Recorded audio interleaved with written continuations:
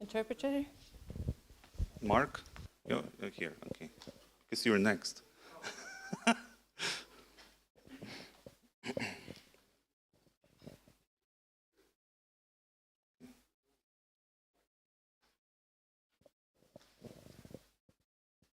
We can go. Carolina, we can start. We can start. Just once, jeszcze sekundkę.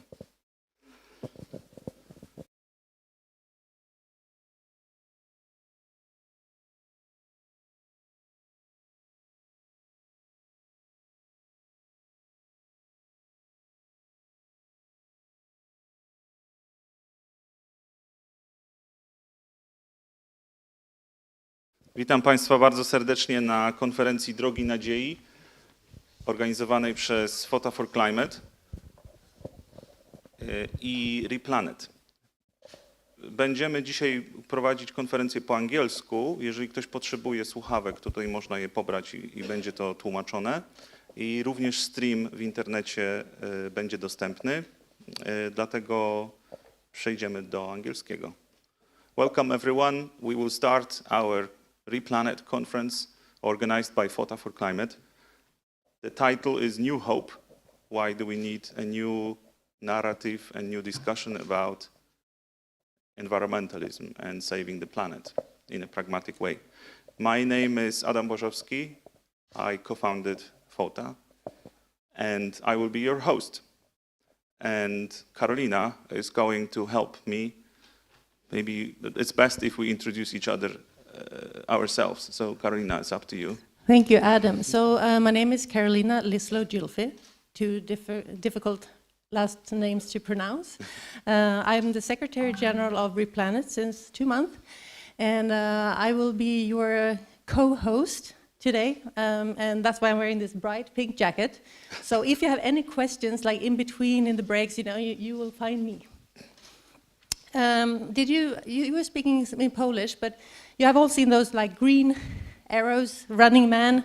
That's the emergency exits. We have one in the back, and then we have 2 in the front. And don't take the elevators. Follow those signs, and go downstairs. And if there is a case of emergency, we meet outside. Okay, thank you.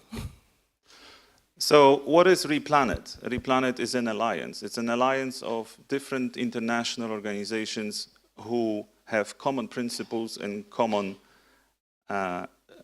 thinking about how to talk about environmentalism. And something that unites us is an ability to change our mind. And it would not happen, we wouldn't be here if it wasn't for our next speaker, the keynote speaker, Mark Lynas. Mark did a presentation in Oxford about how he changed his thinking about farming and agriculture. And I watched it in 2014, and I said, oh wow, this is an environmentalist who can actually change his mind. This is something I can be really interested in, and this is why we are here, because many of us have seen this presentation. So let me invite Mark to give we'll start with an applause, maybe.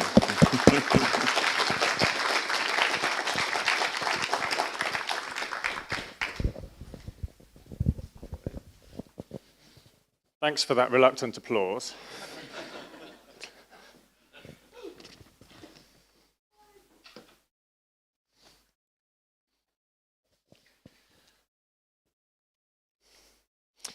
During my lifetime, CO2 levels in the atmosphere have climbed from 325 to nearly 420 parts per million. The temperature of the planet has increased by 0.5 degrees. Sea levels have risen by over 5 centimeters. And I'm not even that old. I was born in Viti Levu in Fiji in April 1973, which at that time was a lush island surrounded by vibrant tropical coral reefs.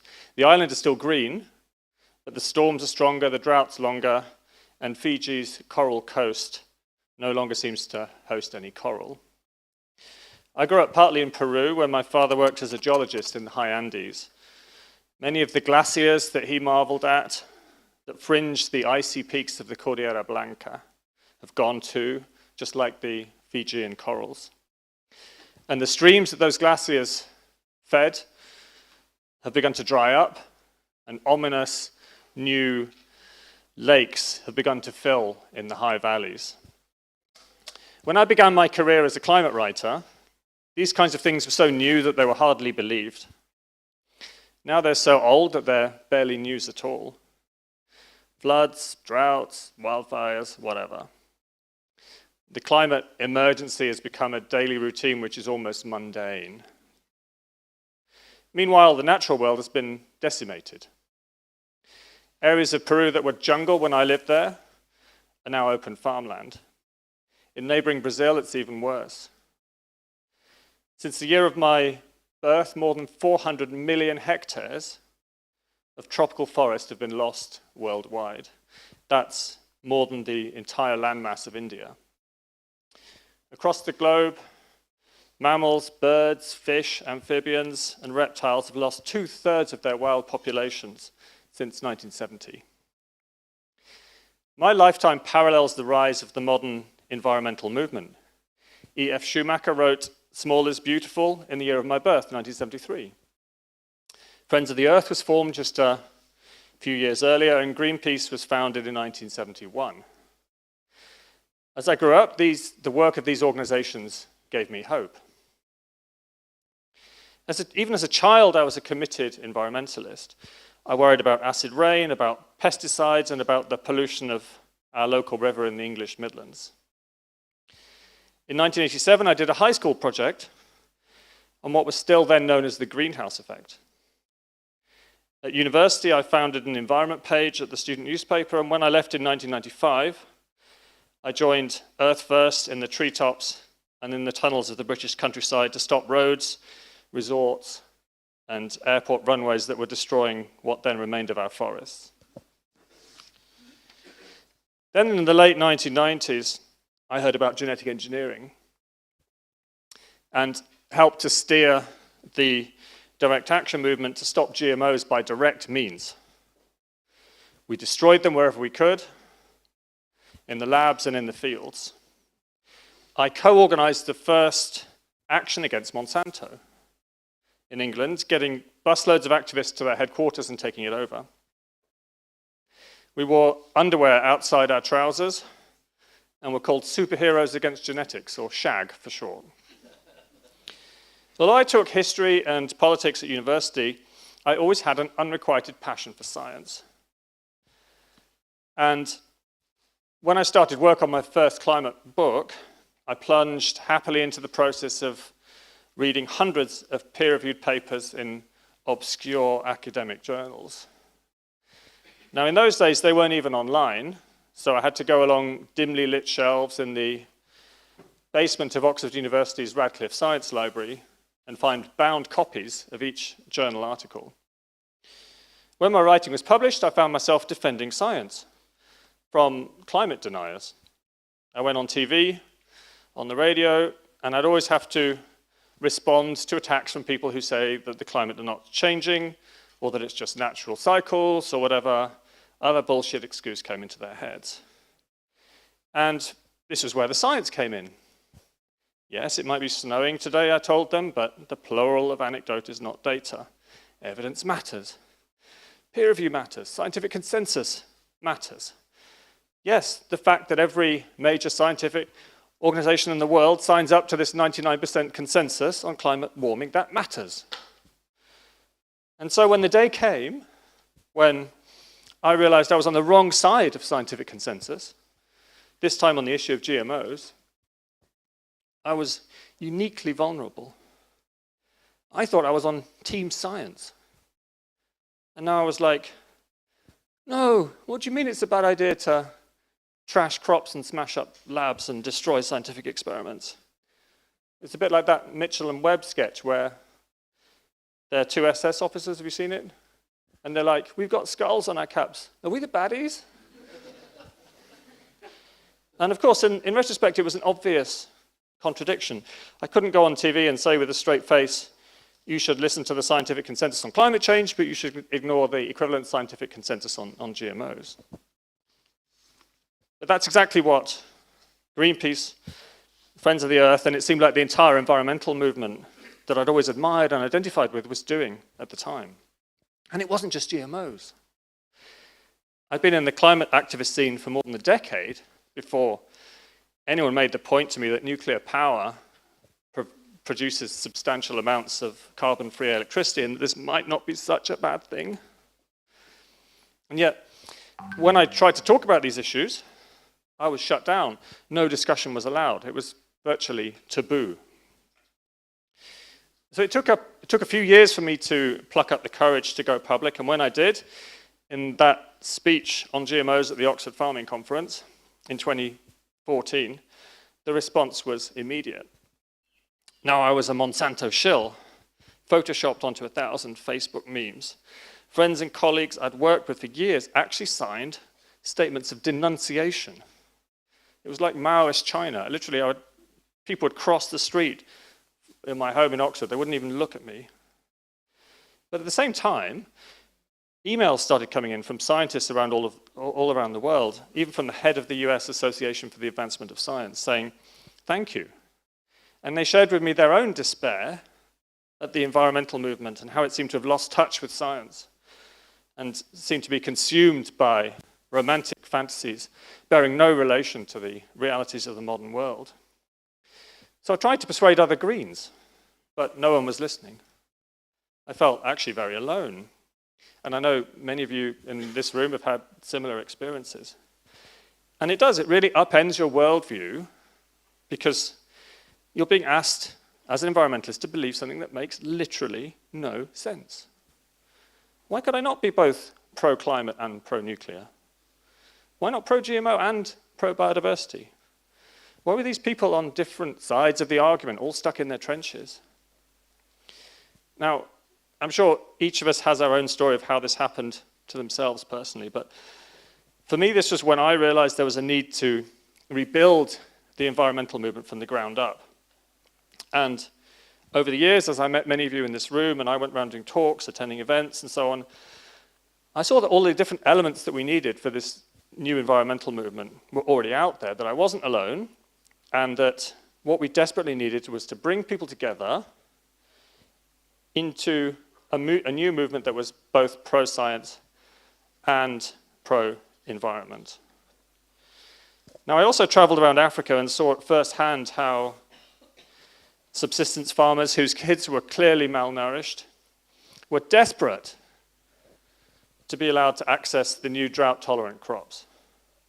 And yet anti-GMO groups, egged on by Western NGOs steeped in organic ideology and with seemingly plenty of money, these groups spread myths about cancer, infertility, and even, get this, the new GMO crops would turn your kids gay. And I began to feel ashamed that these people spreading homophobic anti-science myths in Africa ever called themselves environmentalists and had even once potentially been. I saw the same in Bangladesh, where the anti-GMO groups were going around to farmers who were cultivating insect-resistant BT brinjal, and they were telling them it would cause paralysis. Instead, these environmentalists were saying, don't use the GMOs, keep using the powerful pesticides, which actually are carcinogens, because otherwise the farmers would get no crop. And I was saying to myself, wait a minute, these people are anti-GMO and pro-pesticide, but surely a science-led environmental movement would be pro-GMO and anti-pesticide. It's actually not that complicated, but why isn't it happening? I also visited Chernobyl and Fukushima and saw the legacy of decades of anti-nuclear hysteria in the lives of hundreds of thousands of people torn apart by the fear of radiation. And I saw that Greenpeace and the Greens in Germany were using the tragic deaths of 18,000 people killed in a tsunami as a way to shut down our largest source of 24/7 zero-carbon baseload power. And I saw Germany marching inexorably towards the tragedy that we're seeing today, where they're shutting down nuclear plants in order to deliver the energy future into the eager hands of Vladimir Putin. And I thought, why can't I be pro-renewables, pro-nuclear, and anti-Putin at the same time? Why set one against the other? And yet the wind and solar people all hated nuclear and were prepared to put up with Russian gas in preference to that. And the nuclear people all hated wind and solar, but they liked Russian reactors, by the way. And the whole climate emergency thing seemed to just be an afterthought. To adapt from a title of a book by Naomi Klein, it was like climate changes everything except any of our minds. Science, it always seemed, was overlooked or invoked only as a way to justify pre-existing or predetermined ideological positions. Yet I'd learned the hard way that science should be more than just a list of citations conveniently cherry-picked to buttress an argument. True science represented the process of producing hypotheses and subjecting them to critical examination using robust and objective evidence in a replicable manner. You all know the story. To see so many environmentalists not just being selective with the science, but rejecting it altogether as some kind of post-colonial leftover made me realize that something much greater was at stake. For if we can't use science to identify problems, let alone solve them, we're left with nothing. An amorphous post-truth miasma of competing ideologies, a morass of misinformation with arguments won by those who shout the loudest, make the most extreme claims, or win the most converts. It would be like a Russell Brand YouTube video that goes on forever. And science isn't just for the global north, science is for everyone. Science is the drought-tolerant seeds that the farmers I met in Tanzania wanted to plant to feed their kids. Science is the climate models that give us an incredible ability to reliably forecast our hotter future. Science is our ability to sequence the genetic material of an emergent virus and design an mRNA vaccine in a matter of days to save the world from a pandemic. An environmental movement that selectively rejected science would not only be unable to solve real-world environmental challenges, it would pose a serious threat of making things worse. For example, an unscientific overestimation of the dangers of radiation has, in my view, locked in a substantial part of today's global temperature increase because the hundreds of planned reactors that were cancelled after the anti-nuclear movement began were replaced with coal. Now, I could whinge on about this forever, and believe me, I'd like to do that. But at the same time, many of us in the pro-science movement were realizing that we needed to say something positive. It's easy just to complain, to troll, and to criticize, but we needed a vision, something which could inspire a manifesto, perhaps, for an environmental movement which would be technology-friendly, which would be science-based, progressive, even, you might say, modern. And so we called it eco-modernism, which was a good name for what was distinctive about the philosophy, but it wasn't quite right because for me, it seemed like there was a lot of modernism and not much eco. So when we came together for that meeting in Antwerp, back in the dark days of COVID, I think many of us were ready to try something different. And this turned into RePlanet. Not just a disparate movement, but a professionally organized network of activists in multiple countries, global north and hopefully in the future also the global south, dedicated to overtaking mainstream green thinking, not just in science, but in ambition. For example, why not have a moonshot program for renewables and SMRs combined? And why not have an earlier net zero date as a result, like 2040? If we want to harness modern molecular biology, why not use it in precision fermentation and other microbial approaches that can deliver animal-type proteins and fats without the appalling suffering and the environmental destructiveness of industrial animal agriculture? When Putin invaded Ukraine, it became obvious to everyone but the German Green Party why closing nuclear had been such a calamitous mistake. As public opinion in Europe and elsewhere swung dramatically in favor of nuclear power, we in RePlanet emphasized that solidarity with Ukraine meant switching off Putin, not in 3 years like the EU was proposing, but immediately, and that keeping the lights on would mean stopping the nuclear shutdowns and taking at the same time drastic energy saving and energy sharing measures across Europe. We scored a big victory in the EU taxonomy debate, which now, of course, considers nuclear appropriate for EU green financing. We saw the Green Party in Finland taking an overt pro-nuclear stance, joined by members of Fridays for Future here in Poland and elsewhere. In our campaigns, we tried to showcase and highlight our positive vision. Our movement in Sweden has sent trucks of aid to Ukraine. We've campaigned to protect old-growth forests here in Poland, to protect wolves in Scandinavia, and to promote rewilding everywhere. We've opposed fossil fuels, and some have even spent time in prison for taking these beliefs to the street. I salute them for their bravery and their courage, because that is what RePlanet should stand for. We've fought to give genes a chance in making European agriculture more sustainable, and we've campaigned for animal-free and farm-free foods instead. We've opposed the absurd situation where trees are clear-cut in North America, imported into Europe, and burned in power stations to be counted towards renewable energy targets. That's what RePlanet does. We love wild nature, but we hate poverty. We believe in democracy, we believe in freedom, we believe in progress. We follow the science, and we'll change our minds again when the science demands it. We're animal lovers, we're geeks, we're empiricists, we're vegans, we're queers, we're everyone who believes we can have a better future and wants to help build it. That's RePlanet. So, I, for one, no longer feel lonely. I no longer feel I have to choose between science and environmentalism. I now feel part of something bigger, something of historical significance, something that you're all part of too, and that is RePlanet. Thank you.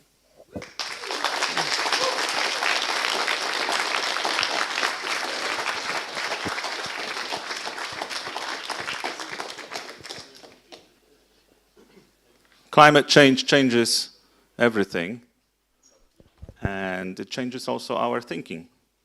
And some of the changes are negative, like with the environment, and others are positive, like when we are wrong and we come up with new ideas and we change our mind because we actually are not afraid to be wrong.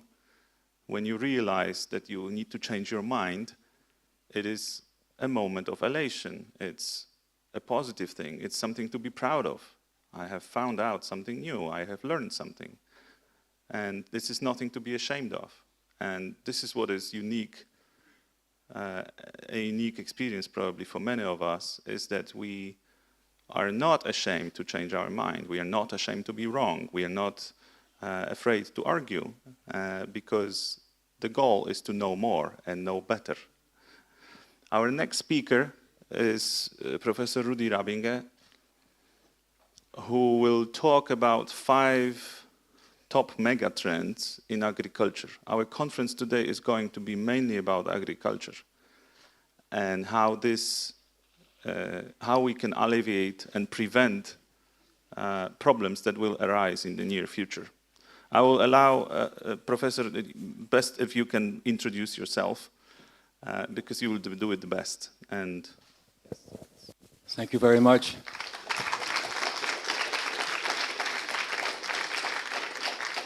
Thank you very much, Mark, for this stimulating and very tuned and very well-documented speech, which was most helpful.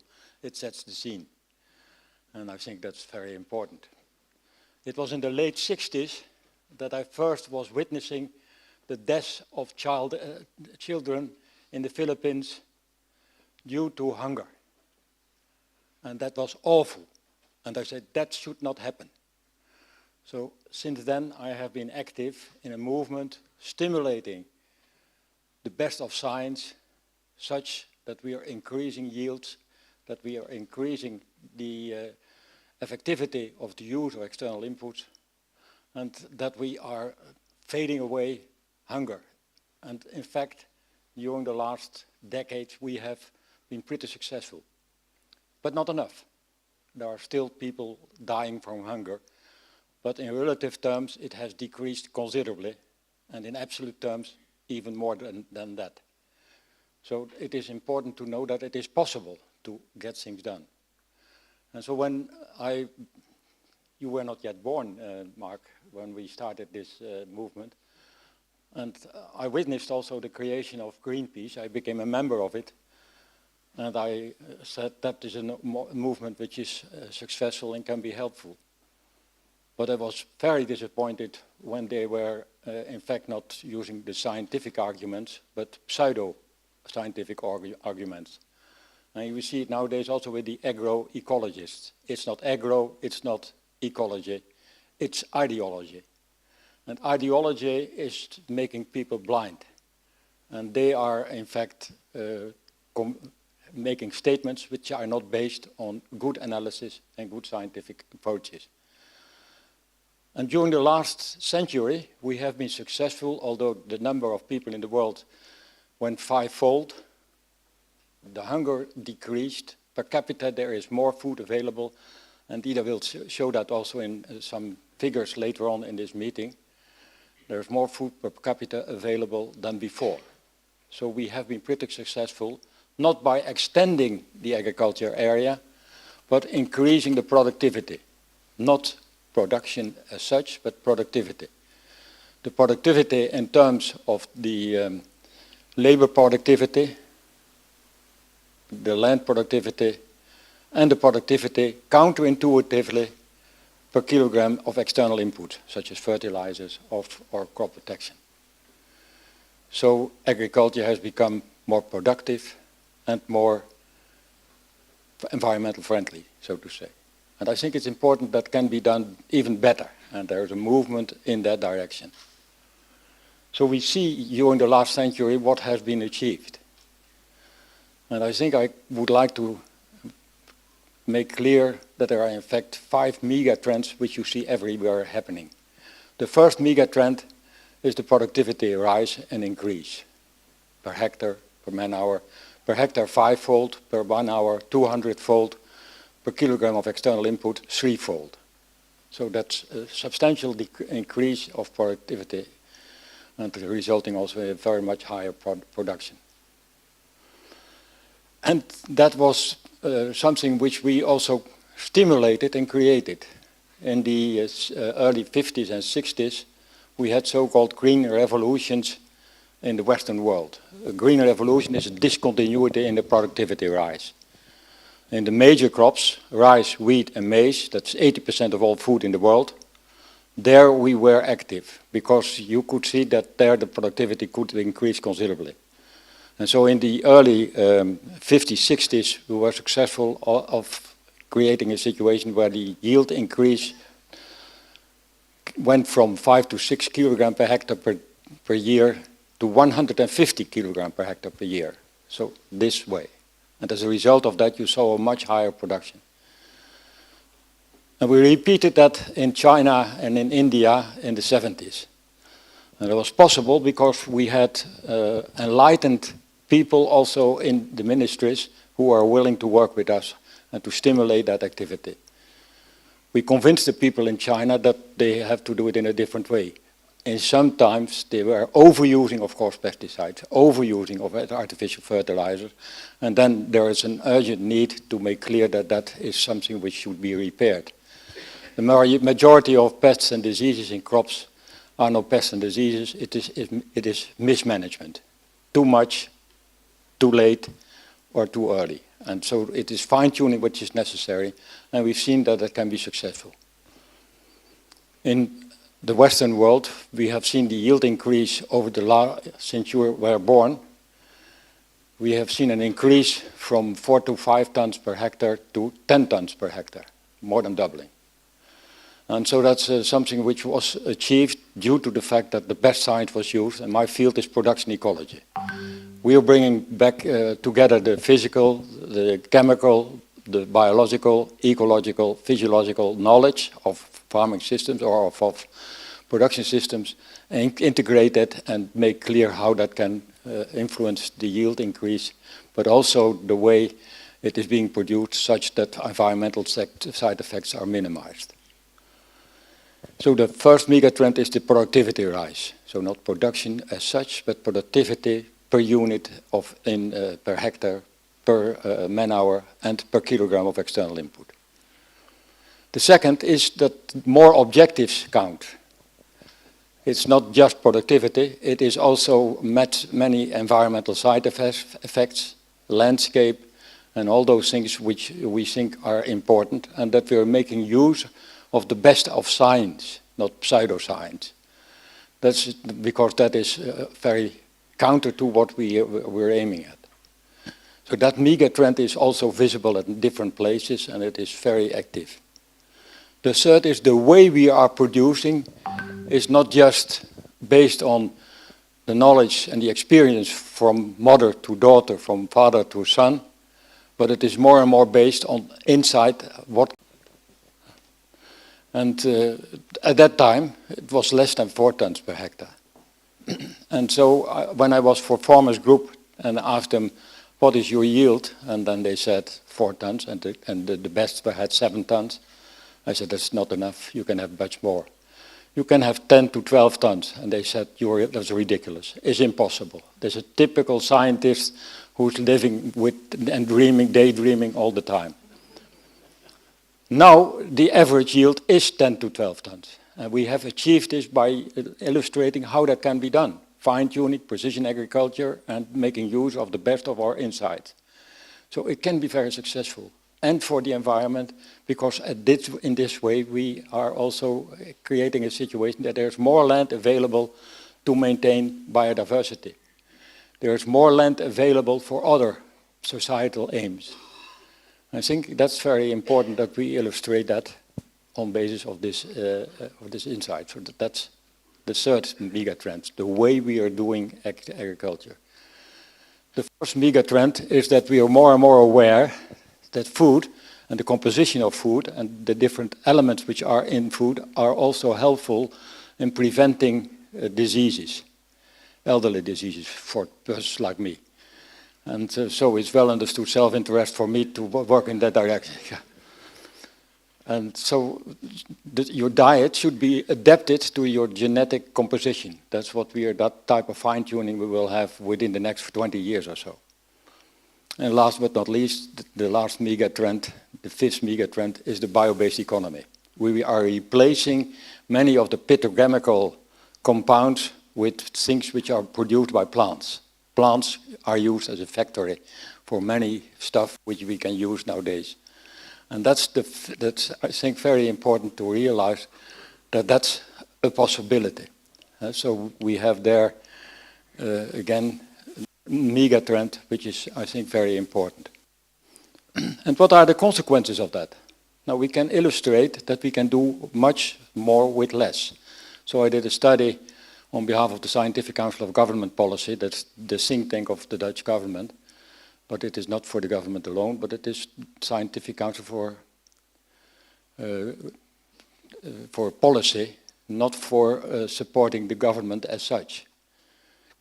And so we did computations also for Europe, what can be done where now, and then also in an optimal way. And people don't realize it probably very often, but if you are in Greece, 5% of the land area is suitable for potatoes and sugar beets. 15% for small grains, and the rest is not suitable for effective agriculture. Denmark, on the other hand, 80% of the land is suitable for sugar beets and for potatoes, and can be much more productive.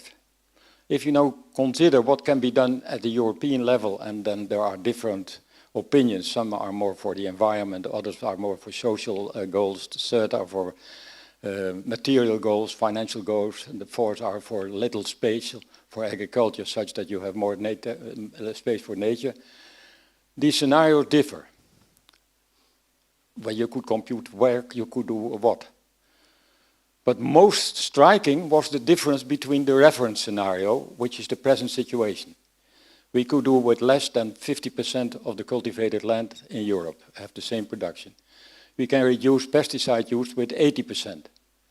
We can reduce pollution with 50%.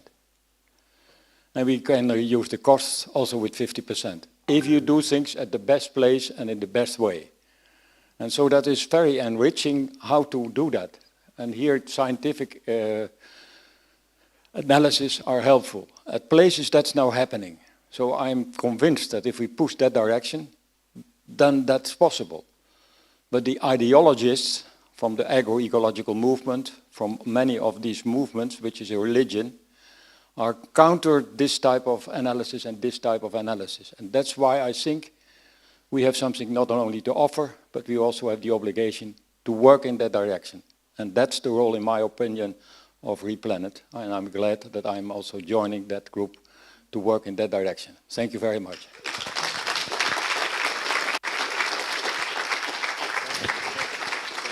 Yes. Do we have a question for Professor? Do you raise your hand? I would like to ask if you can repeat once again the 4 megatrends, just shortly, so that we remember them. Productivity, the first one is productivity rise, per hectare, per man-hour, per unit of external input. The second is more goals which count. So it's not just productivity goals or environmental goals, it's a combination of many goals. They should be made explicit. The third is the nature of agriculture. It is not just an experience activity, it's based on better insight and better understanding of the basic processes such that you can optimize. The fourth is agriculture is also serving health. Not only soil health, which is very important, that's also one of the goals, of course, but also health for human beings, because you can fine-tune the diet to circumstances where you prevent elderly diseases. And fifth is the bio-based economy. You are delivering products for different compounds, and that is happening. We created many organizations, and I've been doing that with the industry, many industries. So they are no longer using petrochemical compounds, but the plants as a factory. Okay. Anyone? Okay. Next, we have Bruce Halme, she will talk about what is good agriculture, and she will shed some light on the complex topic of agriculture and how we can ensure sustainable food supply that helps both human welfare and nature ecosystems to thrive. Yes? Can we close down WhatsApp Yes, so it stops saying blink? I will I don't know if you noticed, there weren't many blinks, but I thought, oh, thanks. So stand over here, you can start, and I will feel whatever is in the background. I should want to. This is the clicker I can use? Yes, but I will start your presentation, you just start. Yes, but I need to place my paper somewhere. I'm hoping not to lose my glasses. Maybe if I. So, thank you everyone. Great to see you all here. I'm very happy to be invited here to talk about my favorite things in the world, which are humans, nature, and food. So this is what we will be talking about today. Who doesn't love that? And I have some slides, which will be coming shortly. So I want to talk about what is good agriculture. What does that mean? What kind of concepts do we need to take into account to consider an agricultural policy or agricultural, the whole of agricultural human project a good one and not a bad one? There's lots of these concepts about it floating around, and I'd like to frame some of them in a new way, in a way that I think is missing a lot in the public sphere. And we want to be able to ensure a sustainable food supply in the future. First off, before I start talking about this, you heard a lot of great information from Rudy. I'm really honored that he was here and was able to present on, because he has such great experience in this from decades before us, before any of us were born. And I would love to convey a little bit about why it matters. Why should you listen to him? Why should you care about these things? So what is good agriculture? And then? It's coming. This is me. A little bit about me. So I think that for you to know why you should care about what I'm saying, you need to know why I'm talking about these things here, why I'm here today personally. So I'm Ida Ruishalme. I'm Finnish biologist. I like butterflies. I am also an environmentalist, and I tend to call myself a tree hugger. Since I was a child, I was also, like Mark said, I had this great passion for nature. I love being in nature. So for me personally, having this rich natural world is very important.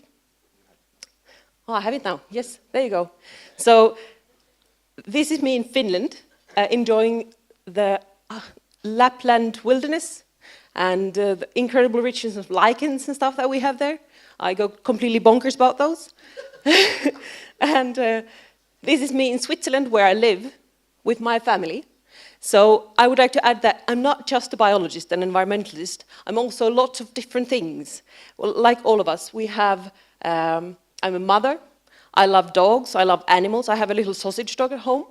I love climbing and swimming and hiking, these kind of things. So this is the kind of personal connection I have for nature. That's actually what makes me come here and talk in front of an audience, which actually makes me really nervous, and I don't really like it. But I love nature, which is why I'm talking about these things here.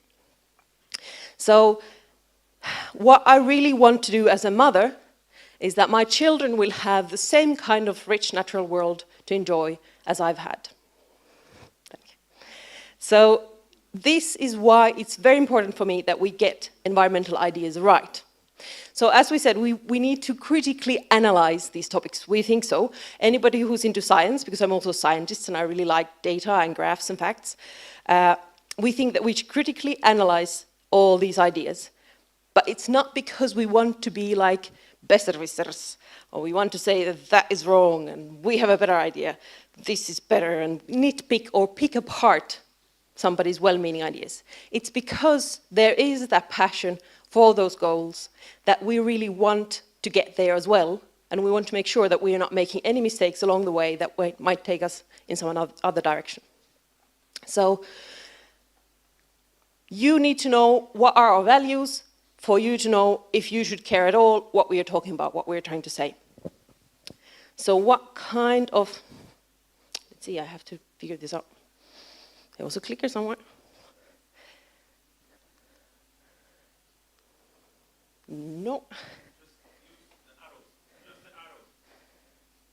The arrows on the keyboard.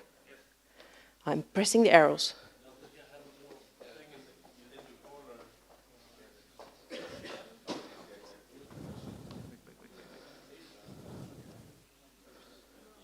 Now, there you go.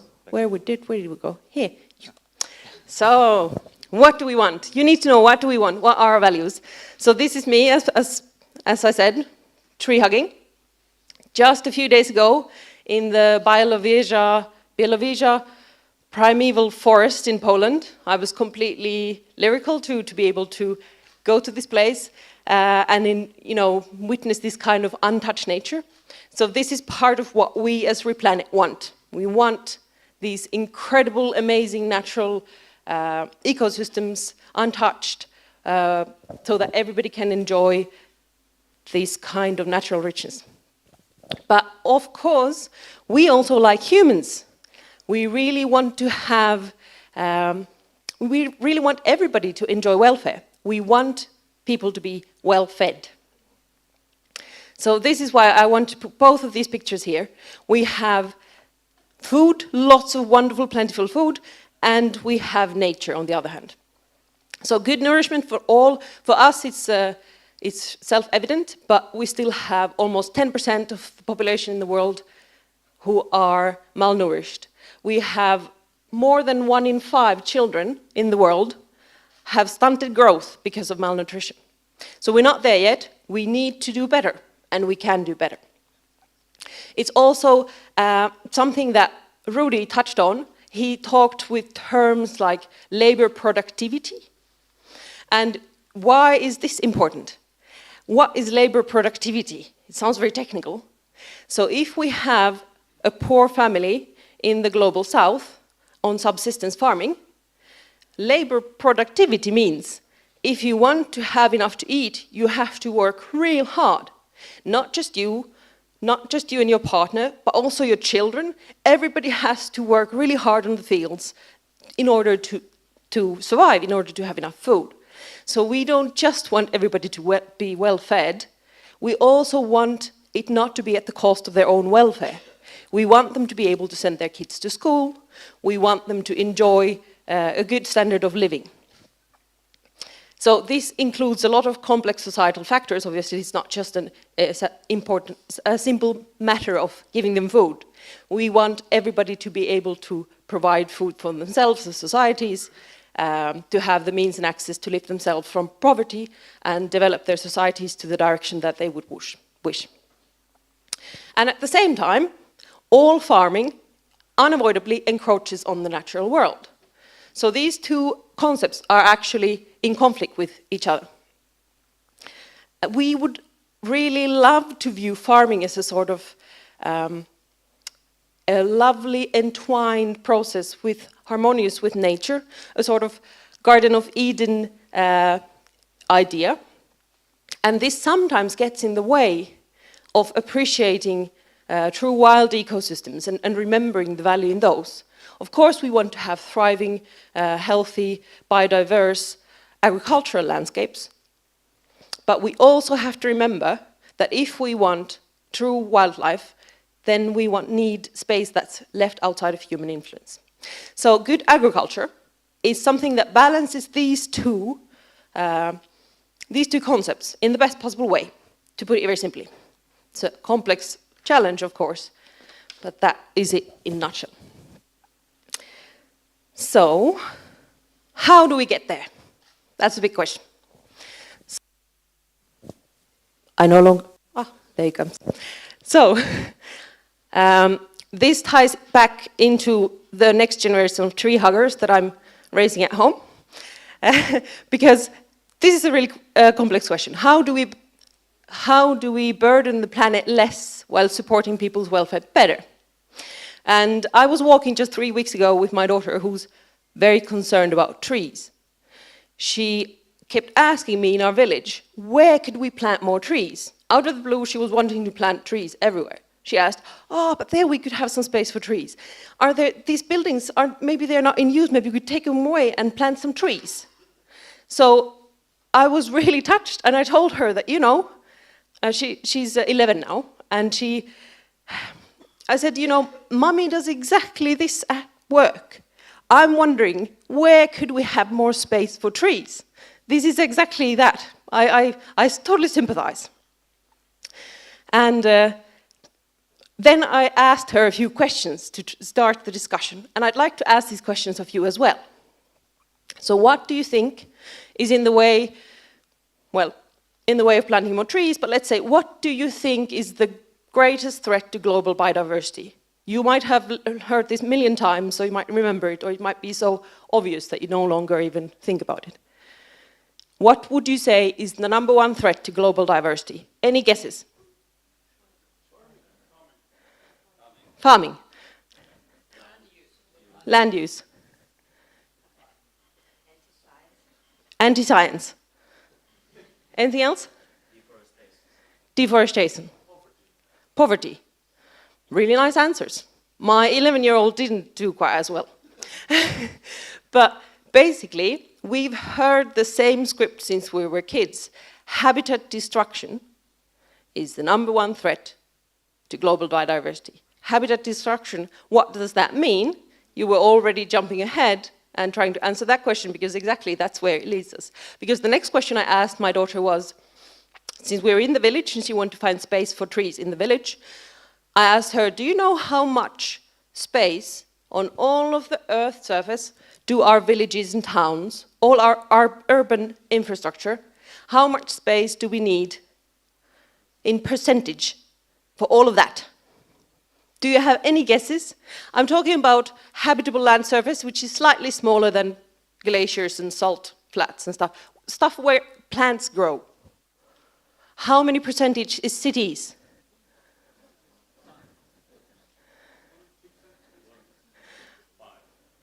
5, 1, 2, yes? 1. You're way too well informed. This is cheating. I bet you looked this up before.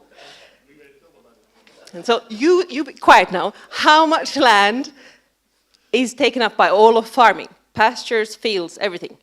If you'd had to guess, if you haven't checked it up before, if you had to guess, how much? 15. 2. 30. Half. I know you know the answer.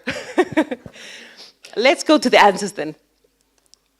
So, here, where we have habitable land in the middle, the big answer to that last question is agriculture takes up about half of all habitable land surface that we have at our disposal. So can you see cities in this graph? It's a bit small, so you might not. It's the second last little line there. So we talk a lot about urban sprawl. My daughter is really concerned about what do we do in our villages, and this is important to us and our environment. But in the greater scheme of things, it's really just a rounding error what we do with cities. If we don't consider agriculture, any small change in agricultural use will already nullify whatever we do with the urban areas. So basically, this is the #1 threat to global biodiversity. Habitats are getting destroyed because of agriculture, because of farming. Also, we have, I'll come back to the figure a bit later, that's about 50 million square kilometers for agriculture. We have about 37 million square kilometers, no 39, 37% for remaining forests. But if you break up the agricultural bars further, you get, you notice that there's this lion's share of agricultural land that's actually pasture and crops that feed livestock, all our animals, meat and dairy. And this meat and dairy actually gives relatively small returns because it's only about 18% and 37% of our calorie and protein supply. So from this very land-hungry portion, we get a relatively small portion of food in return. So, I'm expecting a rain of papers at some point. I'll go to the next slide. Just to underline this a bit more, this is from a Royal Society ecologist, conservation ecologist, who are looking at what in human influence actually threatens species. So we're looking at threatened species of different kind of, you have plants and chordates, that's anything with a cord in their back, so basically animals, and fungi and everything else. The first big bar we have is agricultural land use. Most of the threatened species that we have are threatened by agricultural land use. That means the taking up of space of their habitats. Where they used to live, they no longer live there. It's quite simple really if you think about this, but we really hear way too little talk about this. So what we hear a lot of talk about is agricultural pollution. A lot of people are concerned about agricultural pollution. That's important because actually is a big threat, but if we should use our proportionately our concern for wildlife, then we would be at least more than 4 times as concerned about land use. Instead, we see a lot of efforts to fix agricultural pollution and very little efforts in the public sphere. From agricultural scientists, yes, they want to fix agricultural expansion very much. But nowadays, especially in Europe, the trends are to talk about different kind of fixes on how we can pollute a little less, reduce those risks. Sometimes we can really reduce those risks well without having any losses in yields. Some other times we reduce risk minimally and might even have a big impact on yields. Yields, on the other hand, mean that to produce the same amount of land, same amount of food, we need more land. So we go back to the threat to wildlife that comes from land use. So this is really important. And I haven't actually talked about another thing which usually we always talk about, which is emissions. Usually we always talk about agricultural emissions. But land use happens to be a really major contribution to agricultural emissions as well. Land use change when we lose forests, the opportunity cost of how much more carbon we could actually bind if we had wild ecosystem in those places. So the first time that IPCC, the UN Climate Panel and the UN Ecosystem Services Panel, IPBES, met for a workshop to discuss synergies, they really underlined the fact that we need to protect carbon-rich, biodiverse ecosystems. It's a win-win. And they even made a very difficult estimation. This is, they started to try to estimate the requirements for effectively protected and conserved areas to ensure a habitable climate, self-sustaining biodiversity, and a good quality of life. How much would we need to conserve? And they say maybe it could be between 30 and 50% of all ocean and land surfaces. And now you remember, we're already at more than half. So it doesn't leave a lot of margin for error there. And we've gotten there really quickly. The human population has grown by a huge leap during the last couple of 100 years. So this has become, has been a huge expansion of farmland because of this. We simply need more food. But as Rudy talked about, this could actually look a lot worse. Still, you see here, the green part, grazing, is the biggest land burden that we have. Cropland is a lot smaller. And the little yellow tip there is built-up area. You can't actually see it. It's a bit light, but also very small. So why could it look a lot worse? Rudy talked about the trends in agriculture, the dramatic shift since 1960s, what has happened with our agricultural crops. So we have cereals, how much cereals we could produce, and then on the flat line we have how much land we're using for cereal. So you see the land hasn't really changed, but somehow we get more and more and more wheat and oats and other maize and other cereals out of that same land. And at the same time, obviously, there's the population that has risen that has needed that food, so we've been feeding them. But looking at that level of population, I just want to, for you to appreciate that there are lots of trends that say that we should go back to less intense forms of farming.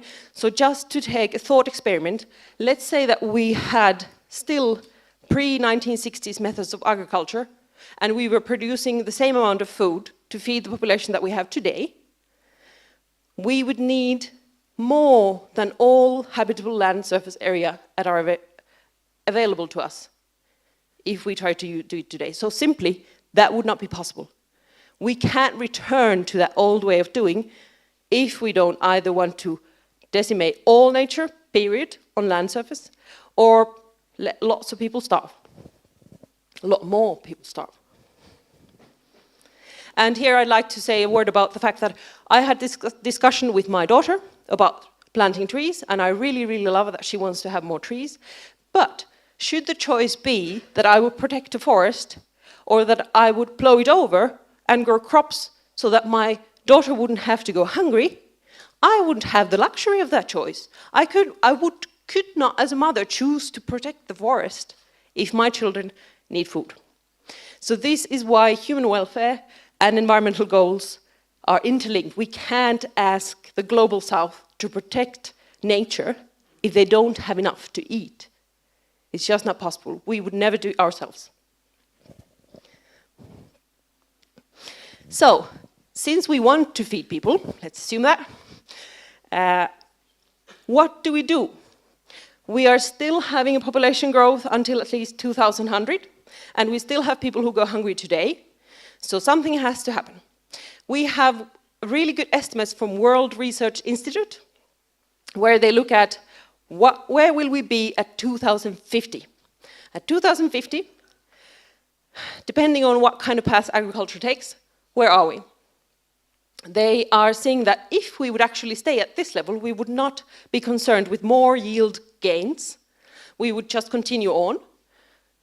Then we would need approximately 30 million square kilometers more land by 2050 to feed everyone. And this would be basically most of the remaining forests gone. They do foresee that we will have gains, and they think that probably with what they can estimate now from the trends now, we should be able to do with just about 6 million square kilometers more.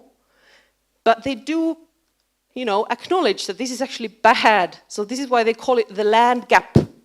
We should have a way of breaching that gap, because every conservation biologist you talk to says that we don't have 6 million square kilometers in a back pocket to give extra.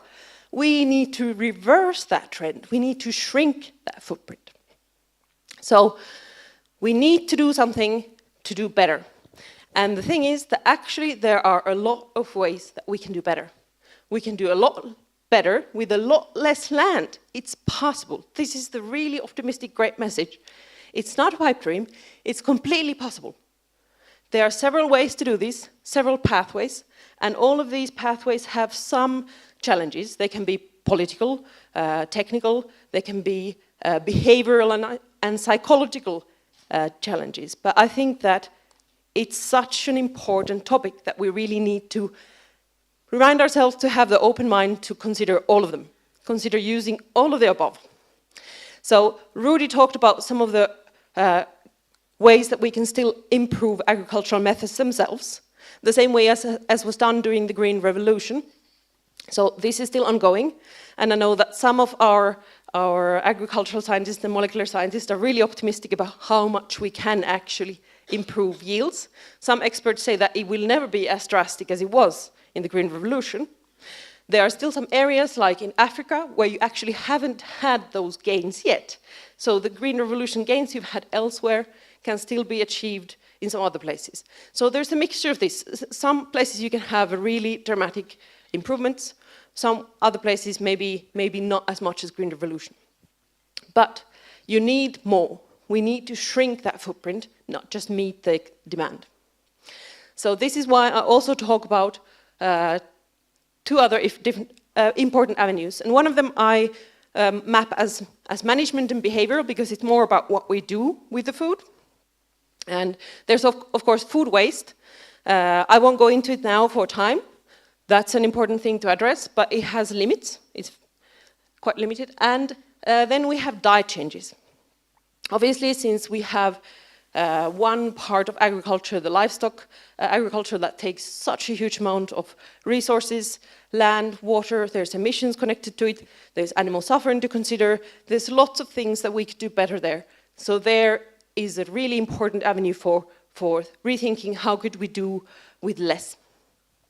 And how could we do with less is connected directly to technical innovation in food that's been really happening in the last decade even, and I think it's accelerating.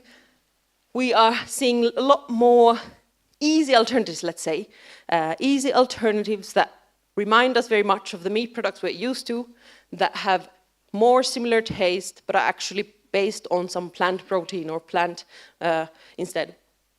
And we have some really exciting, nerdy, new technologies that lots of us are really excited about, like precision fermentation, where you actually produce the proteins and fats from microbial tanks instead, using dramatically less resources, producing the same kind of cheesy and eggy things that we like to eat.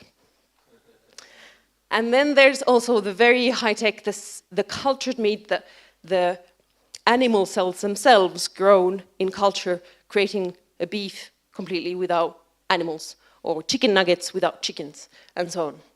So these are really important trends. And why am I talking about diet change being so important? I think that this slide, for me, is very sobering. I'll explain too. It's a very colorful map. It doesn't say much on its own. So here we have a look at diets. Average diets in different countries, and the blue diets, or the blue countries. Each country if its diet was applied globally, so everyone ate the same way as that country, you have the classes of the different colors. Blue, we would need less land than we use right now. That's great, but those countries are also the countries where there's actually a lot of people are still going hungry. So we don't want that. That's not the solution in itself. We also want people to have lots of food. Yellow countries are those where if their diet was the global diet, with today's methods, we would need to use more land. There's everything from 101% to 190%, so you don't know how much more, but all the yellow ones, we would need to use more land. And the red ones, well, those are impossible because we don't have enough land, so everybody can't eat like that because we don't, we need another planet, basically. So clearly there's some unfairness going on here, because if some people think that their diet is great and they can continue farming the way they do today, then that means they assume that everybody else shouldn't be allowed to eat the same stuff in the same way as they are eating. And I mean, obviously, US is the worst. US is the worst, so we can all hate on US, yay. But Europe is unfortunately not very good. I'm Finnish and I'm Swedish, so I'm just going to be quiet. Poland, on the other hand, is actually on the lower end of the European scale. If everybody ate a Polish diet, we would only need about 25-30 million square kilometers more land. So about 50% more. So let's not all do that either. Sorry. So there's a big potential for change here. Different methods that require less land, diet changes that choose different foods that require less land. I would just quickly want to show that there are existing trends of this, that rich countries are actually starting to eat less, especially beef and mutton, so sheep and cows take a lot of land. So those consumptions are going downwards. It's not exactly drastic. We'd like to see more, but we'd also like to just throw it out there that we want to be able to support these trends in a positive way. We don't want to shame and guilt because that just causes a reaction back. We just want to find positive, encouraging ways of finding ways to enhance these trends. They don't count. Maybe they were too depressing. I don't know why they weren't included. But if I still have some time, I would like to talk a little bit about some stumbling blocks. So I hope that I have really tried to make the case why land use is so important to take into consideration. You can't talk about good agriculture, good agricultural policies without taking into consideration land use first and foremost. It's not the only thing. We want to have other things. Agriculture is really complex, but that's really important not to forget land use. So this is why I just want to talk about a few concepts and then how they relate to some of the trends we see in EU and in UN. So a lot of us have probably talked about energy matters, and we have realized that, in many discussions we have methods that become goals. We want decarbonization, so then people think that let's build a lot of renewables. That's great, they can produce low carbon energy, and then the goal becomes we have to build lots of renewables, period. The ultimate goal, the decarbonization, is forgotten behind the method which has become a goal on its own. So this happens easily in many areas. So here in agriculture too. So as I said, I want the goal to be really clear. Human welfare, thriving natural world. Land use is very important for that. Let's not forget that. Some of the methods, the preferred methods of agriculture, talk about a lot of different things. They want to address a lot of other problems in agriculture in general without addressing the land use at all. Often their proposed solutions may even make the situation worse. And why? It has to do with our natural risk perception. we are often easily alarmed by things like artificial and unfamiliar sounding new technologies. We want to be cautious about biotechnology and pesticides and synthetic chemicals. So then we view those risks as more, as greater, as more harmful, as more immediate, whereas the idea that we are plowing down another forest and making a field, it's unfortunate. It's not scary. It's not scary to us. We just may be sad, but we're not scared. With an unfamiliar risk, we are more acutely scared and gripped. So this causes the method of reducing scary, unfamiliar technologies to be able to take the place of these goals. And this is because we often forget that everything in agriculture is a trade-off. If we do this, we get less of this. If we do better here, that has the trade-off of something being worse off here. So we have to remember both sides. If we ban something, if we change something, it will have an influence on yields, it will have an influence on land, and so on. Another important concept is for food security on this side. So half of us here today are alive because of Haber-Bosch reaction. That is the way of synthetically producing nitrogen. This is usually a slow process that bacteria does. It takes nitrogen from the air, makes it available for plants. But chemists this century, 19-something, they came up with a way of doing this on their own in the lab and making synthetic fertilizers. Synthetic fertilizers are really hated, but I don't want to hate half of you. We're quite happy to be alive. So obviously there's some this is a trade-off. They can be used in a wrong way, but they can also feed us, so we are here. And the fact that farming is dependent on external inputs is actually a good thing. I want to say this because you hear a lot of the opposite. So that we need to input nutrients, fertilizers, to the field, it shows that we have been able to feed people outside of that field. We have taken those nutrients and we have given people in the city something to eat. That means nutrients have traveled. They have gone to humans who want to eat them. And that means that they will magically replenish themselves, not in that rate that we are eating them. It's a very slow process. It happens naturally in jungles and forests, but jungle and forest will not support many organisms, not many big communities of humans. It will limit the amount of people that could live on them. So basically, we've circumvented this, which means that in order for mining not to become in order for farming not to become a mining operation, that we simply mine the soil of its nutrients, we have to return the nutrients back in.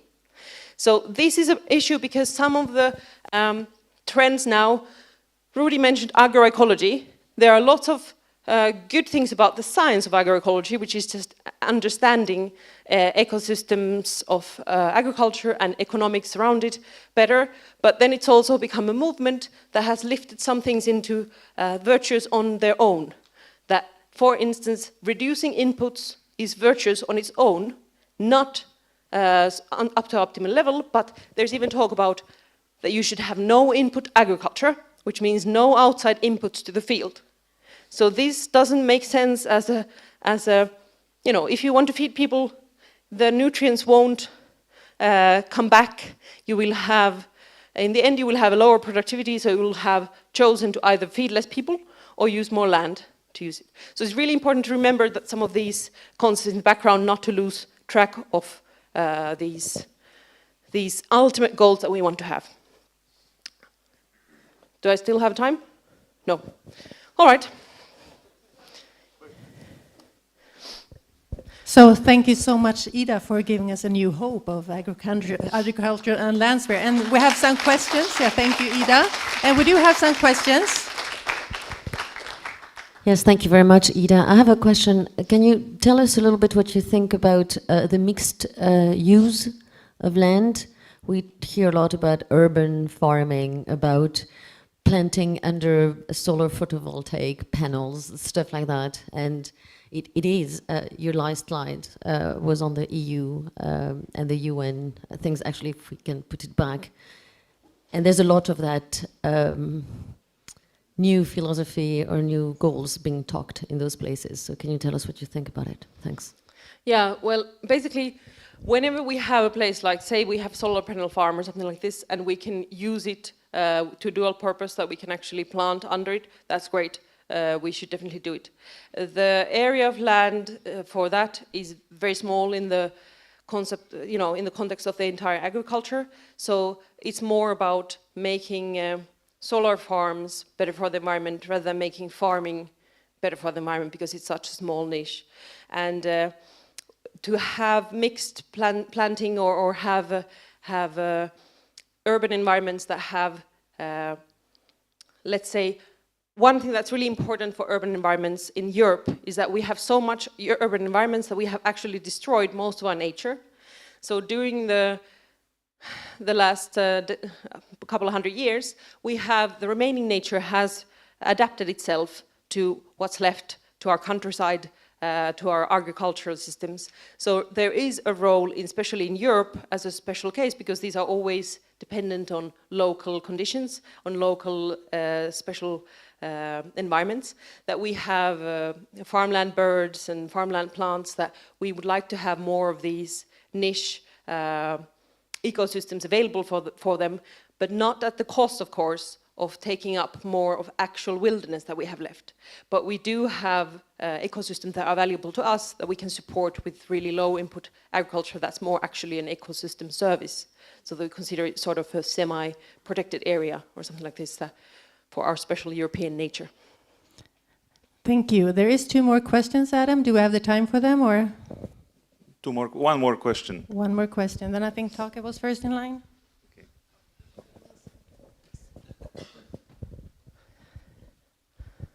Where does this leave the European idea to do mandatory blending of vegetable oils and stuff in fuels to lower the carbon dioxide footprint of cars? Sorry, UPN? The European plan to put more biofuels in mandatory blending in diesel and in... Right, so biofuels, no. Just don't do it. This is a bad idea, very bad idea. We need all the land we have for food and for nature. We don't have space for replacing energy that can be produced on a really, really small footprint with really, really little ecosystem impacts, and then take up extra land to produce it with huge environmental impact. No, it's a no-no for conservation, completely. Thank you. And if you have any more questions for Ida, please reach out to the pink jacket and I will make sure she will get the questions. Thank you. And our next speaker is Christian Kaiser and Martin Reich. Come join us. Clicker, this is for you. You can start. You can present yourself and I will switch this on. All right, it's almost ready. It's coming. Yes. Wait.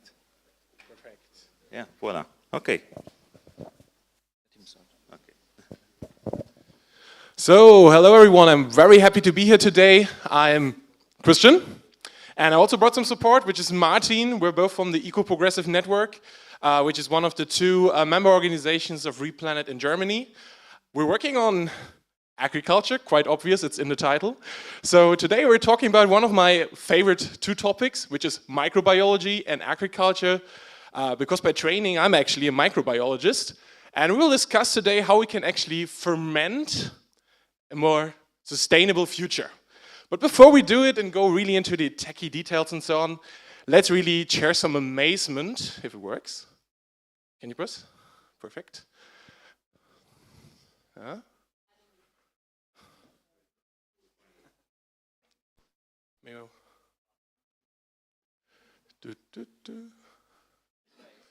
It's really exciting, right? You see? That's amazement. I wanted to bring some blue walls.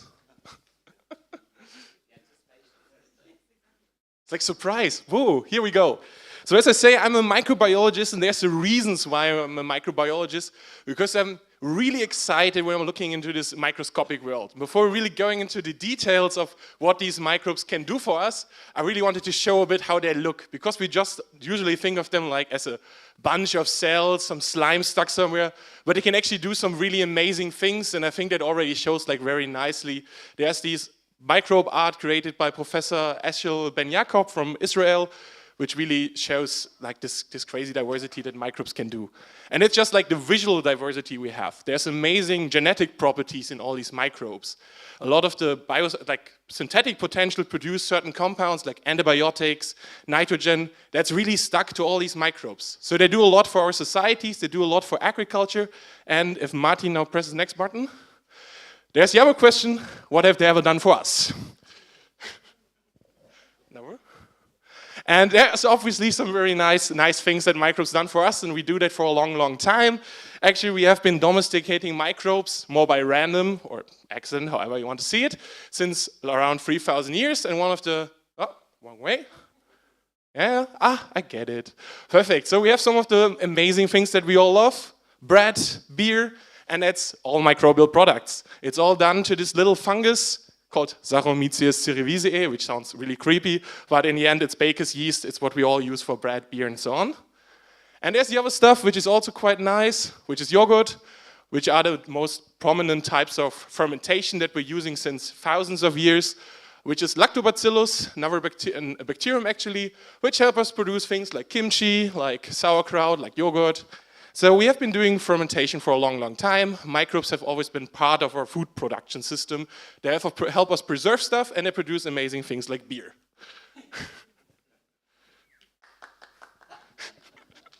Great, I see the beer drinkers are here today. So obviously it's not everything, and like in the last 100 years, things have drastically changed. We have gotten a lot of new information, how microbes work, what they can actually do, and we have already used that to replace some stuff. For example, rennet is usually an enzyme extracted from calves from the fourth stomach.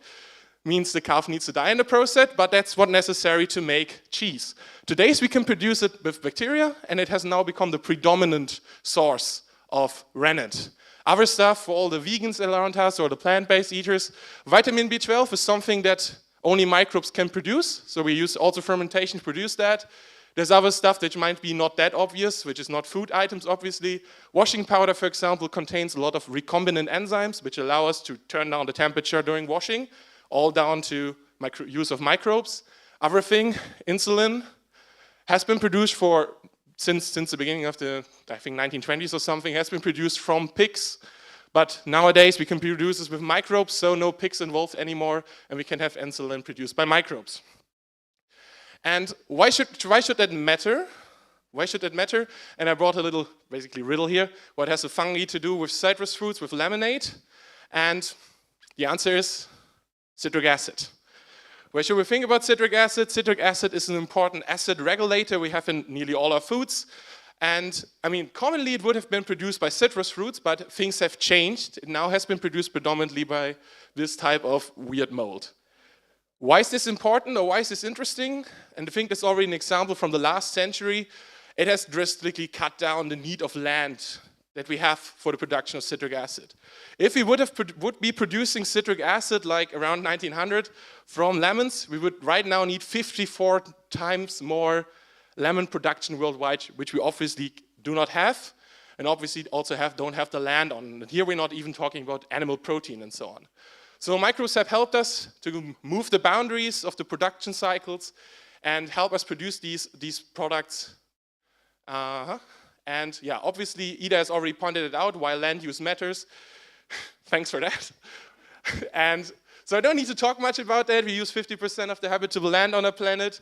A lot of this goes into livestock breeding, livestock farming. The other part, like 7%, goes into cropland, especially down to animal protein sources, which have the by far largest land footprint, which is especially beef and mutton. But also on the crop side, there's still a lot of room to improve, to reduce our footprint. And I think that goes down for many products. So, but before we now discuss more like the recent developments, let's discuss food. So what is food exactly? Where does it come from? So basically, we start with some organisms.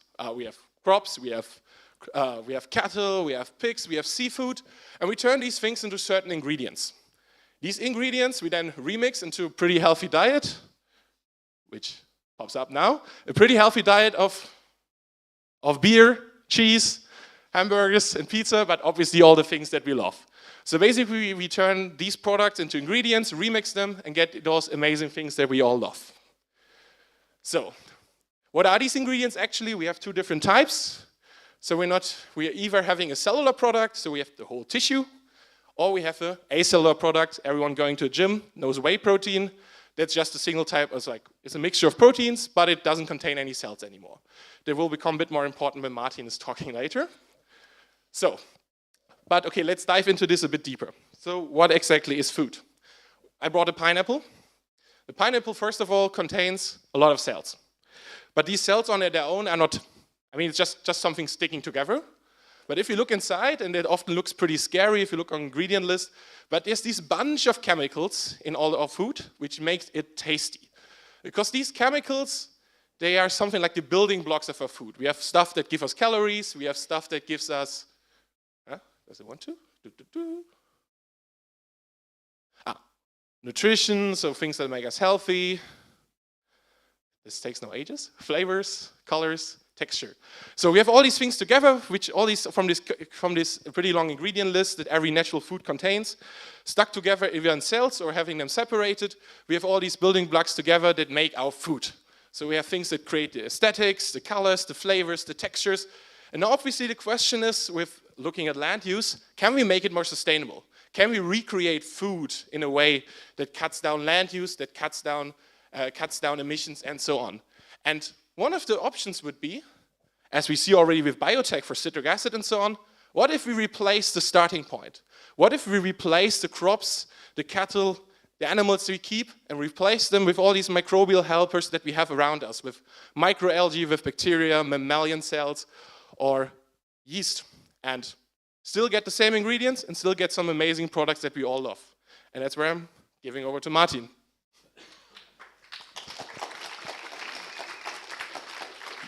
He will be back. He will be back in the end. Precision fermentation. We won't make it too techy. We love it to make it techy, but today we kept it a little bit simple. So fermentation in a nutshell, so to understand what precision fermentation is, we need to understand what fermentation itself is. Very simple in a nutshell. We have microorganisms, that's what Christian already showed you. This is a less beautiful picture of a microorganism, but it serves for now. We have something called a substrate, so microbes have to eat just as us, so they need something to transfer into a product, so by their metabolism, what we call fermentation in the end. So that's basically what fermentation is. In this case, we have sugars be turned into alcohol, into beer. I don't know why beer pops up so often in this presentation today, but okay. It's true. Oktoberfest, maybe that's the reason. So now we come to genetic techniques. So the idea is now we know so much about the genes of these microorganisms that it's possible to change them. We have the tools to change them. We have the knowledge to change them. So people start changing them with genetic techniques. These genetic techniques, we want to keep it simple, but we give you some examples how this works. There is these new techniques like the scissors, all these toolboxes to change the genes.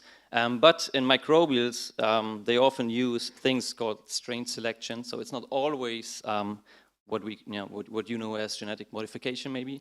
It's because they reproduce so quickly, you can direct their evolution, for example, to a certain goal. So that still happens a lot there in microorganisms.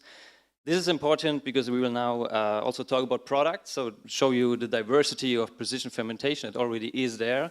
And that's not always leading to GMOs. Actually, a lot of these approaches and the startups using these approaches, they want their technology to lead to non-GMOs. So just as an information here, because it's often confused. The diversity of precision fermentation. I don't know. I know many people who claim they could easily live vegan, but they could never live without a cheese. So there are a couple of startups producing dairies with their microorganisms. In the US, but also in Europe, we have one in Germany, the foremost.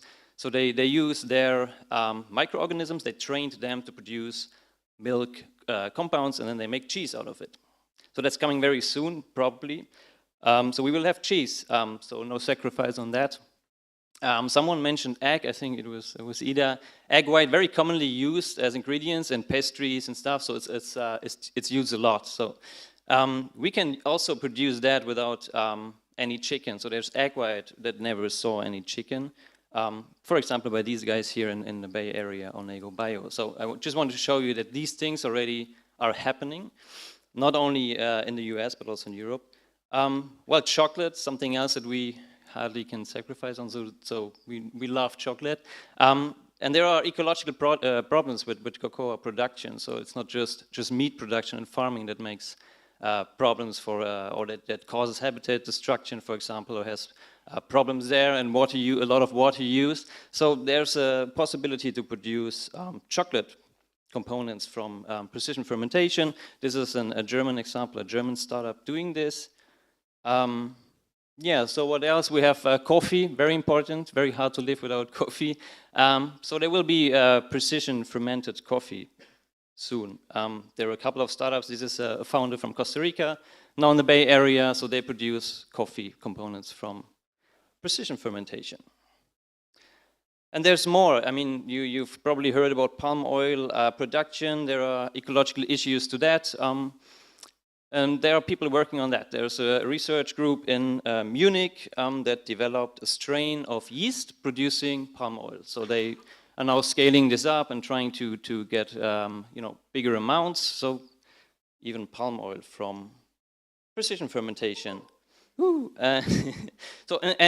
we were talking about meat, fats from animals, all the other things we need there. We use there. It's not just this, because we have to see that livestock produces side products that also should be replaced then.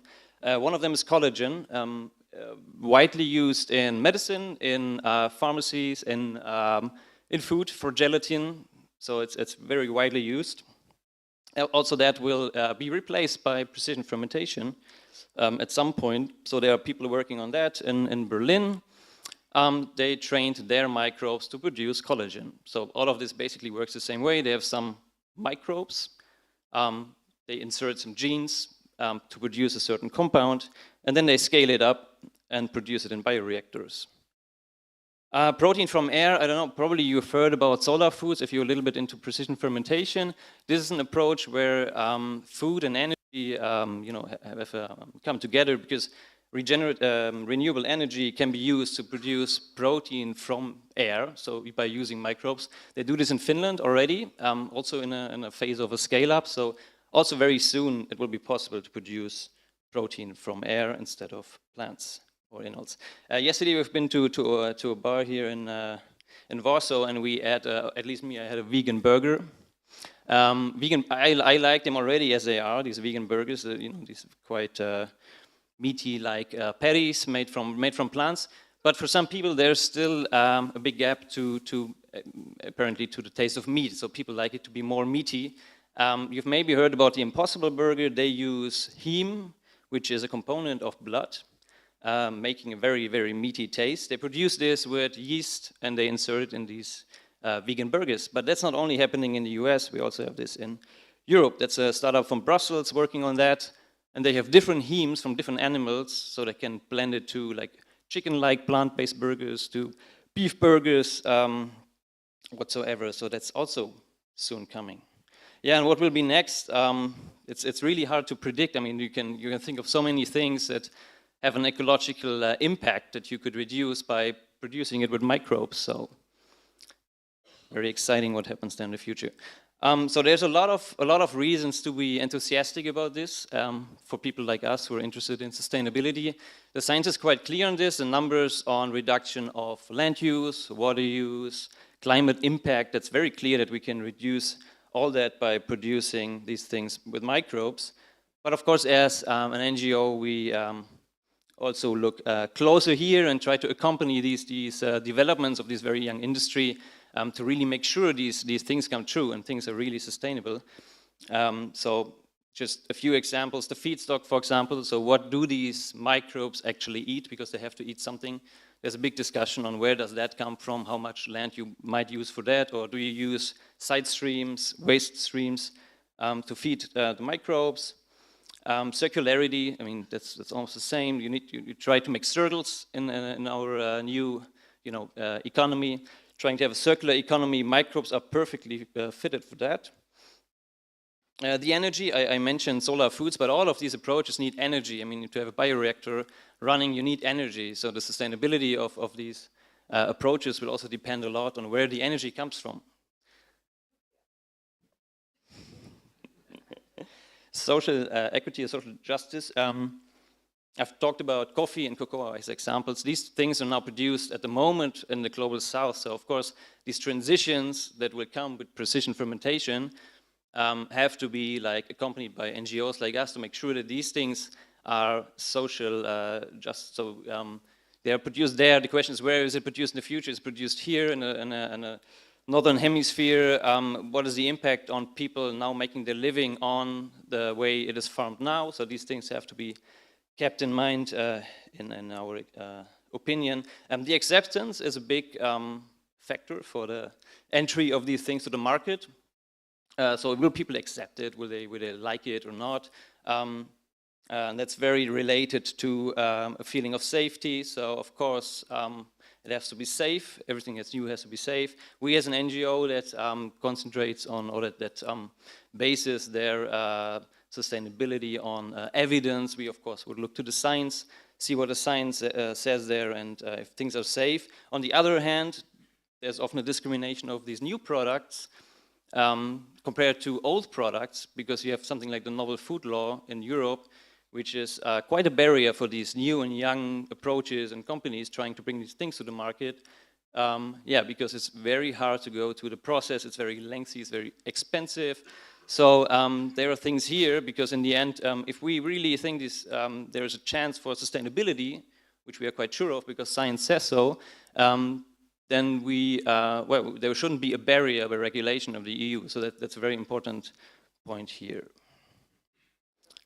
Oh, that's you, Christian. Yeah. Okay, thank you.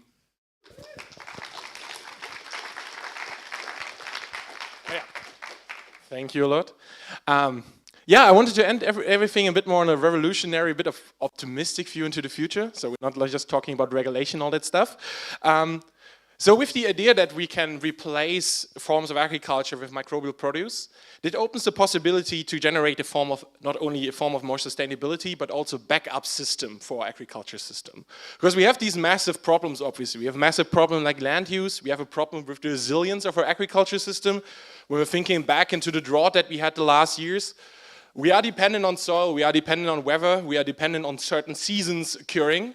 But with things like solar foods, there opens the possibility to discuss whether we can generate an agriculture system on top, which is more independent from weather, which is more independent from the quality of soil, which obviously also replaces animal products and also the streams that are used today in agriculture, obviously with all the restriction that Martin pointed out.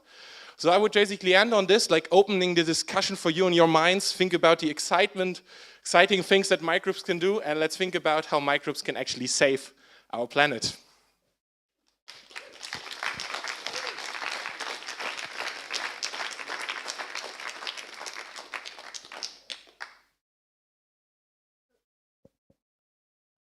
Thank you so much. What an amazing presentation, and thank you for giving us new hope, especially for all the vegans who might be missing out of the meat products. I do believe I saw that there was some hands and questions raising, so yeah, let's start here with Mark. I think lots of people want to know this. What is the difference in terms of the regulation for GMO, gene-edited, or the kind of naturally selected, assisted evolution type microbes? Are they handled separately under EU regulation? Is there some discriminatory approach? Yeah, so there are two things. One is the regulation of the genetic engineering, and the other is a novel food law. It might come to both if you have genetically engineered organisms in your product. This is what most of these precision fermentation people like to avoid. So what they like to show to the regulators is they will separate what I showed, the product from the microbe, so that they have like Formo and all these people that try to don't have any recombinant DNA in their product. So they will probably not be in touch with the GMO laws then, but still with a novel food I mean, there was a discussion. They hoped that, a lot of these people hoped that if they have a similar product, which is chemically similar to the original product, that this will not be considered a novel food. It seems, that's at my information at least, it seems to be a novel food still. So they say, oh, we have a different process to produce it, and the novel foods law says something that was not consumed in a significant amount before 1997. For some reason, is novel food and has to show and to prove that it's safe, and that's a very difficult process. But the novel food law, I would say, is a lot more important for these approaches than genetic engineering. Thank you. And we have another question here. Yes, thanks for this excellent talk. One question I do have from the end, where you point out to both regulation and social justice. Would it be an approach to combine the two by saying if the regulation is so tough in Europe and perhaps North America, Latin America, Africa and Asia would be a great place to get this take off without the regulation, because they have a much greater need than we do. Yeah. Yeah, and this is what's going to happen. So most of these startups that I show, well, they all keep it secret, but most of them will publish their products first in these countries. Like in Singapore is one choice, because a lot of other countries have less regulation. Yeah, and you could see this as a chance for these countries to. So the innovation might go there and not stay in Europe. That's at the moment seems very likely, because but not only, also to the US. You know, it's not just global South. Also the US has a different regulation. Yeah, so you could see it like a natural way to have social justice, and that we just kick out the innovation from Europe. Is that what you? Thank you. And we have several more questions. Thank you. I don't know how that overlaps with GMOs and in between, but I have a question on health impacts of food. We're talking about dangerous foods. Right now, I think peanuts, for example, are very dangerous for certain people. Strawberries, shrimp, stuff like that. Is there any areas of work and research to make those foods that have been existing from before 1997 less dangerous for people? That's more of a breeding question, right? More of a plant breeding question. Yeah. There are approaches like this, like reducing allergic compounds in crops by CRISPR mainly, by genome editing. But there you again touch the genetic regulation, genetic engineering regulation. There are these approaches, but these, at least in Europe, it will be at the moment very difficult to bring these things to the field, and even more difficult to the market. So there are approaches that try to make peanuts, I think. Maybe it exists for peanuts too, to make them less allergic, but gluten and a lot of things that are issues, health issues to people, to solve that by breeding. I mean, there's also the other aspect. If we're not talking about the full strawberry or the full peanut, many of these flavors that we're using, which are, for example, in Germany called nature identical, they are usually already produced by precision fermenting. So there we don't have any allergens anymore. We just have this one single compound, which makes strawberry flavor, which is then at least gives the ability to have these flavors still, but without the allergens, basically. So that's basically the other direction. Great. There's two. There's Tia and there is Adam. So please. Oh, okay. You got answered. Okay, perfect. So Adam. My question is about the energy inputs into bioreactor. Can you tell us more? You probably need to provide heat. You need to provide other inputs. How much? Can you modify it, or does it have to be constant? This kind of stuff. I think I cannot answer that in full detail, but definitely when we're talking, for example, about solar foods, the basis of this whole system is providing energy to turn water into hydrogen, which obviously costs a lot of energy. So same thing goes with a bioreactor. I mean, it constantly needs to be heated. It needs to be stabilized on a certain temperature. That takes a lot of energy. I mean, I just know that from like incubators that just from the lab, I don't know how it's with the full bioreactors, but with incubators, they can have in 1 month, they have like an energy consumption of a small household. So it costs a lot to keep it stable. I think with the biggest, I mean, Martin, that's maybe some. Yeah, but people are optimizing that a lot. So it's of course you need energy, but it's always compared to what? I mean, you know, the benefits of course are huge potentially. Yeah, we're still trying to get these numbers from people like Formo. They keep this all very secret. I mean, it has to do with Oh, it was okay. So yeah, that's something we also tried beforehand for this presentation, to get more numbers, to get concrete numbers for you guys. I mean, how much compared to the traditional production? It's still not easy to get these numbers. I think it's a lot of intellectual property things too, but hopefully soon, next time. Yeah. Oh, okay. So you want to have a comment and then another question? Keep it short, To grow grass from sunlight that has an efficiency of around 1%. To get milk from grass has an efficiency of around 4 to 5%. Times each other gives like something. And here we are talking efficiencies of 10 to 20%. So. Exactly, yeah. Oh, the energy has to come from somewhere, but the conversion rate is a lot higher, that's true. I have a different type of question. It's about bacon. I think it's a human right that everybody should have bacon. What is the religious consent on types of things that are normally not being eaten in a religion? That, like, if you would ferment bacon, would Muslims be able to eat that? And what is your stance on that?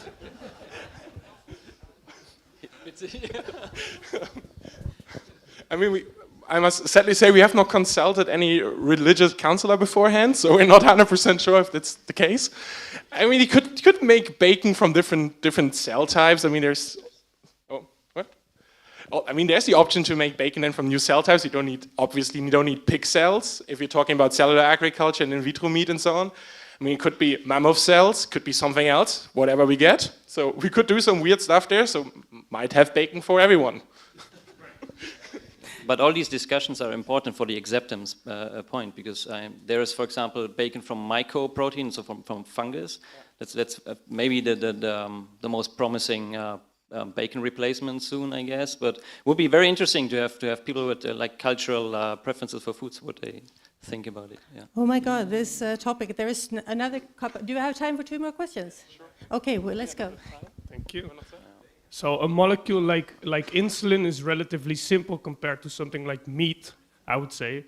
How do cultured meats, for example, differ in terms of, or do they at all differ in terms of protein profile and vitamin content and such things? Are they really identical to regular meat, or how, you know? Well, that's more about cellular agriculture, not precision fermentation. The point is that exactly what the heterogeneity of like natural meat is a challenge for cultured meat, because you use stem cells to produce the meat, and it's you produce one kind of cell then in the first place, and then what I try to do is to produce also fat cells, to produce also different kind of muscle cells, and like get them all together in like a scaffolding approach. So yes, mimicking the heterogeneity of the original food is often is a challenge. So precision fermentation, the same for the cheese, for example. What they will do, that's quite simple, because what makes cheese is the ripening process afterwards. So the components are quite simple, the ingredients are quite simple, and then the process afterwards is quite the same. They work with cheese experts. I don't know, from Switzerland maybe or somewhere. I'm not sure, but they really work with them to make the cheese like real cheese. So but for meat it's more difficult, I think, to do that. But. Yeah, and then we had another, Ida. Yeah, the cheese. Have you tasted it? Have you ever gotten to? We plan to go there very soon because we saw in Berlin at Formo, there were people already tasting it. So we should try with RePlanet to get a meeting there and eat the cheese, because they made tastings with politicians. I saw it on LinkedIn, so they should invite us next. Yeah, that was my important question. One more last question. So if the RePlaneteers want to consume these products, which of these 8 different things is in any way available or will be available soon? Is there anything we beer. can... Beer. No, I think he was talking about the new food. Yeah. Well, the cheese. The cheese, definitely. What kind? I think they make mozzarella first, because it's the ripening process is easier than other cheeses. So that's what I think that's at least what I saw on the pictures on LinkedIn. Well, it looked like mozzarella, what they give to the people. So I think this is the best chance to try the cheese. And my question is actually right after that of Adam. Like concretely, like how far ahead are those things? Sorry? Like how far away are those things? Because like on the energy field, there's a lot of talk about SMRs and fusions and stuff like that from people that don't know it very precisely, but concretely, like it's really far away. And like, are we in the same situation or not? I know for some of them that they're in a scale-up process already, so there's a whole new infrastructure of new companies establishing, some of them just renting the bioreactors. And I know that one of these companies, they're based in Berlin, but in Frankfurt they rented now like bigger bioreactors, starting their scale-up. I think it's not so much a technical question, but more the regulation question. So we would probably will have to travel to Singapore and to try these things there or somewhere else, because like for cultured meat, cultured fish and all these things, they already have like samples. So it's on a smaller scale, it already works. So now, and they have investments. So the next thing is to scale up. So I think in a few years we could have like these cheeses in like special restaurant or something, if the regulation would allow it to do. So, but the big scale up to have it in like in a lot of supermarkets, that will take like maybe 10 years or something, I guess. But it's more the regulation in Europe, at least, that hinders it. I'm going to just steal the mic since I'm passing it. Just say in the US, you can go to numerous supermarkets and get precision fermentation milk. So Perfect Day has cracked casein and whey, and now there's ice cream from it, and now cheese is being made from that. So the US is just leaps and bounds ahead because they don't really care so much about food regulation. So you can just walk in there and buy a huge amount of this. I think we can go to the regulation, but it's very important that you are indicating that this is something which adds on and gives more opportunities, and that it is not replacing, because otherwise you are fighting the wrong battle.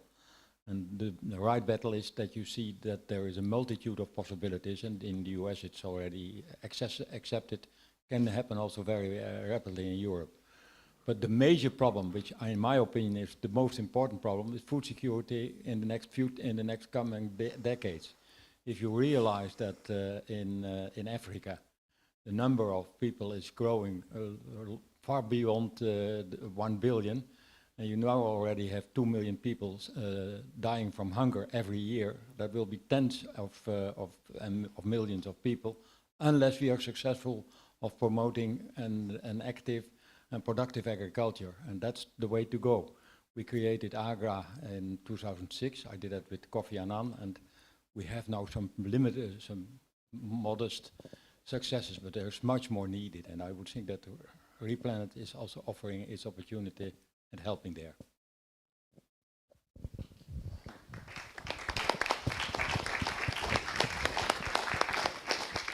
Obviously, a lot of information, a lot of new technologies.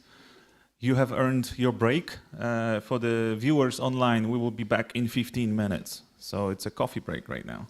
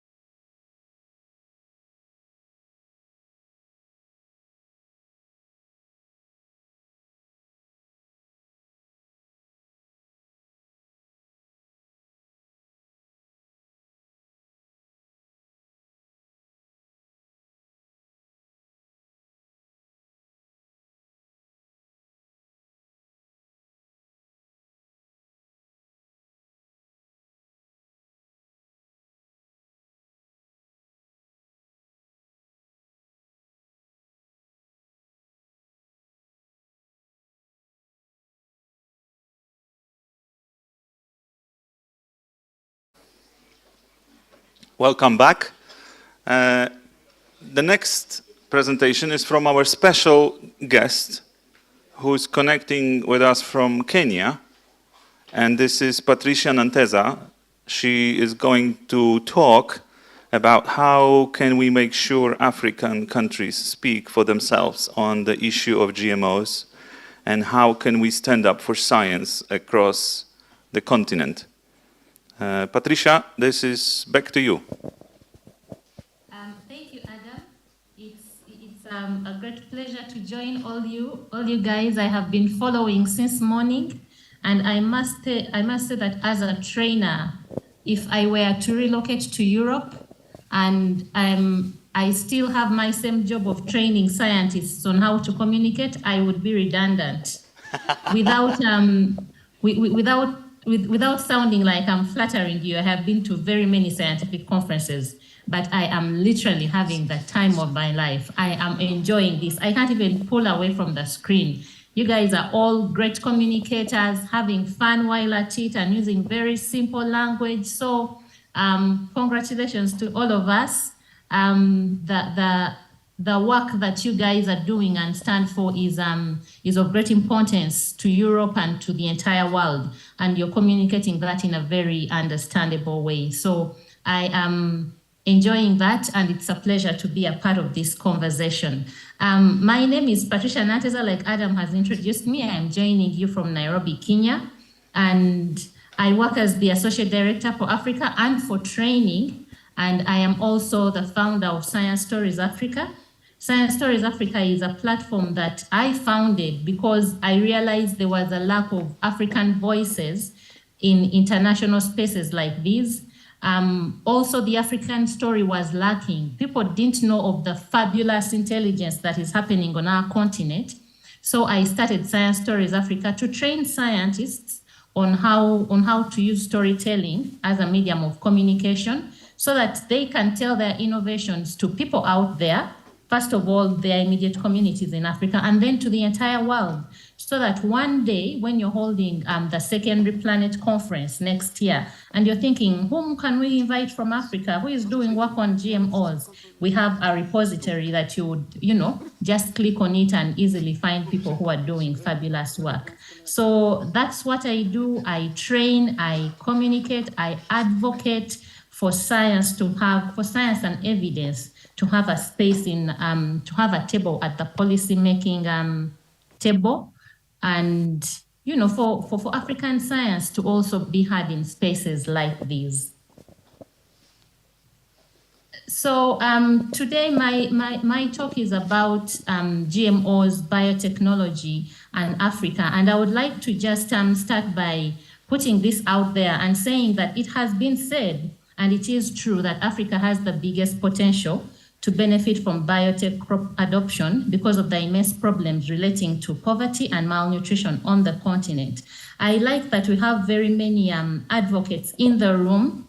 Ida, I hope I've said Ida did a great job of representing the global south where Africa is, and I like that she almost intimately understands what our challenges are, because while you people in the West are talking about precision agriculture, one time I was at I was in Iowa, and I saw the tractors that you guys are now using. Actually, you're moving beyond tractors to precision agriculture, spraying that particular weed that you want to spray so that you leave everything else intact.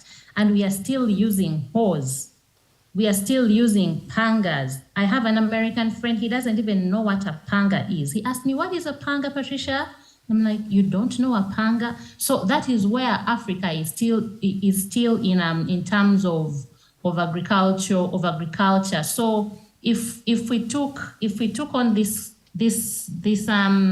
technology, we stand to get the biggest benefits from it. When I was a little girl, I used to sweep. I used to like sweeping the compound. I don't know what a compound is called in Europe. Maybe the lawn, something like that.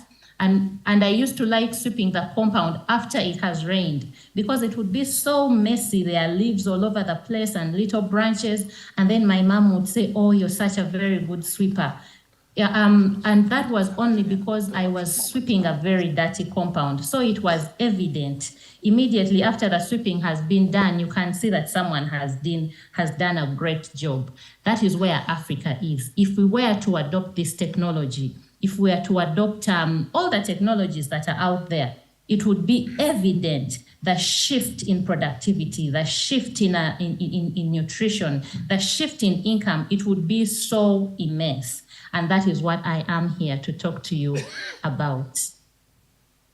I would like to skip this slide because I realize we have so many supporters in the room. I don't want to make anyone feel uncomfortable. And I would like to start with the end in mind. At the end of this conversation, there is something that I would like for you in the room to do for us.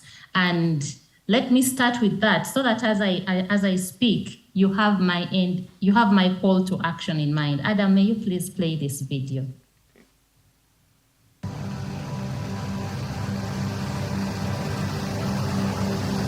The scaremongering that is seeping into our countries is basically fueled from USA or from Europe. And I sort of understand like where they are coming from. They are speaking from their own point of view. I hear in France they have very little pretty gardens, and then they can walk around and pick out weeds. You wake up on a bright Saturday morning and then you put on your pretty purple gloves, and then you go and you're picking all this manure and taking pictures and posting on Facebook. They are saying everyone should have a little pretty garden where they're not using any modern seeds. They should farm the way their grandparents farmed. And they're saying that because for them, gardening is a hobby. That is not farming in Africa or in Uganda. We farm to get food. We farm to get an income. And this is our livelihood. It's not like some sort of hobby. My message to people in the US and Europe is please realize the extent of your decisions. It doesn't stop with you. It goes all the way to all continents of the world.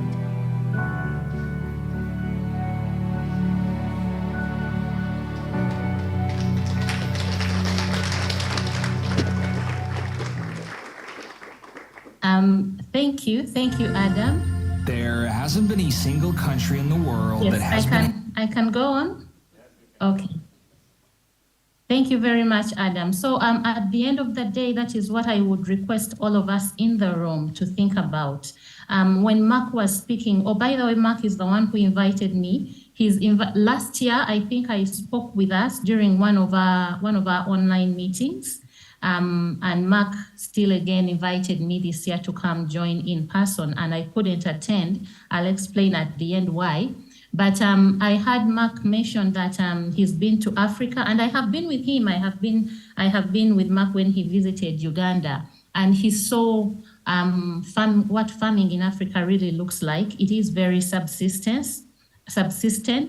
And I would like to put out an invitation at this time that if you're ever coming to Africa, please don't stay in the hotels. Do not just go to the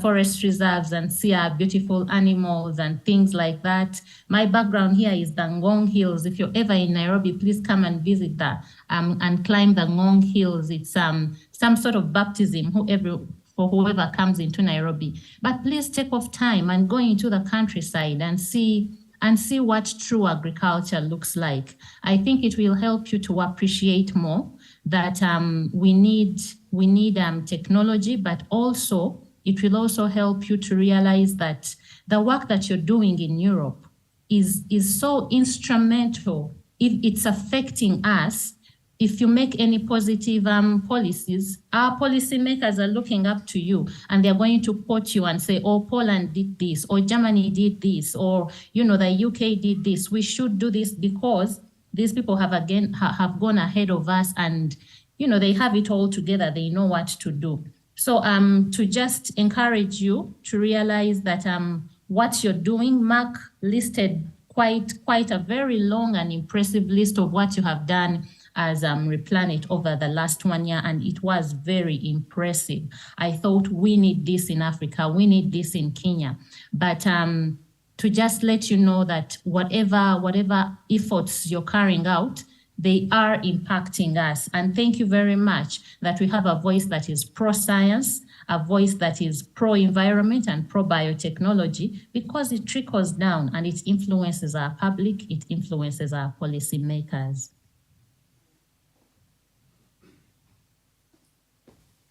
So these are the countries currently in Africa that are cultivating GMOs.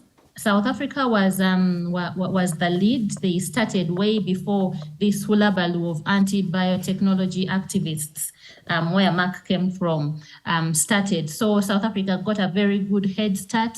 They have maize, they have cotton, and they have soya. And Swaziland has BT cotton, Sudan has BT cotton, they're almost at 100% adoption. Nigeria very recently adopted BT cotton and BT cowpea. We are very excited about BT cowpea because it is the first food crop outside South Africa to be adopted in Africa, a GMO food crop. And then Kenya has also adopted BT cotton.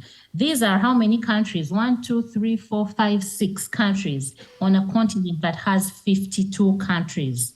So we are doing very bad at that. But also, when you look at the list of crops that are being adopted, they are all commercial. They're all commercial, and in some countries, the maize is even used for animal feed. And yet we have a continent that is going to bed hungry. We have the hugest number of hungry people on the African continent.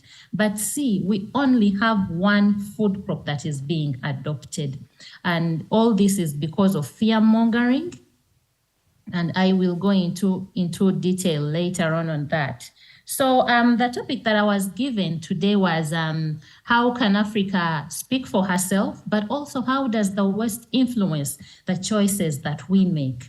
And there are 4 ways in which the West influences Africa when it comes to adoption of biotechnology.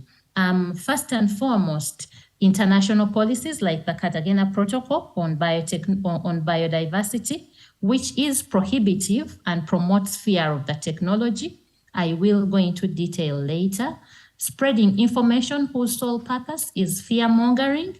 We all know about Gail Seralini's paper and Matthew Schnur. More details coming up. Then the West funds NGOs which resist the adoption of GMOs through their outreach and policy campaigns. And there is also the ever-hanging threat of Europe will stop importing our crops if we adopt GMOs. And this is very interesting because you realize that if most of the work taking place most of the research taking place in our countries that is on food crops, it is food that most of you do not eat. I cannot see the room, but Adam, I would like you to help me relay what's happening in the room. How many of us have ever eaten cassava? Just by a show of hands. 6, 7, 10 people out of 10, so okay, maybe 10 people out of like how many? 60. Out of 60. And did you eat that cassava while you were in your home country, or you had traveled? The boiled or fried cassava that we eat. Who traveled? Just one. It was travel. Most it's people not were something traveling. you would ordinarily eat at home. And So how not many at of us have eaten green bananas, the matoke that is cooked, not the dessert? 6, 7, 8. 6, 7, 8. And I'm sure all those also ate matoke while they were traveling. Most probably they were traveling in East Africa or in Uganda or Tanzania. So these are the crops that we are working on when it comes to genetic modification. And Europe is saying, if you take on modification of matoke, we are not going to buy your capsicum, your pepper. We are not going to buy your flowers. For goodness' sake, we are not even working on the crops that we export to your markets. So this is really a clear example of bullying. So I'd like to go back to my list and give some bit of detail on how the international policies keep us from adopting what our communities need. And I've talked about the Cartagena Protocol on biodiversity. This protocol was adopted, I think, in 2000, and one of the clauses there is they call GMOs living modified organisms. That is scary to anyone. You don't, even scientists, I'm sure, would be, it would scare them. Why are you modifying our food? You know, why are you putting in strange genes? You want, like Mark told you, if people here are worried about their fertility. They're like, oh, you want to make us infertile, you want to turn us into gays, and this is not to, you know, make anyone feel bad about their choices. But these are things that in Africa are scary, and they are sort of foreign at this point. You want to make us obese like Americans, you know? So using such language is intended to scare, but beyond the language, there is the strict liability clause. The strict liability clause basically states that if anyone eats a GM crop and they get any repercussion, the funder, the researcher, everyone, the entire line is culpable. So if I eat a GM banana and my stomach starts rumbling, I am going to go after everyone who created that banana. Yet I could also eat a non-GMO banana, or for whatever reason, and my stomach will rumble. So what this is doing is that it spreads fear.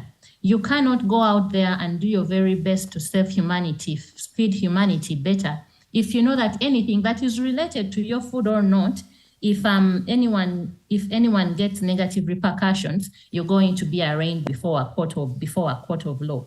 This strict liability clause was adopted in Tanzania. The GMO activists in Uganda pushed, and they finally succeeded at introducing it. We did not have it in our bill, but as you may find out later, the bill in Uganda is yet to be signed. We don't have a law that legalizes GM, but the GM activists managed to sneak in this strict liability clause. And one of the other things that the Cartagena Protocol also advocates for is that it requires fencing off GM crop trial sites. Like you can see on my right on the screen, this is a trial site in Kawanda. I used to work in Kawanda. You cannot enter. It is fenced off, and there are armed security men. So tell me how, if you as an ordinary citizen, you came and saw food being grown under such circumstances, you would immediately imagine that something is wrong. When you're entering in there, you know, they make you wear all sorts of gowns and sanitize and things like that. Of course, it's important because this is work that is under research. I'm talking about the hygiene, not the fencing. But there is an armed guard. There is a fence, and all this is intended to scare people. So that is the number. That is one way in which we are being influenced by getting us to sign up to such protocols that have scary or limiting clauses within them. And I talked about the funding, that another way the West influences our choices is funding NGOs which resist GM adoption through advocacy campaigns. And I would like to give it to the GM activists. They have done a fabulous job because they have held us ransom. In Uganda, we have been talking about the bill since 2012. And the EU and most of these organizations are from Europe that fund local organizations. Of course, when these people form consortiums, they are not going to form consortiums as the Swedish embassy or as the Netherlands embassy. No, they're going to come and create local consortiums, but the funding comes from Europe. So in 2012 and beyond, they formed an alliance that was led by ActionAid. ActionAid is headquartered in UK. There is Caritas. Caritas is a Catholic relief organization. I don't know where they get most of their funding from. The Food Rights Alliance. There is something called PELAM, East and Southern African Farmers Federation, ProBQ, ACORD, NAPE. They come up with all sorts of acronyms.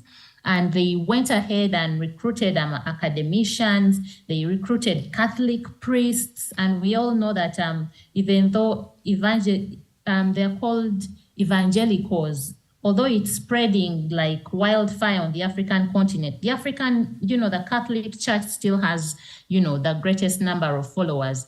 And apologies to all Catholics in the room. Catholics rarely question what the priest says.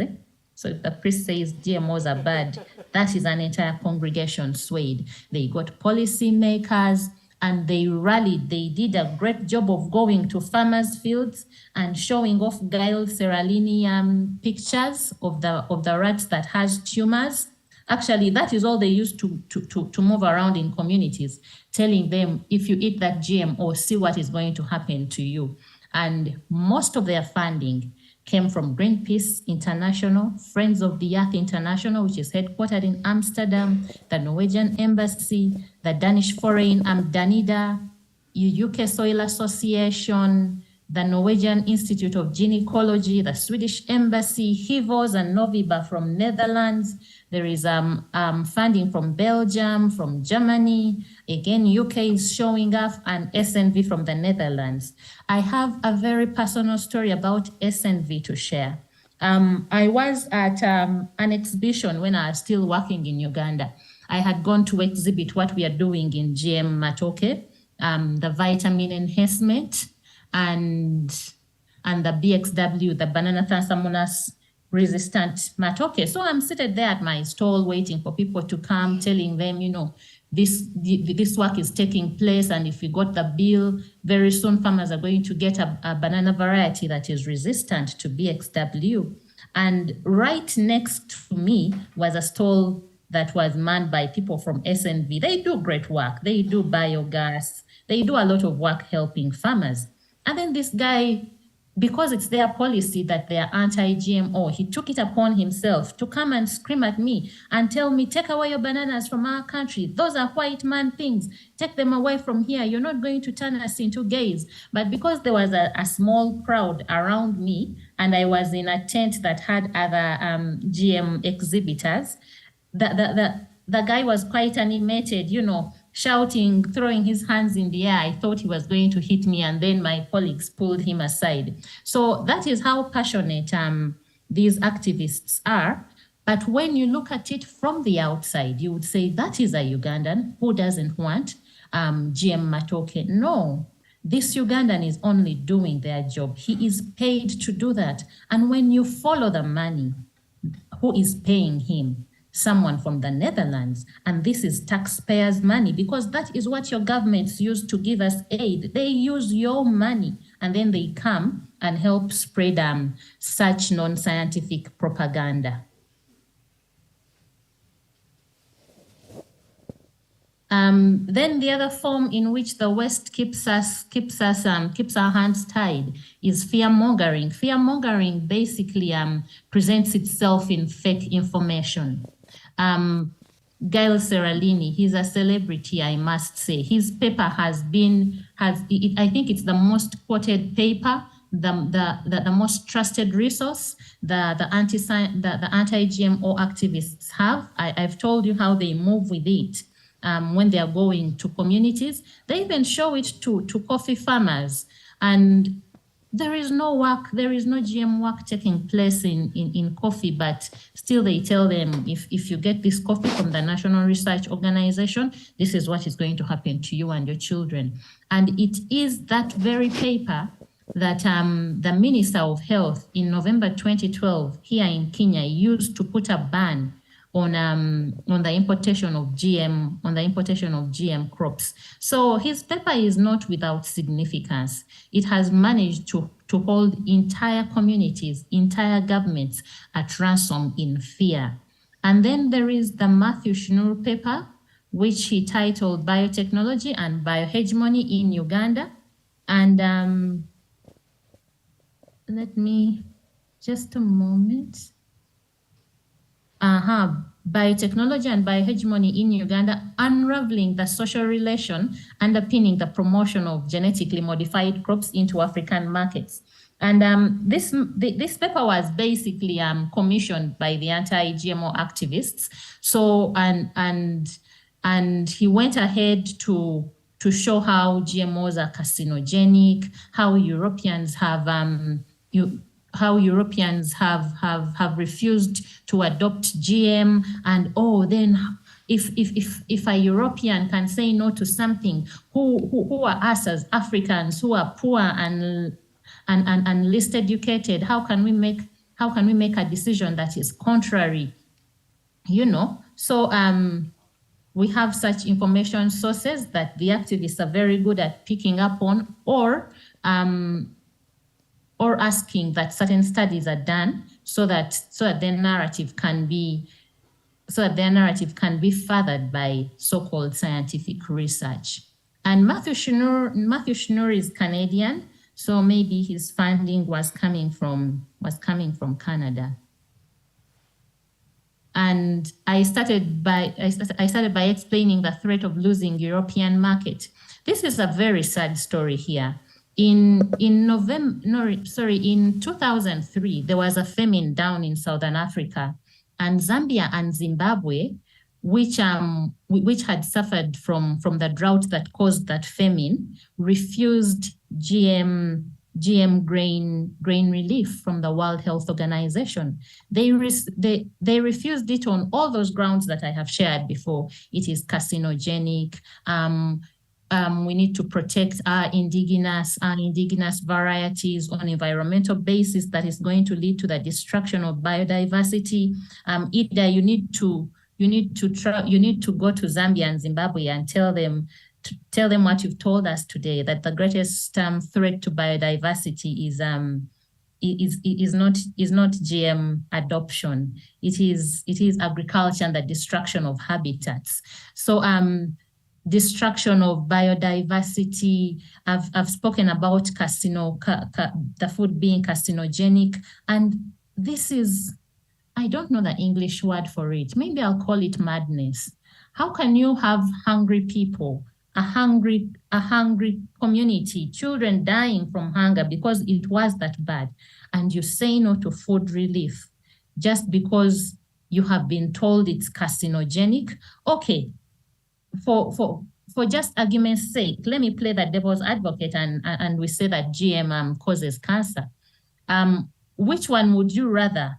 To get cancer, which is not even a given in, let's say, 20, 30 years, or to die immediately? But we are being forced to make such choices between death and death, and it's because of fear mongering. But there was also another issue that people who are pushing for the refusal of this food cited, the issue of protecting biodiversity and preventing the risk of contamination. That if people take this food, they are going to be tempted to plant these seeds. And when they plant these seeds, they are going to contaminate the other products. And Europe, mighty, lovely Europe, will close out the market for the products that they export. I do not know what Zimbabwe exports, but I know Botswana is I think the world's or Africa's #1 exporter of beef. So maybe they were worried that if their beef is fed on GM corn, then Europe will not buy it. But anyway, we have that constant threat of, you dare take on this technology, we are not going to buy your flowers. We are not going to buy your coffee. So those are the 3 ways in which the West keeps us at ransom, in fear of adopting this technology. And what is it that you guys in the room can do? When Mark was telling me about the presentation that I should come up with, he told me expect a lot of support in the room.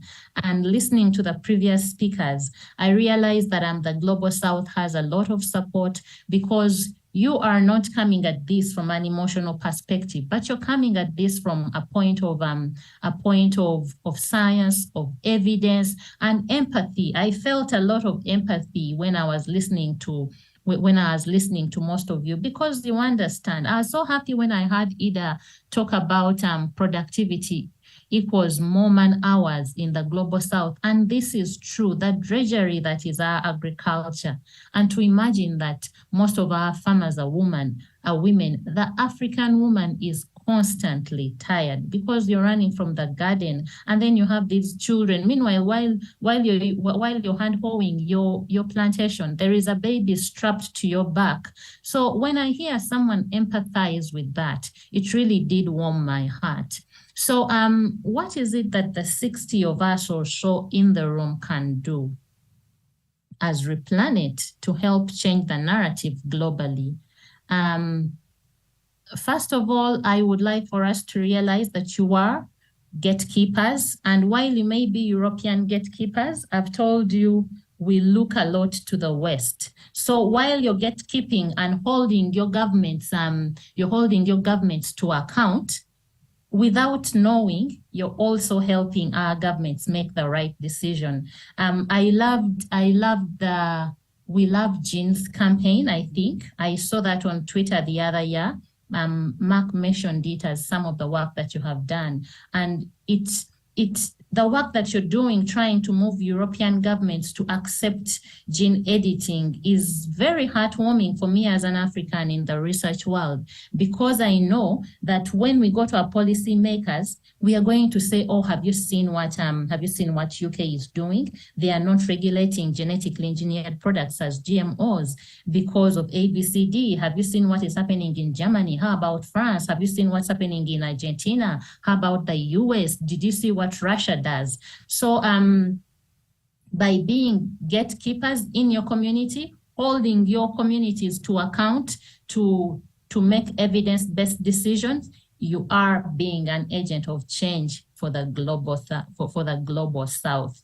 So you're doing very great work. Secondly, by putting out more positive content. Today, we live in a global world. When I go onto Twitter, I don't see only things from Uganda or from Nairobi. I see information from all over the world. So continue doing what you're doing. Put out that content. Put it on Twitter, on LinkedIn, in your own local newspapers. It doesn't matter. We are now a global world, and it will trickle down to the rest of us. And there is more negative information about biotechnology. So the more information we put out there, the better. That way we are slowly, one story at a time, one post at a time, one picture at a time, we are depolarizing the conversation around biotechnology. And give carefully. I have been exposed more to American communities, because I've been working with the Alliance for Science, and we're headquartered in the US, not very much to Europe. I used to say that Americans are the biggest givers I know, but I think that is also very true to Europe, especially through your governments. You guys are big givers directly and indirectly through your taxes. But I want to caution us. I want to send us home with some food for thought. Before you give, especially direct giving, check out the charities that you're giving to. Don't just read the who we are and what we do. Go into the details and see what it is that they exactly do when they come on the ground. So many organizations get funding and they come and do something totally different. And so check out the charities that you give to and make sure that the charities you give to stand and support the values that you also espouse. And call out your African counterparts. There is a very good example of Action Aid UK. Action Aid Uganda was leading the coalition of anti-GM activists, like I mentioned. They had the biggest the biggest budget, and they were doling out money to all these other people in in the consortium. But when Action Aid UK learned about this, they took on their Ugandan counterparts to task, and they told them, this is something that I picked from that 2015 story. It says the British NGO Action Aid has criticized this Ugandan subsidiary for saying that genetically modified crop use in Uganda could potentially cause cancer. Action Aid in Uganda should not have told farmers that GM technology could potentially cause cancer, the London-based agency said. I could be wrong, but I stand to be corrected by Mark if he's in the room. This was brought to Action Aid UK's knowledge by Mark when he found out what was going on, and he said, okay, I know someone at the headquarters, I will talk to them. So when you hear stories like this, like what I've shared about SNV, you can always, if you're in Netherlands, you can always go to SNV and tell them what is happening. Mark, am I taking Adam, am I taking too much time? Should I be winding up? Okay. Oh, sure, thank you. So, and finally, after you've done all those things, the one last thing that you can do for us is to let Africa speak for herself. How can you do this? By helping delegations to be invited at international conferences. Mark was just sharing this in our team meeting, that, oh, there is this eco-modernist conference coming in Poland. And I told him I am available for travel. And he said, okay, let me talk to the organizers and see if they can put you on the agenda. And that is how I got onto the agenda. So Tia and Adam, thank you very much. So it's things like this, when you're part of organizing some of these big international conferences, please be on the lookout for us. I have met quite a number of European and American experts on African issues, and I'm like, oh my goodness, there must be a real African who is an expert on African issues, you know. Please invite us to these conferences where possible, support us with travel grants, because our resources are not as enormous as yours, and to reduce visa restrictions, because those are also a barrier to entry. I was invited, RePlanet did a great job. When I put on my request, they said yes, they invited me, and you know why I'm not there in the room with you? Because the Polish embassy only put out a few slots. The first visa interview slot that I could get was 29th October. And goodness, I need to travel so that I can attend a conference on 1st and 2nd October. So the visa restrictions can also come into play. And that's it for me. Thank you very much. And I would like to ask you to please help us tell the African story by giving to Science Stories Africa. No obligations, but thank you very much for listening to me. I'll stop sharing and I'll mute.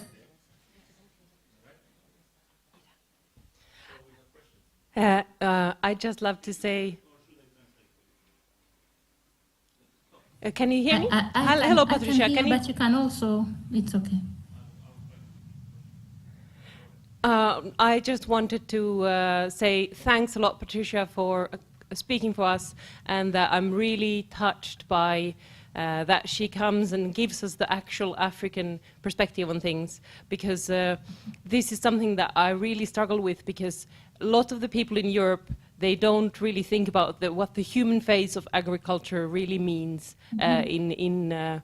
in other countries. They see only what's around them, and they don't really realize what the situation is like for you. So I'm really touched, and I'm thanks so much that you felt that I actually could represent some of your situation in a good way.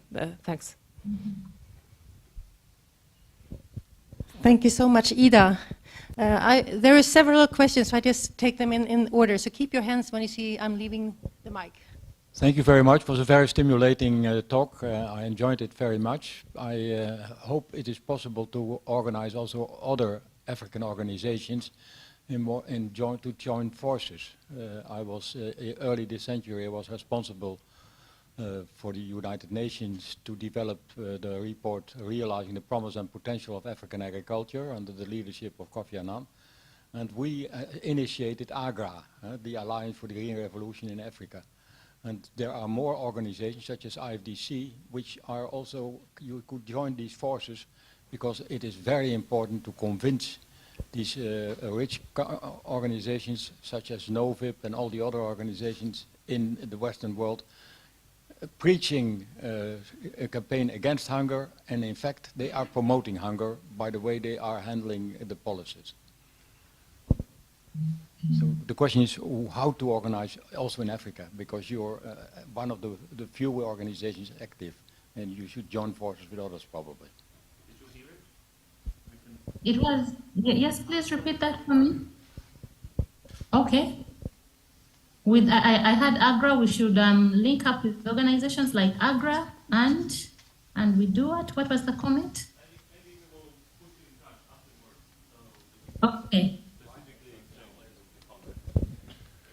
Hello, Patricia. I'm Karsten from Amsterdam, responsible probably for a lot of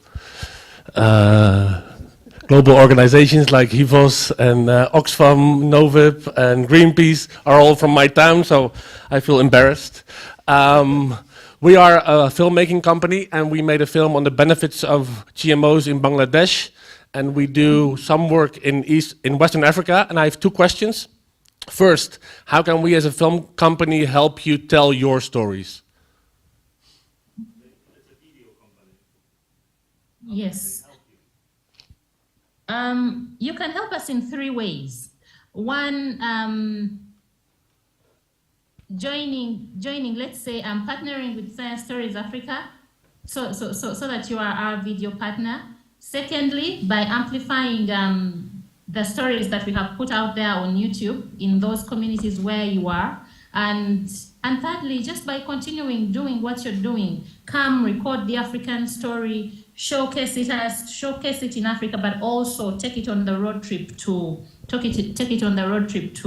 Europe, to communities that are close to you, so that people can, like Ida was saying, put a human face to agriculture. You're already doing a great job, but yes, thank you. Okay, and my second question is, we're often in Western Africa, there is a discussion of Western staple crops being modified opposed to indigenous crops being modified. What is your take on that? May you please give me an example of what you mean by Western staple crops, like maize? Like maize, in Africa you have the white maize and the yellow maize, or you have fonio, which is a local product, but then the big NGOs are more in favor of producing staple crops like yellow maize, and are not willing to put in a lot of money for fonio or teff or white maize, and people in Africa are then afraid of Western recolonization of their food production. So is that so I would like to hear your thoughts on that. Okay, I think I'm going to disappoint you. I'm not going to call these Western food crops, because when maize was brought onto the continent, we immediately took on it like a house on fire, because it's very easy to prepare and grow. So the argument has been that we are modifying commercially viable crops, and we are forgetting let's say the indigenous crops. But I would like to say that the figures say something else. Yes, they are the forgotten crops, but why are they forgotten? Truth is, it's not the white man who came and told me, do not eat this variety of yam. My ancestors and I just moved away because it was cumbersome to grow, cumbersome to prepare and things like that. So over time, we've developed our own preferences, and what the researchers are doing, because they want to put out the most good to the most people. So we tend to focus on crops that are heavily eaten. Like in Uganda, we are the biggest eaters of matoke, and we are modifying matoke, because that way we can reach the greatest number of people. The same thing with maize. Maize is a staple in so many countries. So I understand the argument of the forgotten crops, but if we want to reach the greatest number of people, then we cannot spend public funds on foods that are not generally eaten on a daily in households. And do we have the time, Adam, for two more questions? Patricia, would you have the time? Yes. So that would be more because I have two myself. The first one, thank you very much, Patricia. I'm Myrto from France. The first question is, how many of you is there in Africa doing the work you're doing? Is there other organizations? How many people are in science stories and so on? That's the first question. The second question / remark, I think your description of French hobby and the gardens at the beginning of the video was quite accurate, unfortunately. I'm not very proud of it either. But there is also a very large agricultural community in France that is attacked very strongly and heavily by the same people you're describing that have anti-GMO and anti-biotechnology feelings, and that the agricultural sector in France, which is really big, is really under heavy attack. Have you ever thought of sharing with them and see if you can find support next to European agricultural sector that is in not such a good situation, even family and personally wise? The agricultural people are not in such a good situation either. Thank you for your two questions. I'll start with the last one because it's fresher in my mind. I don't know whether to say I'm sorry that I thought that is agriculture generally in France, but it is good to know that there is true agriculture, so to say.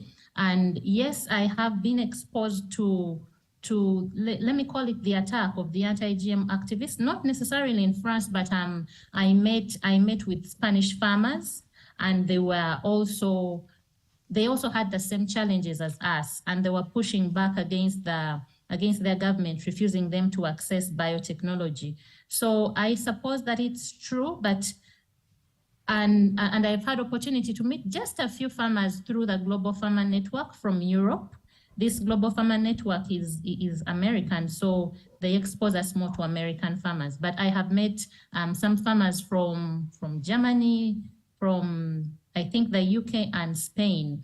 And no, I did not actually seize that opportunity to follow up with them on more concrete action points on how can we work together. But through the Global Farmer Network, I can easily get in touch with them, and I will put your suggestion into, I'll give it some thought and see what we can do.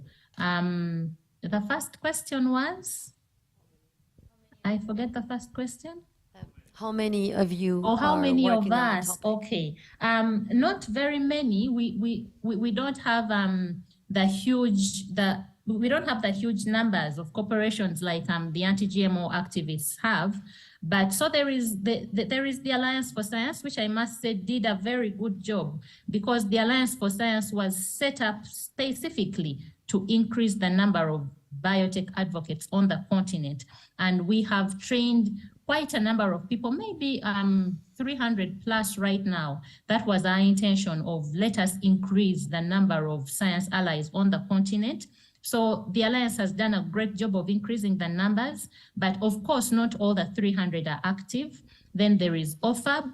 I would say if I were to look at on a scale of 1 to 10, the pro-science voices are at 2, while the anti-science voices, I would put them at 5. And that leaves almost a 5 that is basically ignorant. They haven't heard about this. And how I got to know this is that whenever we went to the field to talk to people, most of them were genuinely ignorant. And after you talk to them, they would be like, yes, I would be interested in adopting such a technology. So I don't know what the anti-GM activists are doing right. I'm also not sure whether they have bigger budgets. Maybe they do, but they are heard more than we are heard. So it could be an issue of better communication, better funding, but we also have a lot of gray area. But specifically to answer your question, we are very few on the continent. I would just count OFAB and the Alliance for Science. Yeah. Hi, Patricia, this is Mark. Can you see me? I can see you. Hello. Hi. It's a strange situation to meet. Normally we meet in team meetings or in Africa or somewhere, but I just wanted to say from all of us here that your passion, you've been such an inspiration to us. I think RePlanet is benefited so much from hearing what you've had to say today. We want to be an anti-colonial organization, and we'd love it if you could help seed RePlanets in Uganda or Kenya or elsewhere in the global south. You're such an inspiring communicator, and I think you've really taught us some important lessons today. I felt not just your science and your evidence, but I actually felt your emotion and I felt your intuition, and that's really what's been so powerful today. So just thanks again, and I'm so sorry you couldn't come. Next time we'll all be together in person. Thank you, Mark, and everyone. While I was listening to the things that you've done, I've actually tweeted about it. I was uneasy. I couldn't sit still. I was like, we need this kind of organization in Africa. We need to organize ourselves and, have a unified voice like RePlanet. So yes, given the opportunity, I would like to bring RePlanet to Africa and get like-minded, passionate people like you, and we get this to become a global organization. We are stronger together. So Adam, I don't know whom you put me in touch with, whether it's Mark or Tia, I don't know, but I'm ready.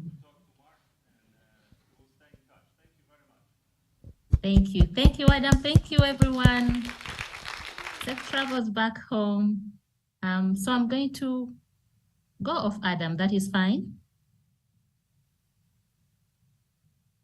I can't hear you, you're muted.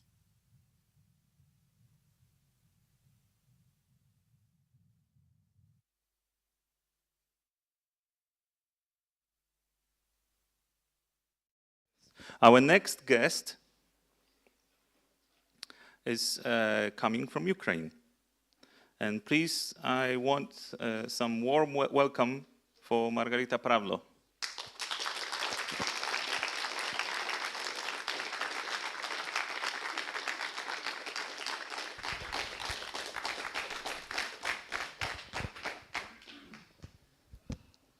Please, you can introduce yourself and I will start your presentation in the meantime. Okay. This will take a minute. So. Okay. Hi, everyone. My name is Margarita. I came from Ukraine, from Kiev. I'm an ecologist, and before war, I worked in government institutes like Ministry of Ecology of Ukraine and also Department of Ecology in Kiev administration. And now temporarily I am living in UK, and today I am coming here to speak, of course, about war, about Ukraine, and about impact of this war for environmental of Ukraine. Almost there. Yes, yeah, come on.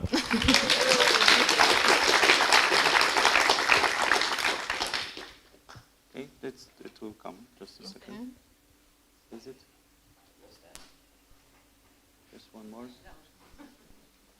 Just a second, it will come.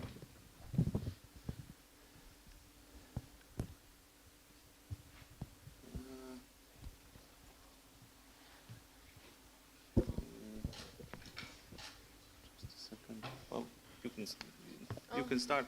I will give you the thing when it's there. Okay. Okay. Okay. So. Okay. Start. No? Yes. Okay. It doesn't.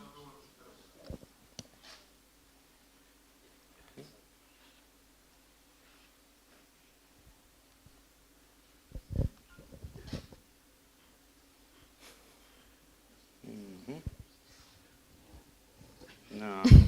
Okay, sorry.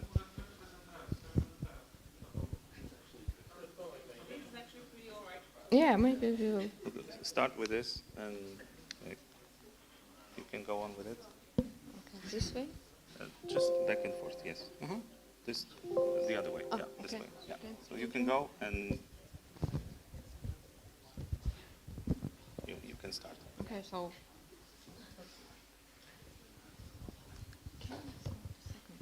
Yes, this is the second one, yes. Go ahead. Can I stay here? Better. Yes. Do you have a mic? Yeah, So no, you no, can do I it. just. Okay, all right. Yeah. Okay. So,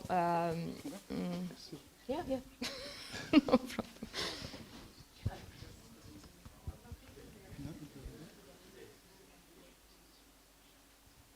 You know, there is a saying that if somebody is operating a kind of machine, his IQ level is inversely correlated to the amount of people that are looking at him. Yeah?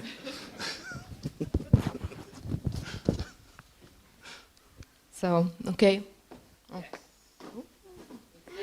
So, 24th of February changed my life and also life of all Ukrainians. And there is no a single person who wouldn't suffer direct or indirect losses from this Russian aggression. So this war has huge consequences. It's like an economical crisis, food crisis, refugees crisis, energy crisis, security problems, and so on. But also it has a huge impact, negative impact for climate.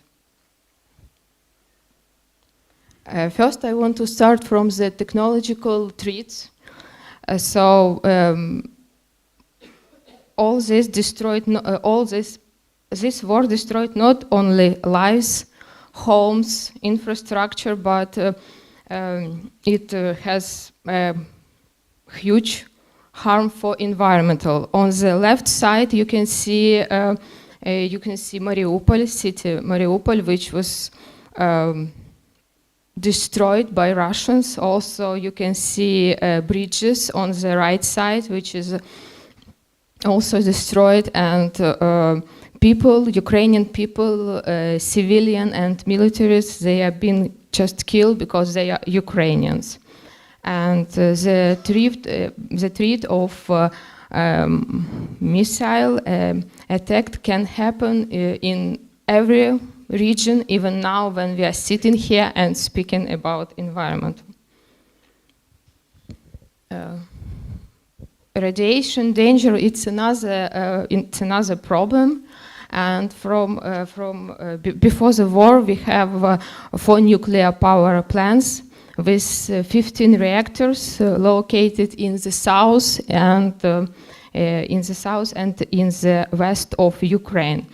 From the beginning of the war, Russian army temporarily occupied Chernobyl nuclear power plant, and they are still occupy Zaporizhzhia nuclear power plant. And this treatment of Russian militaries with Ukrainian nuclear object must be definitely qualified like nuclear terrorism. And also every day from news we can hear information from Russian government about they can use a nuclear weapon. So yeah, it can damage not only Ukraine but also Europe, Russia as well. So, on the first day of the war, Chernobyl power plant was occupied by Russians, and it lasted for 5 weeks. On this graphic, you can see how much increased the radiation during these 5 weeks of the occupation. The worst situation now we have with Zaporizhzhia nuclear power plant. It's still occupied by Russians, and every day, for example, yesterday we have a new new information that the director of this Zaporizhzhia nuclear power plant was kidnapped by Russian troops, and now no one knowing is about his health, about his location, and international organization asking Russian Federation what is going on, what are they doing on the territory of this nuclear plant. One of organization, International Atomic Energy Agency, they visited Zaporizhzhia nuclear power plant in September after 6 months of occupation, and in their report they just calls to Russian Federation to stop actions against Zaporizhzhia nuclear power plant or other nuclear facilities in Ukraine. So, unfortunately, this mission hasn't any significant results. It's just helpless in this dramatic situation. From technological threats, let's slowly move to damage to ecosystem.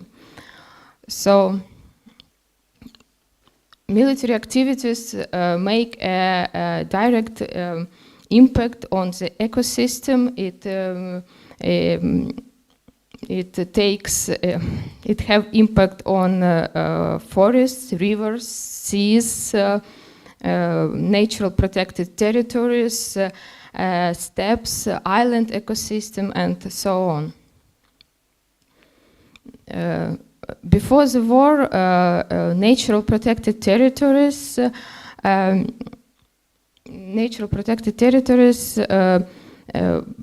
on the area of 2.8 million hectares, and after war we can see that when war started we have 43% of area natural protected territories which are endangered.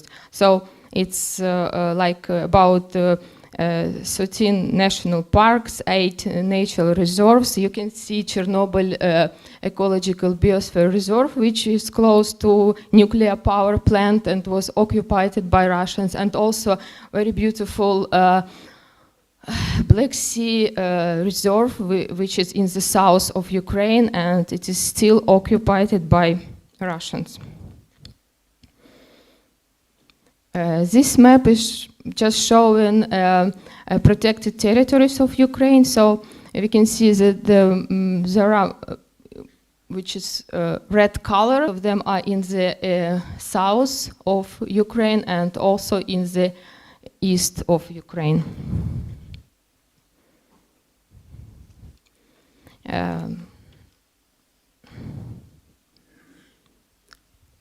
This is famous island Zmeyny. First day of the war, they were occupied by Russians, and also this beautiful island has a status of ornithological reserve. But as you can see from the photo before and photo after, we don't have any birds anymore because it was bombed. This place was bombing, shelling, and so on.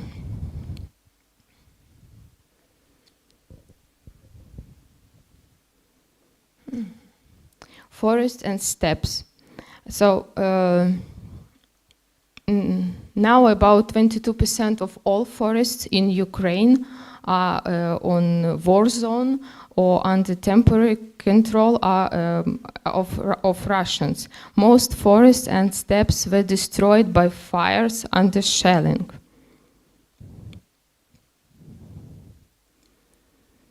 Water is become a very powerful weapon in this war, and all pollution is from this war is going from damage of industrial, chemical, nuclear plants, also from mines damages, due destruction of sewage structures, and also destructions of bridges. The most fragile species is living in the Black Sea and the Sea of Azov. And we can say that migratory birds, fish species, as well as dolphins, red AJ, so they are now in very big dangers because of the war. Yeah, it's not very, but this photo shows how big impact it has on dolphins, because they are living now in Black Sea, and before the war we have 253,000 healthy dolphins, but now more than 3,000 of these dead mammals were found not only close to Ukraine coast, but also close to Bulgaria and Turkey. And the main reason of their deaths is the sound pollution, which is coming from Navy equipment. Agricultural and soil is also a most serious aspect of environmental consequences of the war. So agricultural lands been affected because of fires, and also it affects by the military vehicles, and heavy machine rams down the soil, what can decrease the fertility up to 40% for the several years.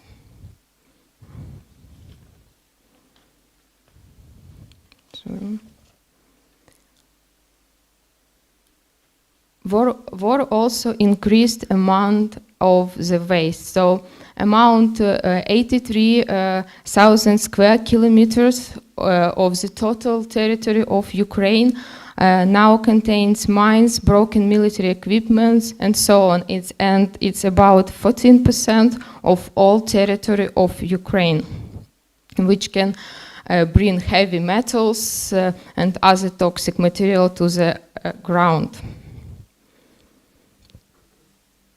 Air pollution is extremely difficult because of the natural and modern warfare. It goes from destruction of industrial complex of Ukraine.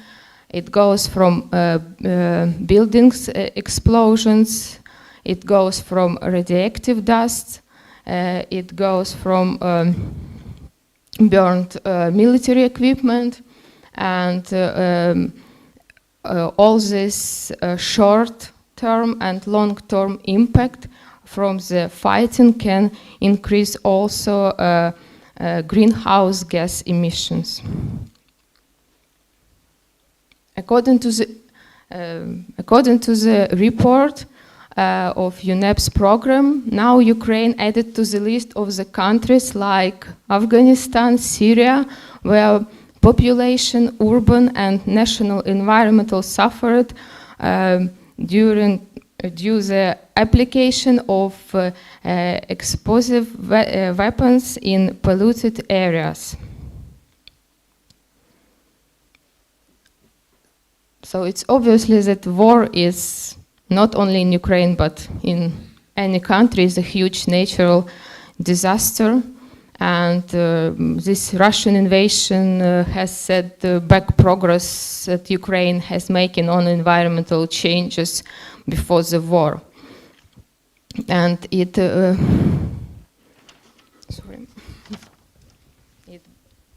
brings not only huge amount of deaths, broken dreams, destroyed cities and nature, but also it has a huge impact of on the global climate crisis.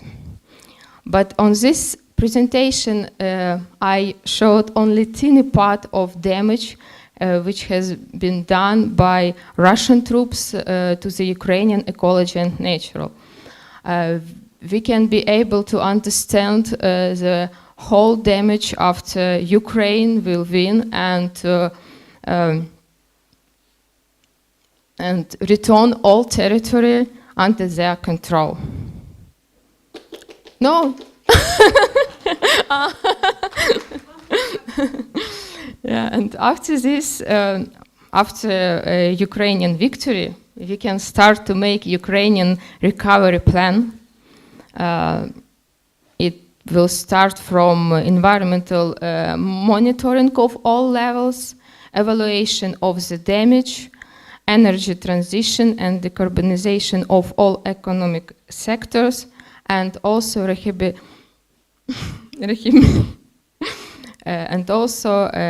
rehabilitation and protection of all ecosystems in Ukraine. Thank you for your attention to my presentation. Thank you all countries for supporting Ukraine, and also everyone who is supporting Ukraine every day.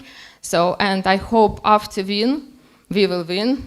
We will celebrate together this victory. Thank you.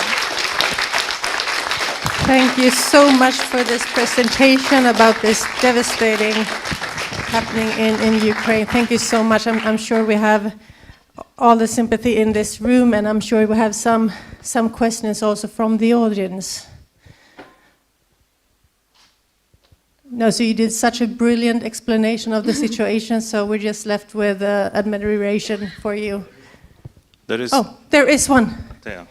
Okay. Okay. Are there any projects going on already in Ukraine to replant forests or anything like that? Because I think I've heard about some projects already ongoing. Do you know? I really don't know. Maybe they just try to understand the damage, because how can we start some project now during the war? We don't have all information. So maybe they start it from the beginning, just to monitoring and collecting information. But I really don't have any names of this. Thank you. I almost feel like starting a RePlant Ukraine as a campaign. I had another question up here in the back. Thank you. This is good exercise, actually. Skipping around in the room. Thank you. It's actually not a question. It's a thank you and a comment. I'm Wiktor Kotowski, wetland vegetation ecologist, and thank you for coming over. And I just want to talk that we have to learn from you, actually, because Ukraine is one of the best countries in Europe in strict nature protection. Yeah, we are struggling now in Europe to designate, we hope, 10% of the area for strict nature protection. In Poland, we have less than 1%. You have a few percentage. And just within the last years, I think 2 years ago, new national parks were established, some other were enlarged. So we really should learn from you, and I hope you soon become a member of the European Union, because you know how to protect nature. Thank you.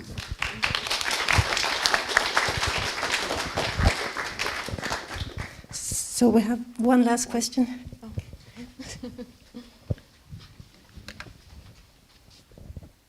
Thank you very much for this presentation, for sharing this very difficult situation and information with us. And we imagine how difficult it must be for you, even doing that presentation, how very unnecessary it is. I think what you said at the end, that this was only a fraction of the damage that is really occurring, I think is really clear and present in our mind. However, I have a question on the information on the radiation and the nuclear potential impacts that you described, especially in the beginning. If it's the perception of the Ukrainian people today. Why did you put it at the beginning of your presentation?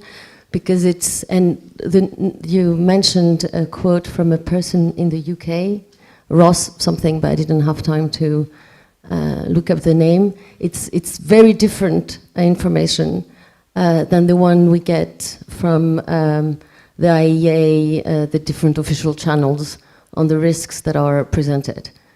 So I'm trying to understand where that discrepancy comes from. So which one? Like, for example, the potential consequences of Chernobyl if the energy cooling the waste in Chernobyl were stopped, what would happen? All this kind of effects, the effects of an attack on Zaporizhzhia that would happen, and the consequences on the European territory and beyond. All those things are not the information I have. So that's why I'm asking. Okay, all information I found, it's information from Ministry of Ecology, it's information from sites. So this information about nuclear station is information from the Ministry of Ecology, so I can trust this information. I think this is something that we can discuss in the lobby. This is possibly a very interesting topic I'm also interested in. The reason why we as an environmental organization start talking about Ukraine war is very simple. We are not only about protecting nature, we are also about elevating humanity. And what we can see from Margarita's presentation is there is no nature protection when people are not secure. When there is war, there is hunger, and there is food, lack of food. Nature protection is not going to be a priority, and obviously everyone understands this. So we, as eco-humanists, people who are looking up to these ideals, we have to look at the whole picture. And in this case, the picture is we need to stop the war. And this is why RePlanet is doing a switch off Putin campaign. We just need to switch off Putin. And our campaign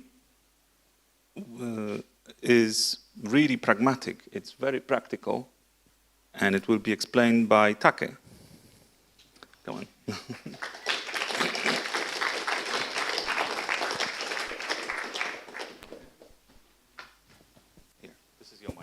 Is this my mic?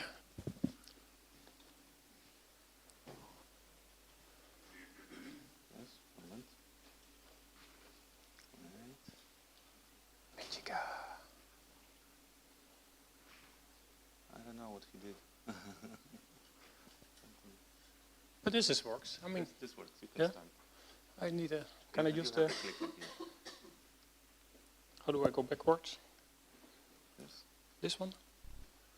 Should be the first slide. Nah, that's not the first slide. No, that's okay. I know what's wrong. I know what's wrong. I have to click on this. Just a second. Okay. Just a moment. Yes, yes, yes. Almost. Yes. I have to click here. And then this works. Go ahead. There. This is your first slide. Yeah, thank you. Yeah. March 10. I saw all my friends doing a lot of amazing work for Ukraine, collecting stuff, driving there with small cars from Sweden, delivering it either to the border or some driving in. But I also thought it is a bit inefficient.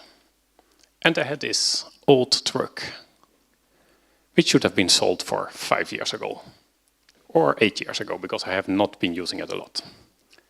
And it was like, if I will drive the Yellow Danger to the Ukraine border and give it to the army there, what should I put in it and how do I contact the Ukraine army? 2 hours later, I was in contact with the Edelweiss Brigade and the 10th Mountain Brigade in Ukraine. And 2 days later, the truck was filled and I got vocational school who promised to fix the things which had to be fixed before we could drive off. And off we went to Ukraine.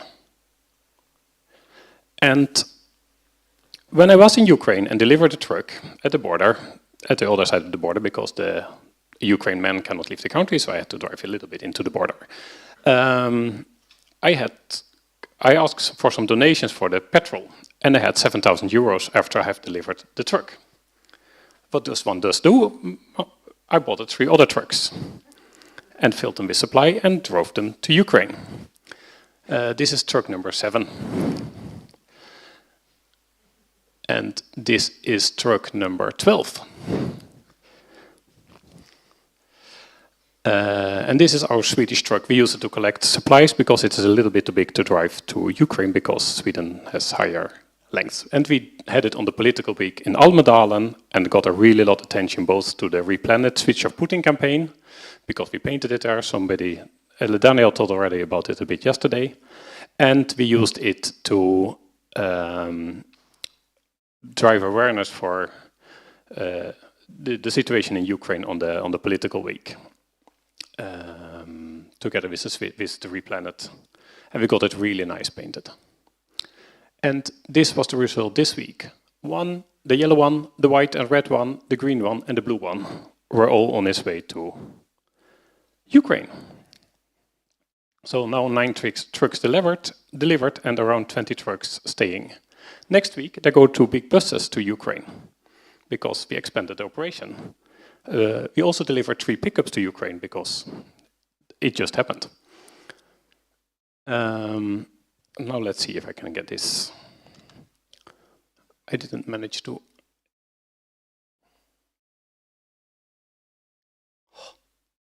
Does it work? Oh, I can shitpost on.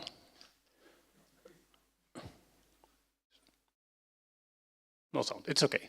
It shows that they are happy to receive our truck. It's in Ukrainian anyway, there are like 3 people in the room who will understand this. But they are really happy. Let's go back to the, is it there? Yeah, it is. And here are some of the hospital beds we delivered. And these are beds which are discarded in Sweden because they are more than 10 years old. They have some, yeah, they are just not good enough anymore for Swedish hospitals. But Sweden has really hard to donate them and say they should be destroyed because they are not good enough.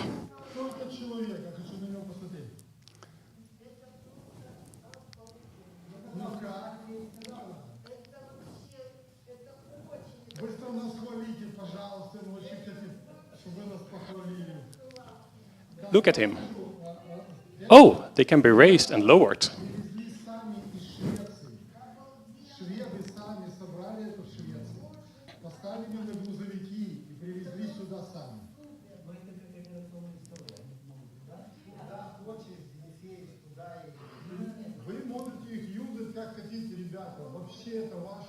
This is in Kharkiv.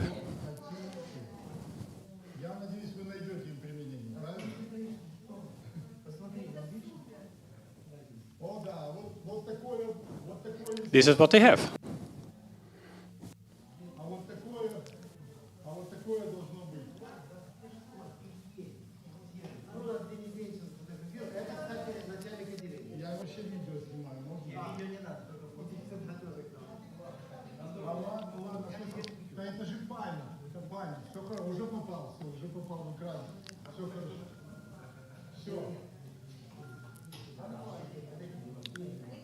Magic, you can hire the rent. And they are happy and we are happy. No. Next slide, next slide. Huh. And the thing is, in Sweden, this brought also a lot of attention to the Swedish eco-humanist. It gives us a lot of new members, it gives us a lot of attention. And I think that we could do this bigger in a more European scale. Because RePlanet likes humans. Not all nature organizations does that. war kills biodiversity and climate goals. We already heard that earlier today. And we see it also on the energy security situation in Europe. People don't care about climate. Nobody talks about climate at the moment. We burn coal. And it's a way to activate members, especially members who maybe are easier in doing things than writing opinion articles or talking for public or whatever. Do something practical. And it opens for new talks. It opens for new topics and new discussions we can have with the general public. Why do we care about human welfare? Can we really do without liquid fuels? And if we don't can, how are we going to produce them? And what do we need to both reach climate goals and energy independence?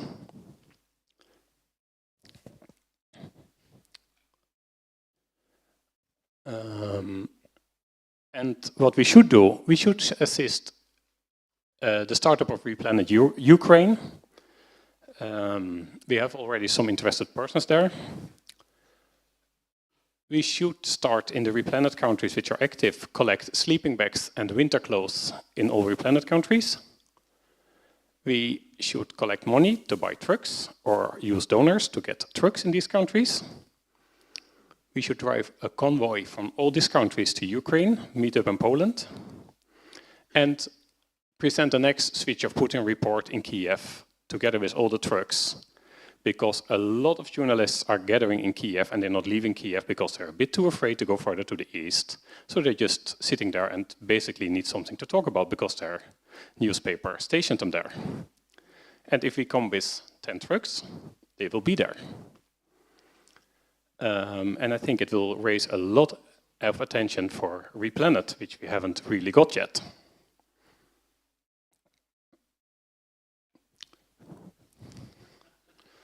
So this is what we are doing, and I would really like to see if we can expand this bigger, better, and deliver a lot of sleeping bags and warm clothes in December to Ukraine. One of the 8 organizations we talked to does science-based or whatever-based inventarization of what is needed in Ukraine for the winter. And they talk about 1.5 million sleeping bags. Or blankets and mattresses, but whatever. For 1.5 million people we need a way to get warm through the winter. We can't provide 1.5 million sleeping bags, but we maybe can bring 50,000. It's a lot, but not an awful lot.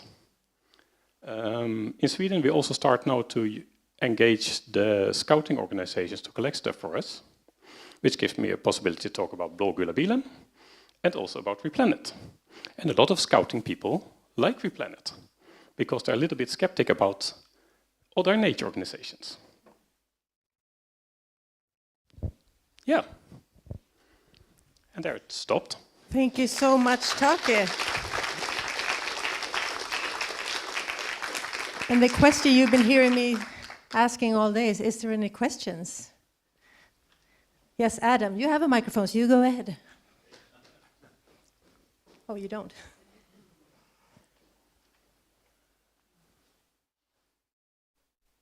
Historically, a lot of organizations that care about the environment have been pacifist and really not engaging in any kind of such activities. Do you think this is changing in the Western Europe, or is there a hope that they will be more pragmatic about these things? Some of the nature organizations are very pacifist and still call for an immediate negotiation with Russia to get peace.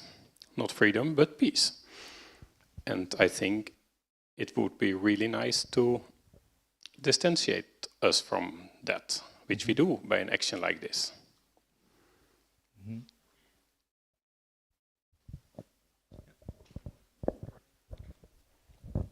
Yeah, the only very positive thing about the Greens in Germany is they really support action in Ukraine. Yeah, they are really, really great supporters. doesn't really fit together with their politics, but they are really, really good supporters of the war in Ukraine, of the defense of Ukraine. I know you all think you're going to be left out for lunch, but do you have the time for one last question? No, crystal clear. But okay, if they want to reach out to you, how do they manage? Oh, I wonder how many of us drive trucks. Cool. Cool, we have already one. Great. 2. I can try to supply some stuff from Switzerland, but I don't drive a truck. No, the thing is, which is also a bit nice, I think, is that I've been looking through the member base of the new members of eco-humanist lately. And since we also do this a bit under our flag as well, we get more blue-collar members. And I think most of the organizations in the other country possibly also are lacking a bit of blue-collar members. And if you get blue-collar members, surprisingly, you can probably hit someone with a driver's license for a truck. Did you have some questions from newspapers in Sweden, interesting reactions in Sweden about what you're doing? Yes, we have been in all the local news outlets. Next week, no, the week after, Dagens Nyheter is going to join me on a travel to Ukraine, both a journalist and a photographer. We have a question from Bild-Zeitung to join us from Poland to Ukraine. So yeah, there are questions.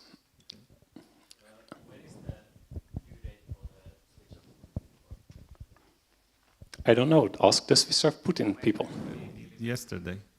So the kind of the plan is you mentioned December. I mean, this fits together really well because that's when obviously you need winter equipment, both well for civilian obviously purposes, and we've already got Serhiy, I can't remember his second name, who's working with us now, based in Kiev. We're looking at. I was really interested. Margarita mentioned about the reconstruction. I mean, it's really positive, I think, for the war effort to vision what a reconstructed Ukraine would look like with zero carbon and how you rebuild zero carbon steel making. Obviously, the steel plants have been destroyed, chemicals, all those different sectors of the economy which are difficult to decarbonize. If we can begin to visualize that and do that with input from Ukraine official sources, but led by Ukrainians, we can have that as a kind of central focus of a meeting in December where we could, I mean, Take is proposing that we actually go in a bunch of trucks, which works for us because we can actually arrive with material assistance and then be a part of a European-wide reconstruction visioning effort based in Kiev.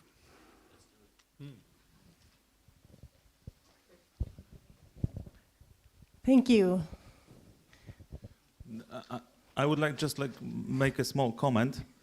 There is the Zaporizhzhia nuclear power plant is currently in shutdown. It is shut down. And it's still on the wrong side of the defense line. Absolutely. It's the largest nuclear power plant in Europe. And I have seen, especially in the Western media, a lot of reactions of relief and even satisfaction that it is done, that it is safe now, that it is shut down. I would encourage that we don't go this way because there is a reason why this nuclear power plant was working. Ukraine is now being destroyed in combined heating power plants. District heatings are destroyed.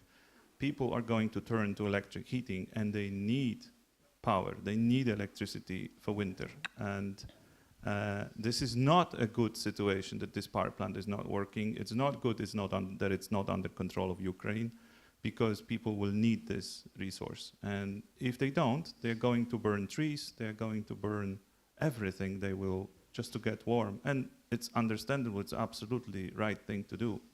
So it is a complete disaster on so many levels, energy speaking, yeah? Yes. Thank you. Yes, please, we have now lunch. And Mirto. Sorry, I didn't see it. Hi, thank you. I'm sorry. I'm just going to compliment a little bit what Adam just said to absolutely go in his direction. The Zaporizhzhia power plant was, before anything else, power to communication. That's also important for the people. That's also important for the military, for remote and distance operations. It was important for the food chain. It was important for the hospitals. It was important for drinkable water, electricity, light, obviously heating as well. I mean, all those things.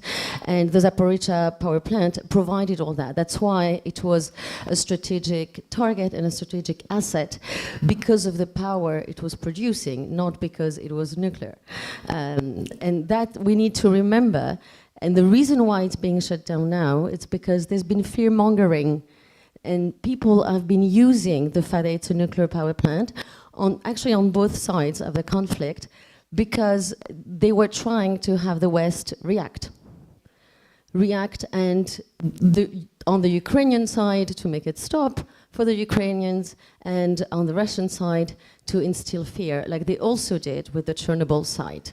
And we need to be very careful about looking at information, because the international community is scrutinizing the status of every single nuclear facility shut down or running in Ukraine right now. We have very precise informations. We have detections material that very densely on the entire territory that monitors very closely the radioactivity and the situation. All of this are also remotely observed and tracked. We know exactly what the situation of the plants are. And we need to help populations not fear these kind of things, because when the reconstruction is going to happen and we're going to want to replace the steel factories that are currently destroyed by low carbon steel factories, we're going to need people in Ukraine as well to not fear nuclear on wrong grounds. That doesn't mean it's inherently safe and like nothing's going to happen. Of course, it's a war, you know?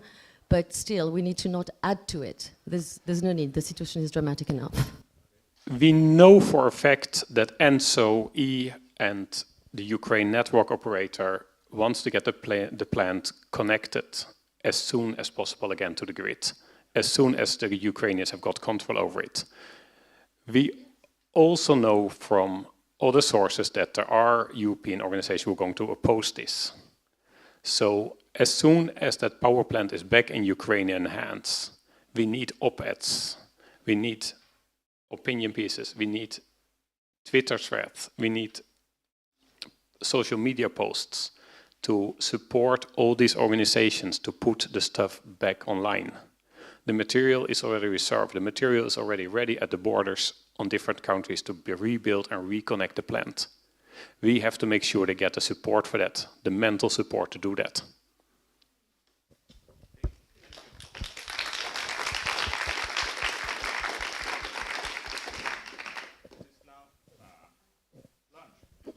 It's our lunch break right now, and we will see you for 2 more lectures, and I promise you they will be extremely exciting, just as all the others before.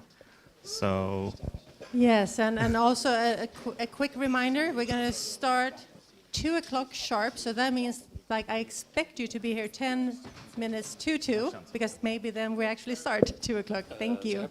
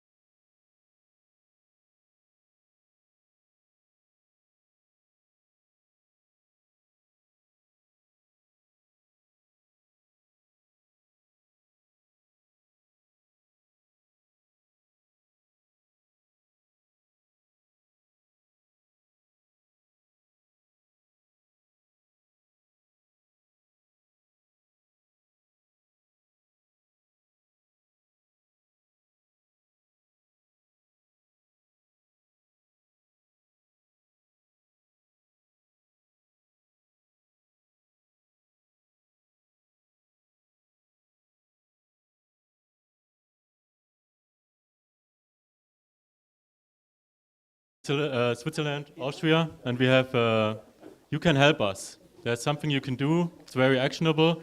You can sign a petition to stop the nuclear ban, not nuclear, stop nuclear ban in Germany. It's running now, it's running for 2 more weeks. We need 50,000 people to sign, and then it will be, the government has to look at it. It has to be looked at. Anyone can sign, anyone, no matter the country, no matter the nationality. You don't have to be German, you don't have to live in Germany. You can share this on Twitter. It would help us very much if we could do this. This is a good chance. Thank you.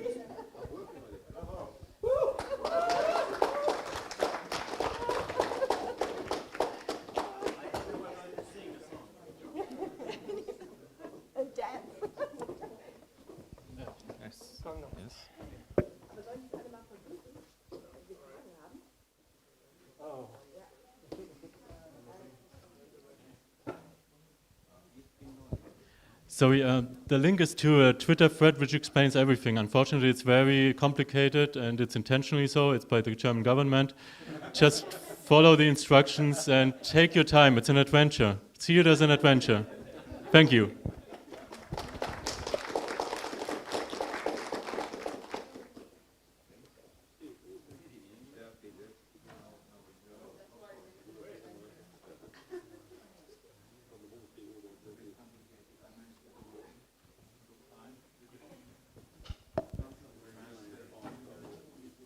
Our next guest, Dr. Marcin Napiórkowski.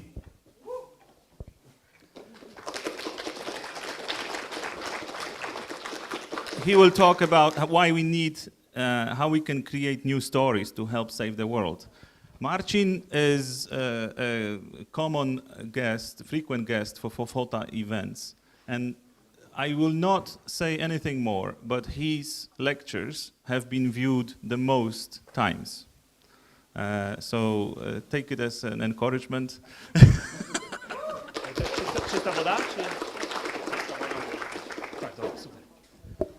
Hi. The bar is set really high up. I'll try to not to disappoint you too much. So as he said, my name is Marcin Napiórkowski. I'm a semiotician, so I basically deal with science and stories and codes and narratives. And very often I work with science people. I mean science, not social science like me. And my job is usually like this, that I get a large corpus of data, for example, on what common people think of GMOs. And then the data gets initially sorted by a computer using simple algorithms like latent Dirichlet allocation or similar ones. And then I read a representative part of every topic, and I decide what are the dominant patterns, and it's super boring. So I won't tell you about that today, but instead I will start by telling you a story. Why are you laughing? You should be crying. It's a super sad story. One of the saddest stories I've... Oh, now you bet. You didn't really react to that. No. Because hypothesis number one, people don't react to charts and diagrams. But let me tell you the story behind this story, and then you will see that what you see on the lower right corner is the most sad thing you've seen for a long time. So the guy names is Elliot. I don't really know the family name, but I know the initials, EVR. And he became famous in scientific literature because he had a particularly bad luck. He was an accountant in a small company, wife, 2 or 3 kids, a happy life. And then he started having a vision problems and went to a doctor, and the doctor said, bad news and good news. Bad news, it's cancer. Good news, it's nothing really serious. We can just remove it and you will be back to normal in like 3 days. And they have operated on him, removing a tiny tumor from his frontal lobe, and then the old Elliot was gone. Like everything stayed exactly the same. He was smart, he was funny, he was witty, but he didn't care at all. Like he became worst possible husband, cheating on his wife and not caring about children. She signed divorce papers and he was alone.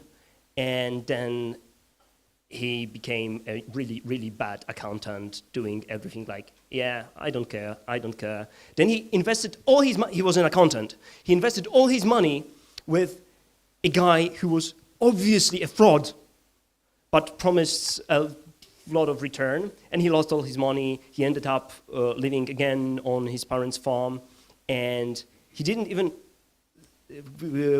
go out from bed many times. He was like, nah, what should I wear today, or how should I know, comb my hair, and he lost something. So his friends and family took him to a doctor, and they ran all possible tests, and they all said, everything's okay with him.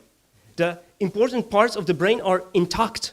Guy is intelligent. He can tell you what will happen, and he just don't care. He totally don't care about the future. And then, luckily for him, he came to a group of neuroscientists who invented this new test, which is quite famous because Malcolm Gladwell mentioned the test in one of his books, Iowa Gambling Task. You're familiar with that? Basically, that's the picture presenting it. Imagine you have 4 sets of cards, but these are not like regular cards, playing cards, but like Monopoly cards. You get $100, you've just lost $1,000, okay, $20 plus, $30 minus. And A and B are bad decks. You have huge benefits, but the losses are much bigger. And C and D are good decks. So you don't have huge bonuses, but the losses are much, much lower. So in the long run, it makes total sense to use only decks C and D. And this is exactly what normal controls, so people like you and me, were doing. After trying A, B, C, D, A, B, C, D, then they've tried A and B because the rewards were bigger, but then regular people ended up using only C and D. Because we are smart. We know the consequences. What's fascinating is when they were measuring reactions, like the skin reactions, the temperature rise, pressure, people were aware that the decks A and B are evil, even before they were able to verbalize it. So we have this incredible skill in anticipating the future and making right choices. This is the sad part of the story. These are the choices made by Elliot, our protagonist. He failed Iowa Gambling Task. Again and again and again, he was trying the bad decks because he thought, well, maybe this time it will be better. Maybe this time it will be better. And why am I telling you this story? First, because I think it's a cool story. Second, because this is exactly what we are doing with global warming. This is exactly what we are doing with agriculture and energy as a society. Like, we all know that the temperature is rising. We all know that we need this bloody rainforest. We all know that we need to have clean sources of energy. And yet, we're taking A and B, the bad decks, quick gains, fully aware of what's going to happen. So somehow we all suffer the same stuff as Elliot do, but everything is okay with our brains. The problem is not with brains. The problem is not with hardware. The problem is with software, because we have fascinating data that demonstrate that each and every of us is also a subject to very similar processes on a larger scale, but they are determined not by a presence or absence of certain part of our frontal lobe, but by narratives. Narratives are vehicles of anticipation that in everyday life make us to perform Iowa gambling task again and again every day. We make simulations in our minds, we share them with other people, and we decide on future scenarios based on the stories we have. And today, I would like to give you a quick overview of most important elements of narratives. How do they work? How can they be vehicles of anticipation? And why bad narratives can cause us to take cars from very bad decks, and how good narratives can steer us back to the right, reasonable path and save our life, our marriages, our climate. And there are three elements that are very peculiar for narratives that are the basis of what I will be talking about today. So first, as I've already mentioned, we have great research on that narratives are basically vehicles of anticipation. And by the way, research done on subjects like Eliot shows that they have significant problems with understanding narratives because they remember the facts, but they don't see the sequences. And this is a first element that I will be focusing on today. The second one is even more important. Narratives are vehicles of empathy. By telling a story from a point of view of the other, we make the other a subject, not an object. And we are able to do something which is exceptional for our species, to simulate the point of view of the other. And this has everything to do with climate. This has everything to do with what we've just heard about Africa and Ukraine, because this is how narratives define our borders of solidarity. And the third point is even more important than empathy, because the world is surprisingly complex, and we are surprisingly simple. We crave for simple answers. And again, we have a lot of research on that. I won't quote to you my favorite experiment here, maybe next time, about how the illusion of explanatory depth, so our belief that things are simple and we are smart enough to grab all of them, drives a lot of really bad choices in our life. But basically, this is true. The best narrative you can ever get are the user's manuals from IKEA. Super simple pictures demonstrating you what to do, what not to do, and this is what we will be looking for. But as I will show you today, narratives are our primary tool of simplifying the world, but cleverly used, they also demonstrate our ability to grasp really complex matter. And these three dimensions may be roughly translated to three elements of every narrative. So every narrative consists of some structure. One thing happens after another, and they make sense. If not, it's not a narrative. It's a random set of pictures, for example. By the way, our brains tend to see narratives even in random sets of pictures. Code, so these are colors and people and places and metaphors and wording. All of this is a code. And last but not least, we have narrative communities and media. So everything that enables us to share narratives, to build empathy, to create a community around narratives. And today, I will mention briefly the most important elements of each of these dimensions, starting with structure, obviously, because this is like, where we should start. And for those of you who, like myself, are really into hard facts and data, narrative is not just a random set of words or pictures, because we also can have a visual narrative. Every narrative, if it is truly a narrative, because not every text is a narrative, like 10 Commandments. Cool, but not a narrative. Every narrative is a mathematical function, which basically means that a value changes over time. It can also change when you move from a place to place or whatever. I will simplify it to a value changing over time, but you can see how, for example, a map can be easily translated to narrative when you move from Europe to Africa, for example, or show a changing climate zones.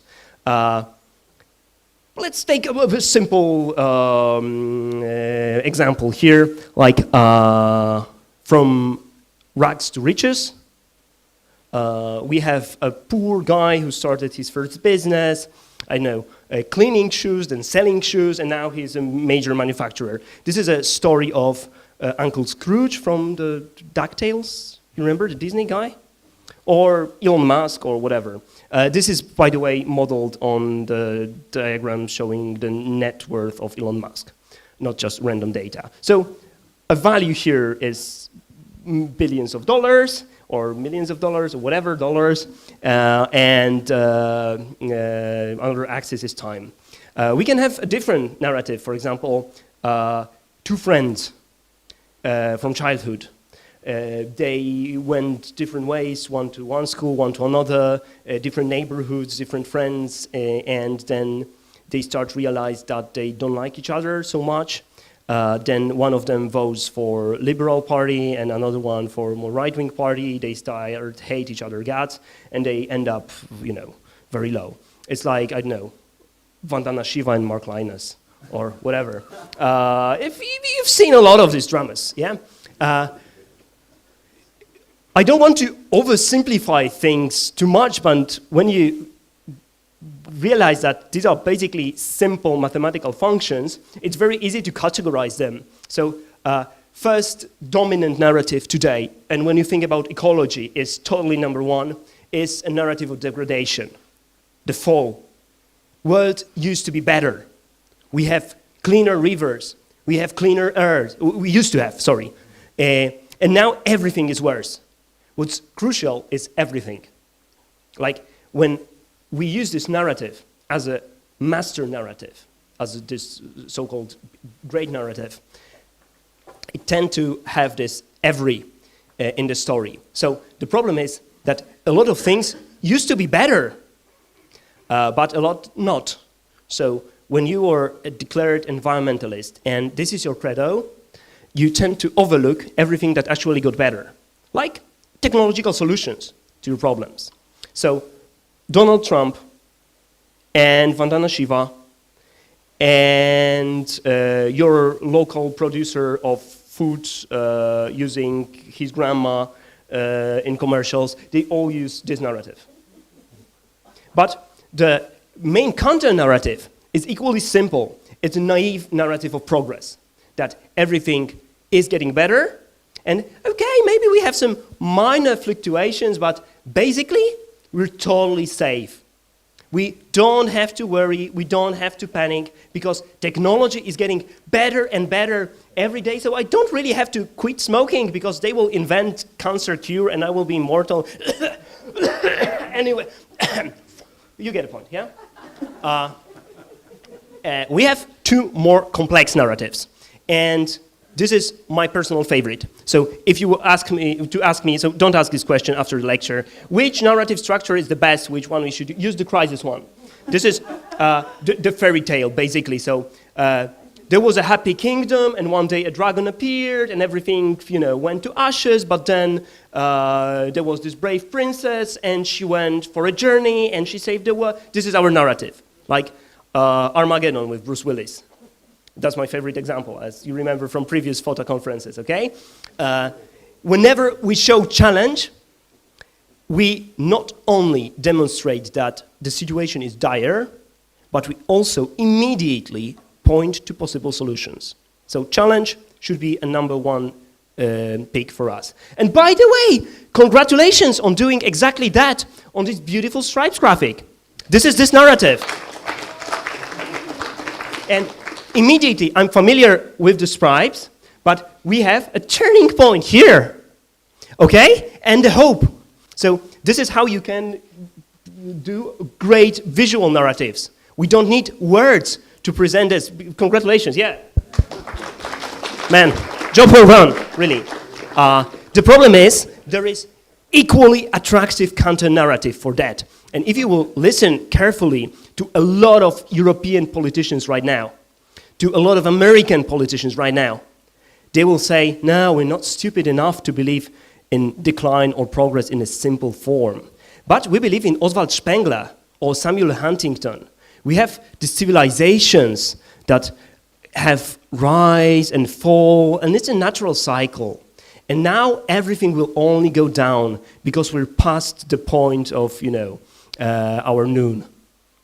And this is very attractive. And it really tricks people into believing that there is nothing we could do. And if the Earth is doomed, the best thing we can do is to take a pole position in a race for the last glass of water. It's only smart to do that, a Mad Max scenario.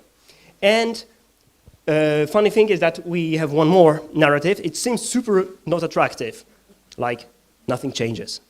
But recently, analyzing TV commercials and New York Times bestseller list and stuff, this became super popular. Like, every technology is a trade-off. What really matters, our humanity, who we are, doesn't change. So really, no technology could be a solution, or lack of technology is also not a solution. It doesn't matter. The truth is only inside you. It's a funny narrative. Look for it. Yeah, it is. A lot of mysticism in that. And what's fascinating is that we are totally capable of tracing two mathematical functions simultaneously. To see, for example, that there were two guys who were friends and started with no money, but great friendships. Then they started business, and at some point, they've started getting more and more money, but they lost their trust and friendship. This chart is modeled on the episode of Netflix TV series Toys That Made Us, and this is a chart presenting guys who invented Teenage Ninja Mutant Turtles. By the way, I never make up my data, it's always real. So we're totally capable to track two functions simultaneously and to see, okay, one thing is going up, second thing is going down, can we have a better solution? We see the good thing and we see the price. Can we have a better solution? This is how narrative can help us to think multidimensionally, however. And if you ever read one of these huge 19th century novels, you know that we're capable of tracing like 20 functions simultaneously. Or if you read Games of Thrones, you know we can do 120. And if you watch any of telenovelas, like, remember this one? Da da da da da da da da, like 5,000 at last. She was his mother, but then she lost memory and she was kidnapped and got face. You remember the episode? Face transfer, and he thought he's lost fiancée, and fascinating story. We can do that. We can do that in bad things like telenovelas, but we can do this in good things like let's sit down and compare different dimensions of different source of electricity or crops. And you may ask, so if a value changes in time, what is the value we should track? What is the value we should use as a prime thing in our narratives? And obviously the rule follow the money is very tempting because sometimes it works, like for example when you ask where Gerhard Schroeder is working now. But you can cheat your tax services. You can, fool your mom and your dad. The only thing you cannot fool is the rule of conservation of energy. And this is the only rule that always works. So if we are to go into the deepest depth of the stories, we should start with energy. We should follow energy. And we should teach people to follow energy in their narratives. We should teach history lessons Not that, well, this medieval kingdom fell apart probably because there was this king and there was this war and there was this dynasty. No! Follow the energetic density of the wood they had. And now the forest was gone. So they had nothing, you know, to create the energy supplies. It's way better than kings and dynasties and media and communication. I see that I don't have a lot of time left, so let me summarize this very briefly. That's part of the presentation. I invented it 3 days ago when I started rehearsals, okay? Don't ruin it. So let me put it very briefly in 3 points. Point number 1, polarization seems like a great idea. So when I know I am right, I have this nice feeling that, whoa, I'm the good guy, there are the bad guys, so I should destroy them. The best thing to do is to wipe them out from the surface of Earth. Because, you know, facts are mine, I am right, and you know what, it doesn't work.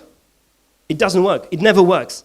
And the results are even worse than you think, because in highly polarized situations, we have good research, especially on politics, smart people from both camps, believe me or not, there are smart people in both camps, always, are marginalized, and the most radical ones, even in your camp, will take over.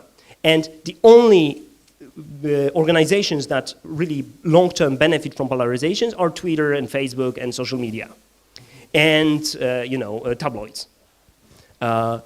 Ecology will never benefit from polarization. So building bridges, not trenches, is super important. It's difficult because I know we've mentioned the topic for like 3 times already, so let's address the elephant in the room, the gay people. I don't know, I ate a lot of GMO stuff, I'm not gay myself, but I'm super pro-family. So when I have my gay friends, I'm totally like, hey, I'm pro-family, they should have marriage like I do. And for me, that's part of my conservative agenda. Like, hey, I have marriage, you should have marriage too. So I really don't understand why anybody would be against gay marriages. But when a guy who is against gay marriages wants, with me, to talk about nuclear energy in Poland, this is a totally right time and place to talk about nuclear energy in Poland. And maybe, just maybe, it will be also an opportunity for me to give him an opportunity to meet my gay friends, okay? And I learned a lot working with conservatives who also care about our planet. And this is difficult because we live in a time when, you know, the drive to don't talk with this guy because he's against this or that is super strong. And here we probably have a very uniform audience, but I know a lot of people who are very into combating global warming, but they are super skeptical about some parts of my own beliefs, like GMOs, for example. We don't have to solve every problem at once, but involving them in solving one of the problems may be the greatest opportunity imaginable to learn something mutually, for example, about GMOs. The second thing is, we are really great in telling stories that are about us personally, one-man show. We are pretty capable of expanding this empathy to our family, our tribe. And now we learned a lot since the invention of printing press about how to think in terms of solidarity with our country. So let's vaccinate everybody in Poland, because this is Poland and we should be, I know, feel this solidarity with other fellow Polish people. But this is not how reality works anymore. So, for example, if everybody in Poland really got vaccinated and we left the whole Africa unvaccinated, without any help, without our support, it's not a thing of morality. The virus will keep mutating, and it will get back to us, and it will kill us all. So there will be no secret hiding place. There will be no Noah's Ark anymore. Either we all survive, or nobody survive. Humanity is our new tribe, and this is the way we should shape our stories, the only reasonable way. And The last thing is, I love fact checkers. I do some fact checking myself. And I really enjoy working with the organizations that do that. But fact checking is never enough. So showing that your data is wrong, this is wrong, doesn't work. I will show you later why. But we need fact telling. So we need nice stories to convey our facts. And whenever I work with science people, they are like, nah, they have stories, the charlatans, they have stories. We have facts, we have data. And I've seen your reaction to my data. Nobody cared about my data. But after I told you Elliot's story, I've seen your faces. Like, whoa, this is tragic. And the better data we have, the more urgent and serious are our facts, the more we should care about our stories, not the other way around. Because our brain does not simply accept facts. Our brain uses stories as a carrier for facts, and the sooner we accept it, the better. And the code. The thing with the code is that it's extremely complicated, and majority of my work is decoding the codes. And for example, I work with this organization that is named pretty similar, like Reimagine Europe, Re-Europe, cool, we're going to sue you. And we had this huge analysis of social perception of new genome editing technologies in various European countries. And I had hundreds and hundreds of papers, from scientific papers to tabloids, about GMOs. And we have sorted them into different narratives. And then I've analyzed the pictures that accompany them. And I realized that there is a difference in color palette. And I was able to predict with like a 90% probability whether it was a pro-GMO or anti-GMO paper based on the colors that were used in pictures. To make a long story short, anti-GMO activists were using a lot of photographs, green, dark shades of brown, and so on. The scientists who were pro-GMO were using a lot of infographics, and cyan was a dominant color of a palette, also a lot of pictures of sky, I don't know why, and sun. So there were differences in color palettes. You see how deep it goes. We have archetypes, we have a lot of stuff. Today I would like to tell you about something that is not really tangible. And I started with mathematical functions, and I will finish up with metaphors. And I don't know if you're familiar with this experiment. At first it was pretty contested, then I've seen some attempts to reproduce this experiment in different environments, and it worked, kind of. The story is, there is a group of people like you, they all got a mock-up report about crime in an invented city of Addison, and they all got exactly same data charts and tables. The only difference is that in the introduction, one group gets the information that a virus of crime has infected our city, and another one has a metaphor stating that the beast of crimes is ravaging in our city. And then people were asked whether you prefer, what measures do you prefer to combat this problem of crime? And there was a statistically significant difference between two groups. People that were primed or framed with virus were much more tending to analyze the social roots and work with community, while those primed with beast metaphor were like, we should arrest and combat and, war on drugs, basically. And when people were asked, why? Why have you chosen to work with community?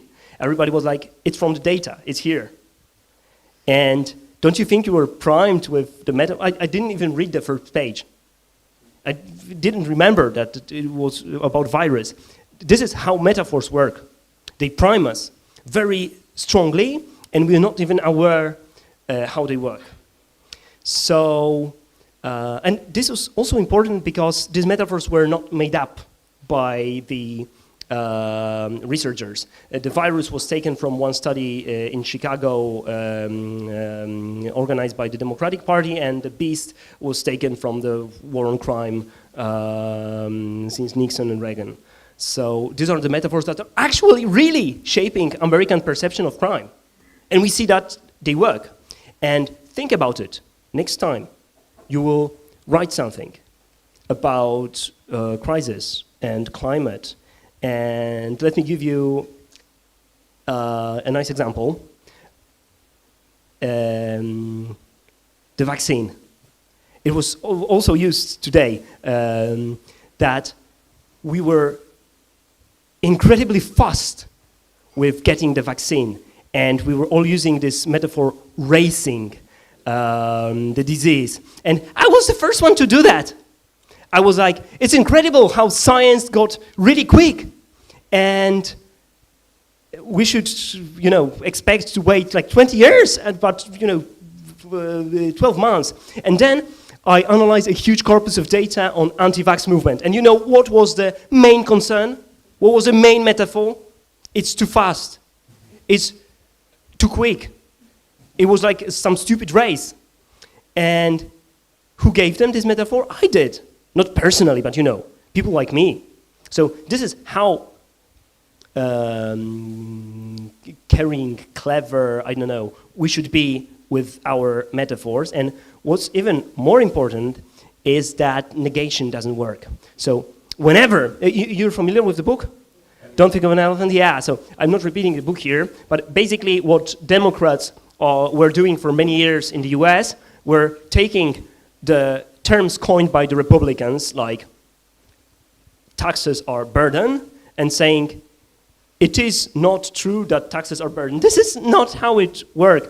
Negation doesn't work. I hope not always, because this sentence is kind of negation, but yeah.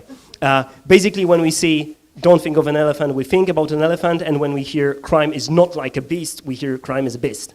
So whenever you hear that GMO is like Jurassic Park, a dominant metaphor, don't use it. Don't say, no, it's not like Jurassic Park, it's totally different. Think of something yourself. We need to coin our language, because right now we're defensive. Right now we're saying don't think of an elephant all the time. And what is cool about that is that our mind is capable of incredible things. And if I can ask you for help, can anybody say like a totally random thing? It should be tangible and I should know what it is. An animal, an item, an activity. Coconut. Okay, so when I was thinking about metaphors, I told you that I started rehearsing like 3 days ago. I was looking for a metaphor to explain you how metaphors work. And I thought like the metaphors are like coconut. First, you know that coconut is a huge killer. Like people got actually killed by coconuts because they are heavy, they fall from the trees, but nobody thinks about coconuts as dangerous things. So metaphors are like coconut because they can kill you, especially when you sleep under the tree. And this is what we are doing. So be cautious about metaphor. But it's more. It's about layers. So metaphor is hard on a surface. When you first think coconut, you cannot do anything with that. What can you possibly do with a coconut? But then you open it, and inside is really nutritious, and your brain craves metaphors like a coconut. When you get through the shell, you get something that is really nutritious and tasty. And what's more, you don't really eat coconuts being here. You use coconut flavor. Metaphors catch up. Then it gives flavor to all the coconut things without real coconut. So this is how metaphors work. And very often, people want to pay me money for finding great, perfect metaphor for something. I always take the money because I like money. That's kind of the person I am. But the thing is, it's not really like you need to find a perfect metaphor and look for ages for that. Sometimes you need to be brave and take a thing and expand on it. You know how long it took me to come up with the coconut metaphor? Like 0.6 seconds. And this is what you do. Be brave, fight for that, and let's save the world together. Thank you. Thank you, Martin, so much for this presentation. I think we will all go to bed creating metaphors now. Thank you so much. And It's time for questions. Yes, and I see Ida's hand, and you actually are nearest by. Hi, thanks so much. That Hi. was really entertaining. Is it sure that it wasn't arranged, the coconut thing, beforehand? We can test it. You can give me another, metaphor. Yeah. Actually, my question was about, I was interested about the virus and the beast metaphor you gave. So you said that it was something that was already in use in the population. So do you think it can, is there a difference to something new that would be used for the first time if you're testing the actual imagery there, or if it's something that they have learned because of the association before? So they learned that if you talk about viruses, you're talking about this democratic context and so on. Yeah, I'm not smart enough to analyze the data there, but luckily the paper was analyzed by another researchers, and this was one of the questions. So maybe it only worked because the metaphors were really prominent. And the first thing was that the virus wasn't really so prominent. It was a pretty local thing. But another thing was that they've just cross-analyzed it to the knowledge, interest in political things, and to political preferences. And even Republicans who got virus in their report were much more probable to come up with more democratic response, so kind of. But there is another thing about new metaphors, and we have better data on visual images here, but I'm pretty sure that it will also work with metaphors, that new metaphors have this effect of freshness, that people are like, what, coconut? And you have their attention. It's like a good joke.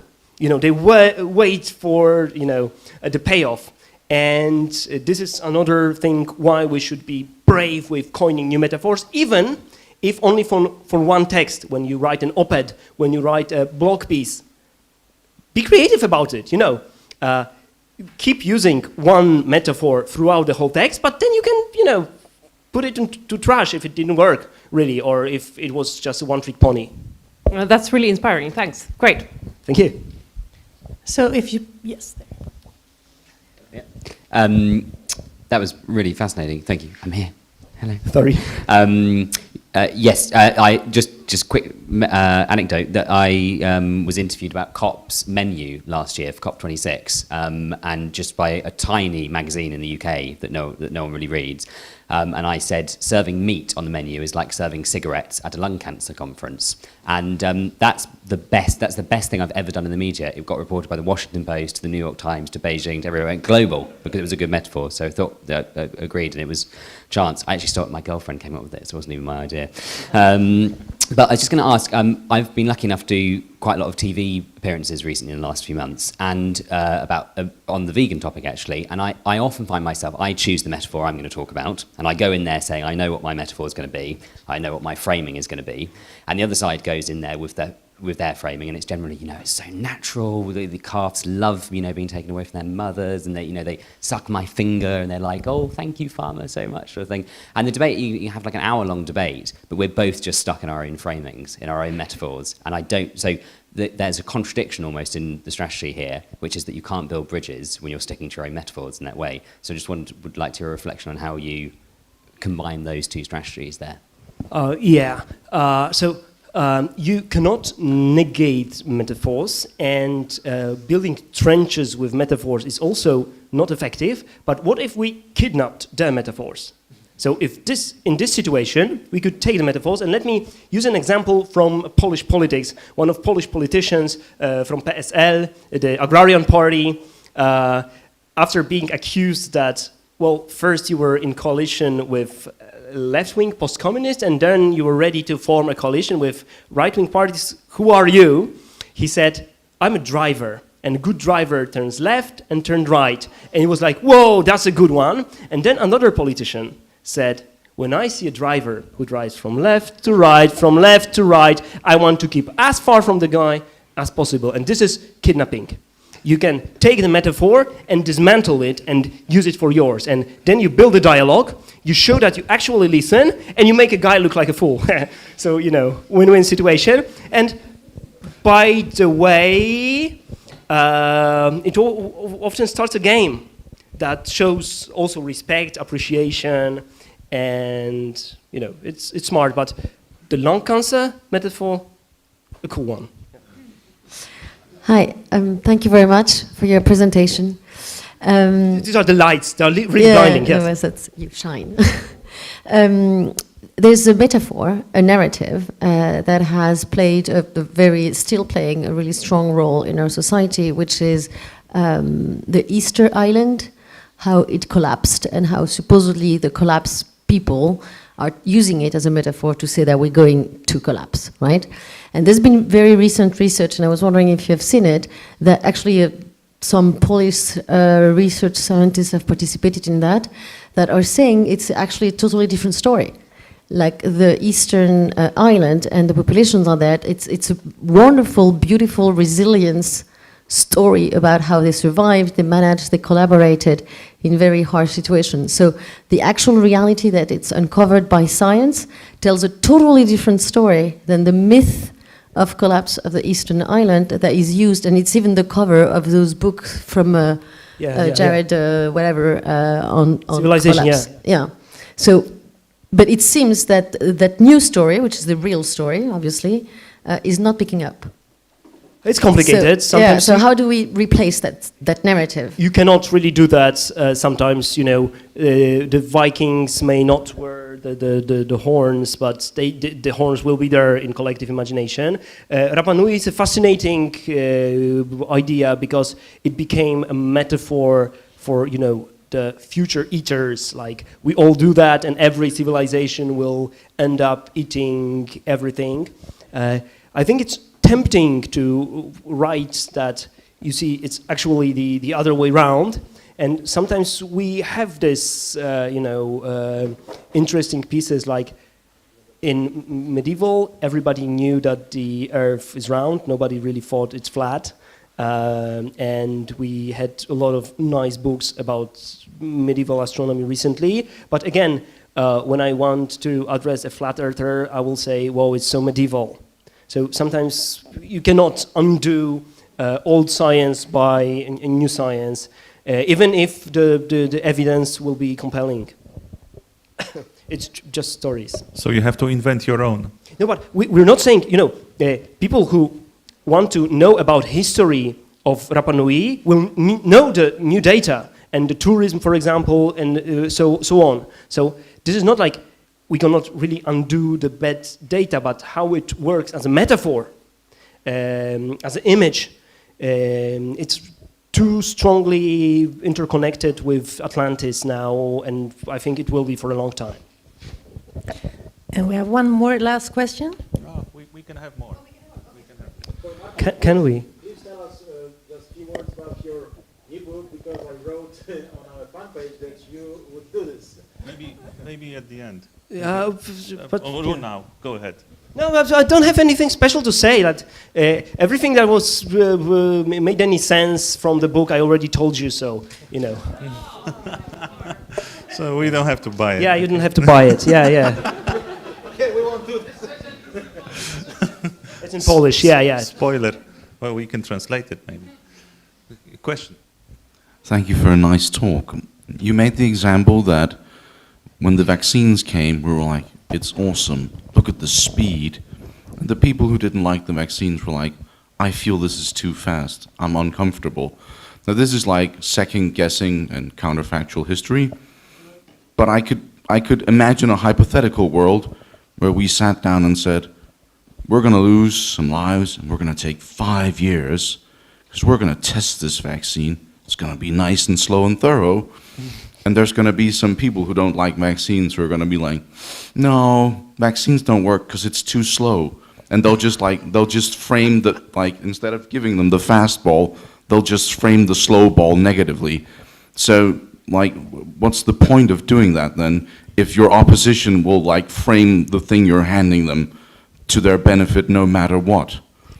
Well, sometimes it's when you want to hit a scientist, you will find a stick, as the proverb goes, and there are people, but research shows that it's a pretty small group who are totally convinced that vaccines are super evil, and regardless of the metaphor we're going to use, they will use our metaphor against us, and we're totally aware of that. But the group we're trying to address is a huge group in Poland, over 40% of people, who are like, I don't really know.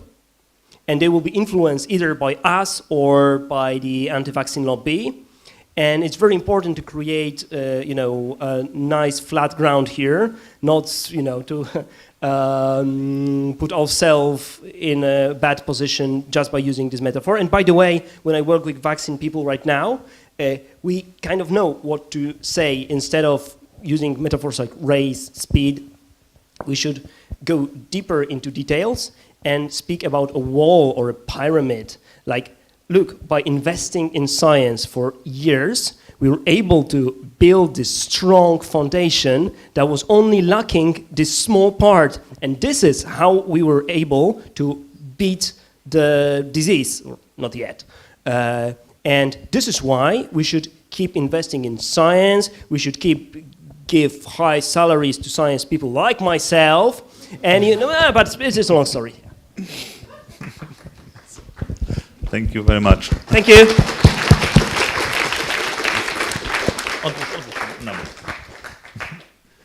Okay, just a second.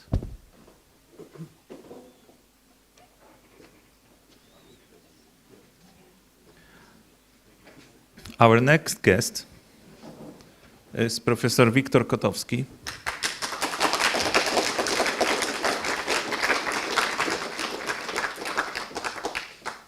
And you have to understand that it's a play on words, but I will let you explain this, because in Polish language. I'm not going to explain it. Then you have to live with the fact that you won't understand.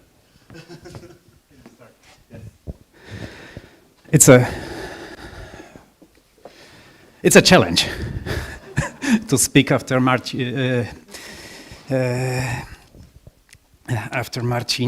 and I knew that before, so I decided to let others start the narrative.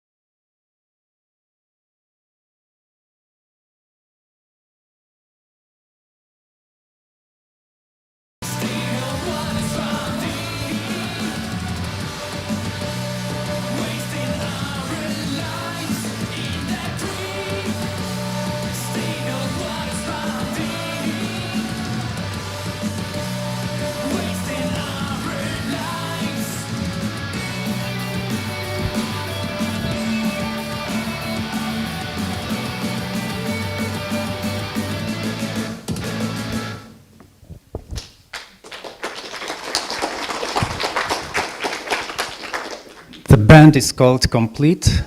It's a Ukrainian band from Ivano-Frankivsk, and I discovered it once when I made up this title. I thought it would be title of a book or a paper. Then I found out it was a title of an amazing song and good lyrics. In Bog We Trust is about narrative, is about facts, but trusting is based on experience. And as Marcin told, or what I got from this, we trust because we know, and we choose the right cards because we get experience. And for millennia, we knew that wetlands were our place to live. So you could think that on such a conference, when I'm talking about such a specific thing as wetlands, bogs, it's a peculiar topic. I want to show that it is one of the most important issues on Earth. You may not know that we were created by a wetland god. This is the oldest written religion that we know. Second from right is God Enki. He created humanity in an autosexual act of digging canals in a mire. Mire's Al-Ahfar in Mesopotamia. You could imagine which part of his body he used to do this. Anyway, we are created from his semen and the mire. He was our father, the mire, the wetland is our mother. And by the way, the world was created by creating reed and making a floating island of reed on which humanity settled, the created humanity. This was the oldest civilization, settled civilization that we made. And well, before we were trying our best in northern Africa, before climate change pushed us to northeast, and actually in North Africa, 40,000 years ago, we lived on wetlands. Yeah? As soon as we went down from the trees and stopped nomading, we settled next to lakes, riverside wetlands, and then we traveled until we found Nile and Tigris, Euphrates wetland valleys, and there we made this amazing civilization, which survived until recently.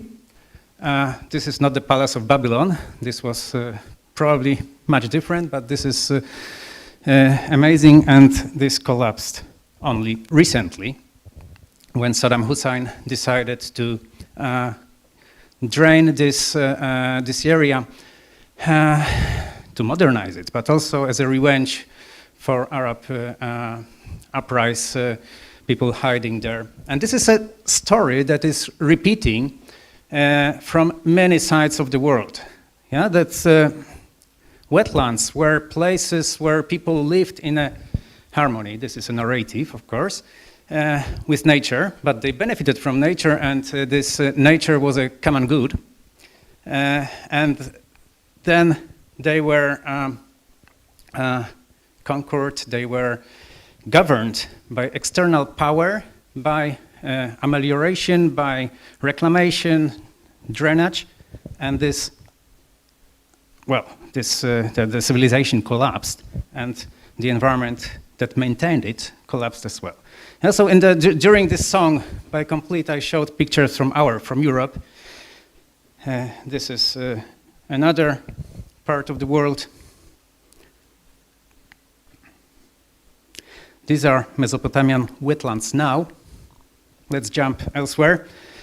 Amazing peatlands, actually, peat swamp forests of Southeast Asia. This is Borneo, where another human species is still living. This is one of our closest relatives. And orangutan, in Malaysian meaning forest man, is actually a bog man. because all tropical forests in Southeast Asia where orangutans live are actually peat swamp forests. They are wetlands, and well, you can see how fast the forest cover in Borneo shrinks. But the peat swamp forests shrink fastest. Yeah? We use them because we are attracted by this short time gain, not a long-term benefit, especially that it was not our human species. These are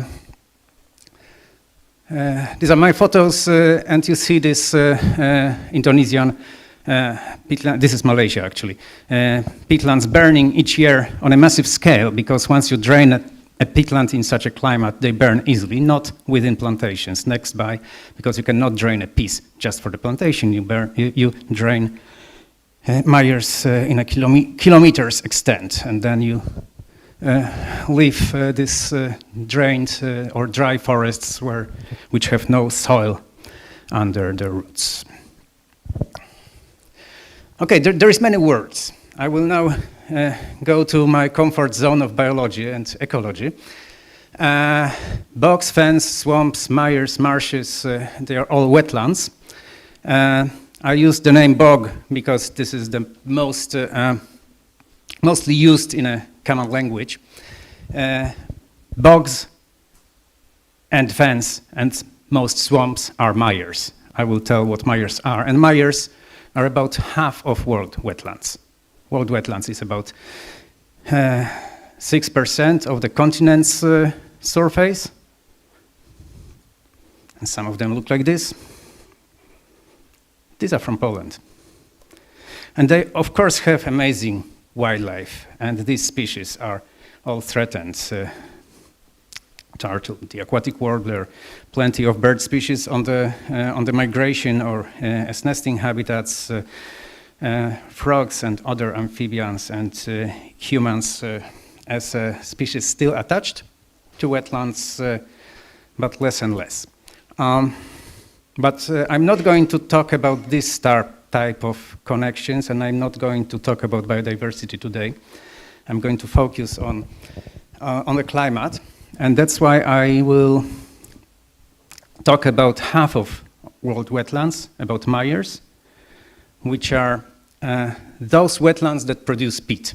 You could say that mires is equivalent of peatlands, if not the fact that a lot of peatlands are drained, especially in Europe.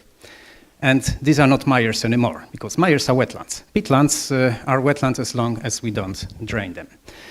What makes peatlands peatlands is peat. Peat is a soil or a rock, some geologists would say, composed of dead remnants of living organisms, basically plants, but sometimes you find other organisms saved in peat. And the reason why they stay there is that in a mire soaked up with water, logged with water, you have very limited oxygen access. That is clear. Sometimes I ask students to explain it, and they say, well, because there is water. I'm saying, well, but in a lake or river, you also have water, but you have oxygen for fish, so that then they come up with the idea that it is not mixing. There is another, apart of mixing, reason why there is no oxygen in a bog. The reason is that bogs are made of organic matter that is very attractive to microbes for decomposing.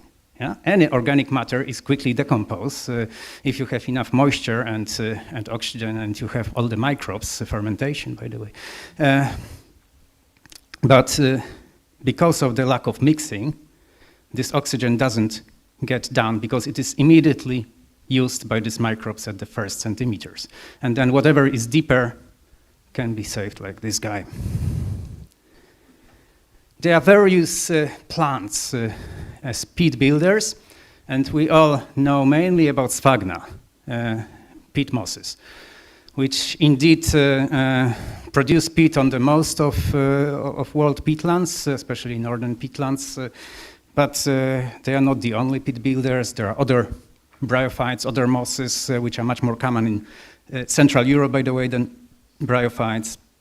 There are sedges, very nice wetland grass-like plants, which make peat not with their leaves, but with their roots. And there are trees. These are our black alder, but there are also tropical trees which make peat on Borneo. And this peat can accumulate for millennia or longer if stable climate periods last longer, and can accumulate really meters or even tens of meters. The deepest deposits found still active peatlands are about 20 meters. In our biogeographic zone, they are mainly up to 10 meters because they formed after Holocene, 10,000 or 11,000 years ago.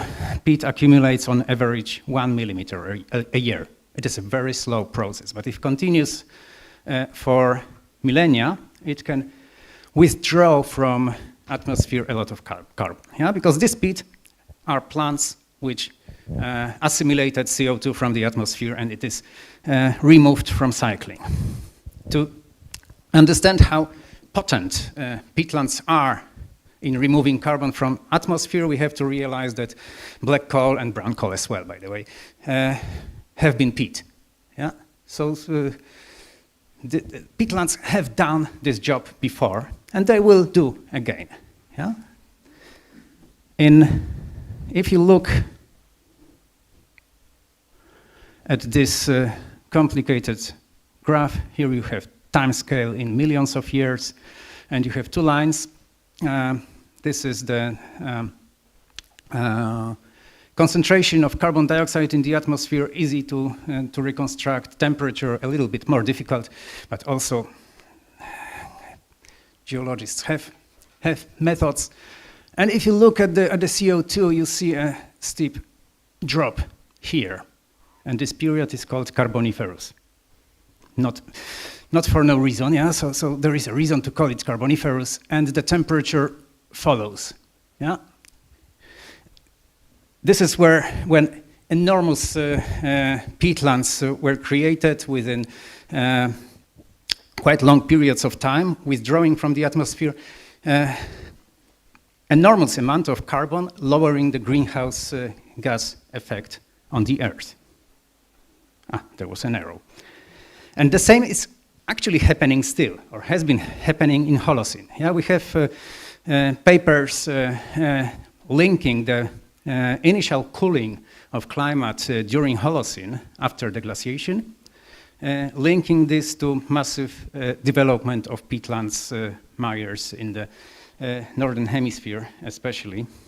And there are complicated pictures showing this, showing the deglaciation period after glaciation, and then development of peatlands on the places in front of glacier. Yeah, the time scale is going this way. And then after peatlands have withdrawn a lot of CO2 from the atmosphere, glaciation can start again.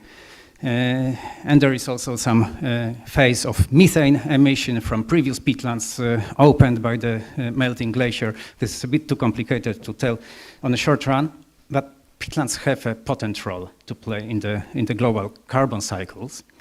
And for me, the important message from this long-term role of peatlands is that even if we fail, and it is quite likely, then peatlands will do the job to fix the planet.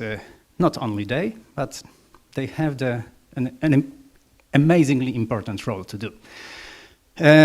This was the scale of millennia. If we look at peatlands on a shorter time scale, say hours or days, they are more or less, well, they're actually warming climate, if you look at hours, because they sink, they absorb some CO2, but they emit a little bit of carbon back as methane. Methane is more a potent gas, greenhouse gas than CO2.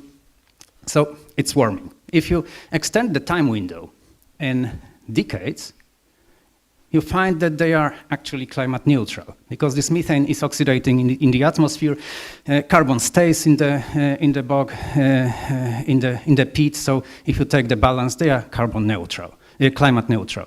If you take a longer time window, and then how long depends on the type of a mire, then you find that they are actually climate coolers, because this carbon storing effect is prevailing over methane emission.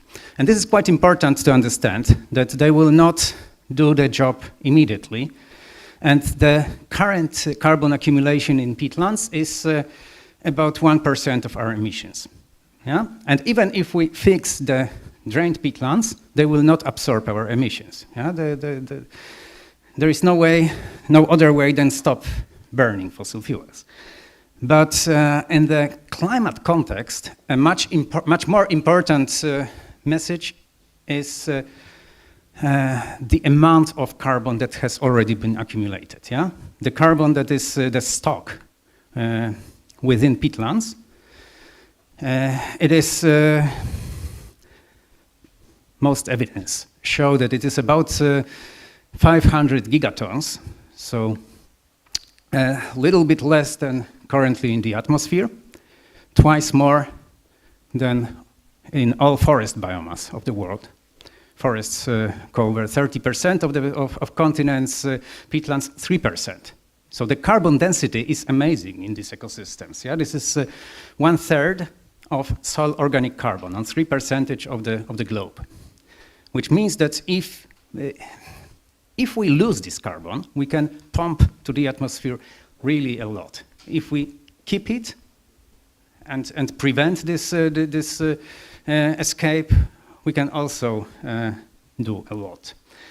And to show, actually I used to show this slide to say that it is even more. And until recently we thought that it was half teraton. Now we know that it is 1 teraton. But soon the discussion started that the method of Nichols and Pettit was not correct, and there is no data showing that peatlands include 1 teraton. They include actually 500 gigatons. You know these discussions in science. But what is most interesting from this is that after this polemic, Nichols told, okay, let's check it with 2 methods. And they applied their new method and the inventory method, so what we already know. And they showed that both methods overlap in terms of confidence intervals. The average is actually different. Yeah? The average from the inventory method is about 500 gigatons, and from their new time history method based on peat sequestration rates and carbon density in peat is about twice larger. But if you look at confidence intervals, which is these black stripes, they overlap. So actually they tell the same. Average is just to keep our attention. What it also shows is how little we know about the biosphere. Yeah? If we cannot estimate the amount of carbon on 3% of land, and our uncertainty is so large. But at the same time, it shows that our trust in bogs is based on measuring confidence. Confidence is another word of trust, perhaps more scientific. So we know what we know, and we also know what we don't know. And yes, I told not all peatlands are mires anymore. We have about 4 million hectares of the assumed peatland area. With area, it is easier. Yeah, we don't know how dense is the carbon there. About 80% is still in a natural state. So peatlands are actually, or mires are actually the last wilderness. These ecosystems, especially far north, has not been affected to a large extent, but these 80 million hectares that are degraded are causing a lot of trouble. I will take the rest of my lecture to talk about this trouble, but let's see why they are destroyed. 50% is agriculture. We've been talking about agriculture a lot today. 30% forestry, rest peat extraction, which now is also agriculture or horticulture, and some other more minor sources. And if we look where these emissions or this destruction has taken place, it already shows that it is about emissions. Perhaps this map should come as the next slide. It shows Southeast Asia and Central Europe, Central Northern Europe. Yeah? So these two parts of the world are responsible for how much? Yeah, maybe you know this, but you can make some guesses. Anyway, the message is that draining peatlands, we turn them from carbon sinks into potent carbon sources. Drained peatland is like a compost heap. Yeah? We store plants on a compost to let them degrade, decompose, and release nutrients so that we have fertile soil. At the same time, these plants release CO2 to the atmosphere, but we don't care, especially with the current narrative that it is biomass, so what has been accumulated last year can go to the year next year. But if we turn a peatland into a compost by bringing air to the peat, we are actually removing carbon that has been accumulating for hundreds or thousands of years on a rate that is at least 10 times faster than accumulation. Actually, in our region, it is about 20 times faster. In tropics, it is 50 times faster than accumulation. We actually, with draining, this is mean annual water level. This is zero water at the surface. If you are at this side, water level is below the surface. We are lowering methane emissions. So we should be happy because the potent greenhouse gas does not bubble up anymore, but we are increasing carbon dioxide emissions. But you remember that methane is about 30 times more strong as a greenhouse gas. But if you look at the scale, yeah, methane emissions from wet peatlands is measured in kilograms, and CO2 emissions is measured in tons. Yeah? So there is 3 orders of magnitude, or at least 2 orders of magnitude, larger impact of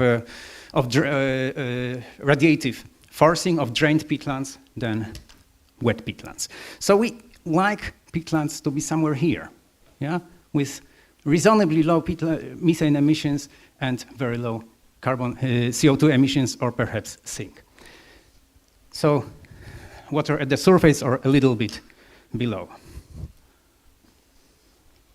But we have unfortunately turned them, and we are still turning them into this.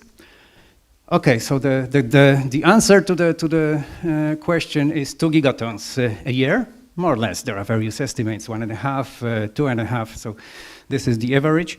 2 gigatons a year is about 5% of our emissions from burning fossil fuels. So again, this is not the main source, but this is easy to stop. Yeah, let's find 20 methods 20 ways to stop 5% of emissions, and we are done. Where does it come from? Drained peatlands used for oil palm plantations. Again, burning. You probably all know this graph, and perhaps some of you have been wondering what is this peak here. This is cumulative. CO2 emissions, not cumulative, but showing total CO2 emissions from 1880 split between different sources. This is land use source, and this peak is 1997, when the largest peat fires in Indonesia happened just 1 year after drainage was complete. Yeah? So immediately it emitted about 20 to maybe 40% of the total anthropogenic emissions that year, or between 10 and 40. This uncertainty is quite large.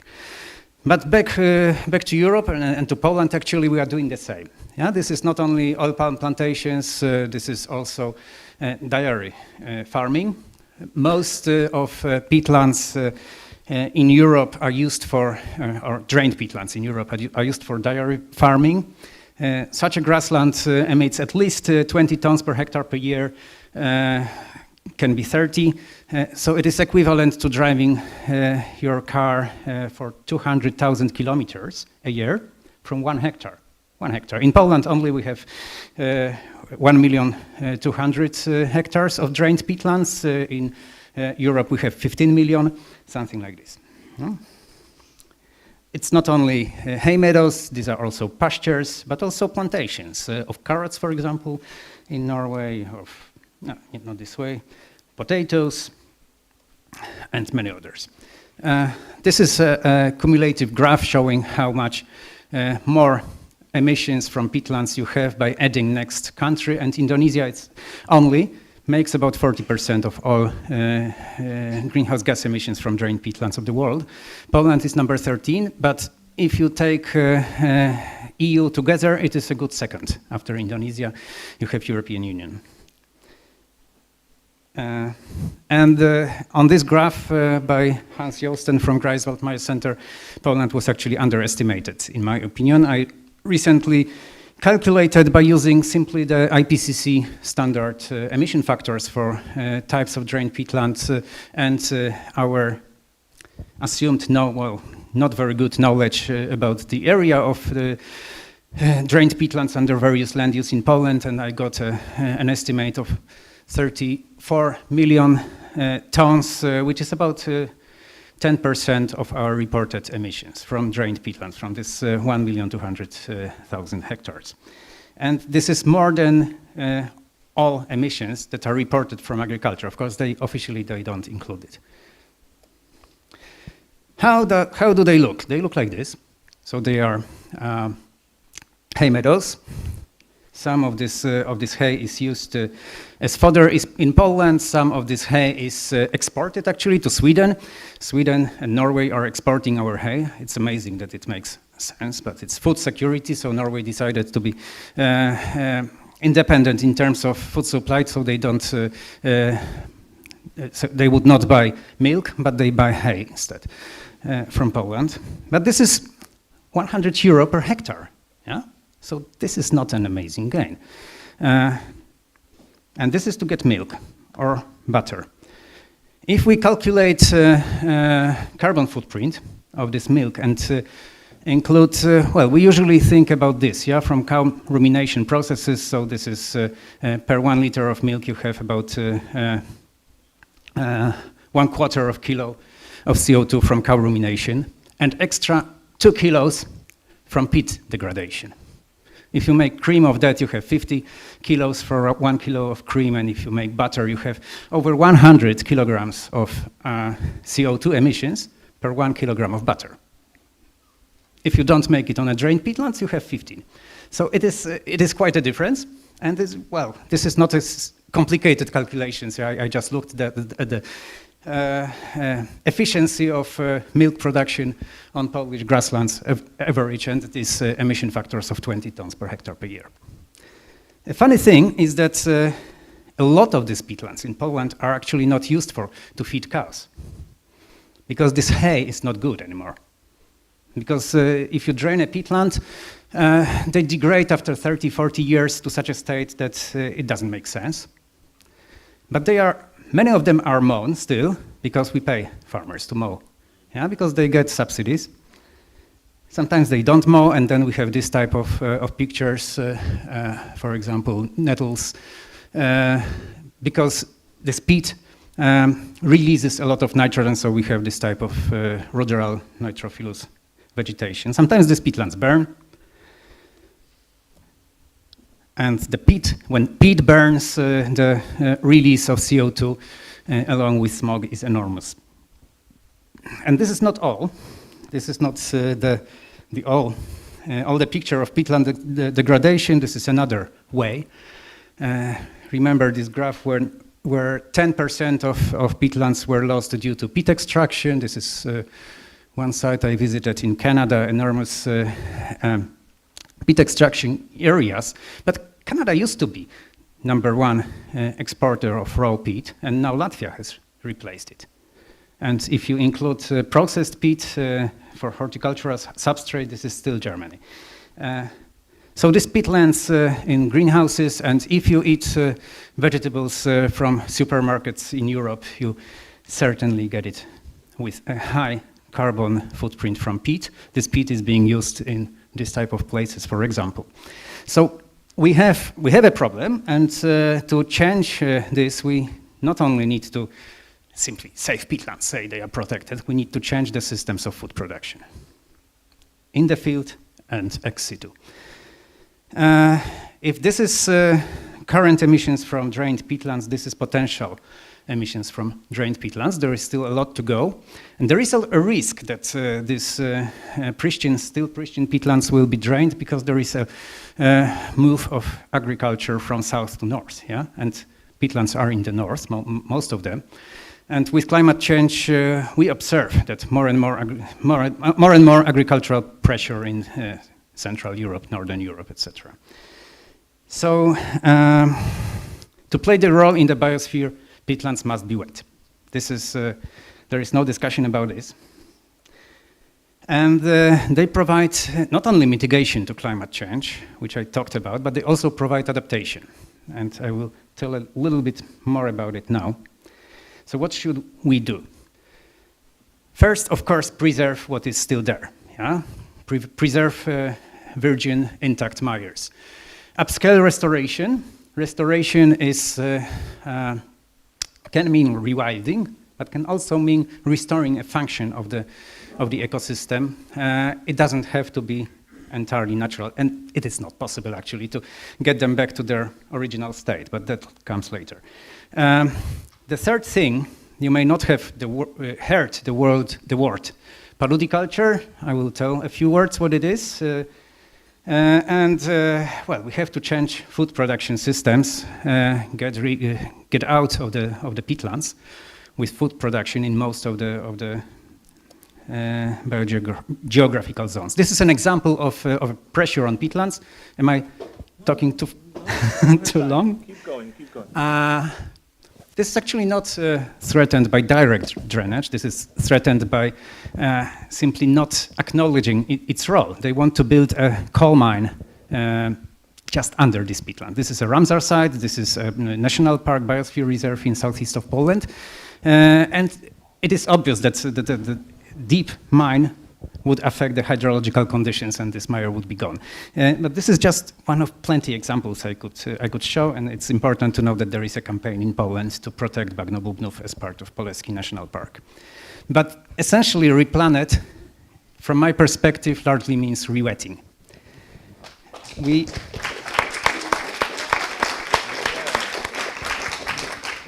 And you may be surprised that actually the largest rewetting areas, maybe not now, because UK started to catch up, are located in Belarus. This is a privilege of central planning. Yeah? Lukashenko could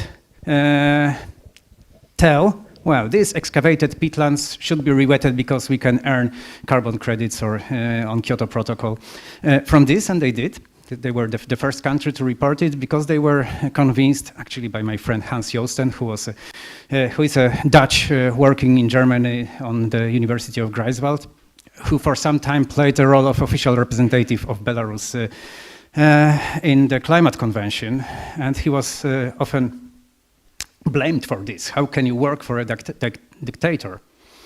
But he was pragmatic. If I have any means to save mires, and Belarus has very important mires, I will do this. So that's why they have really good achievements. But we have these examples everywhere, only the scale is still too small. Indonesia is now rewetting 2 million hectares. But yeah, this is quite difficult to achieve. These canals are enormous. The speed of water running is gigantic. This is a stone dam on a canal in Malaysia, on the Malaysian peninsula, and it is just between a plantation, oil palm plantation and a national park. Paludiculture.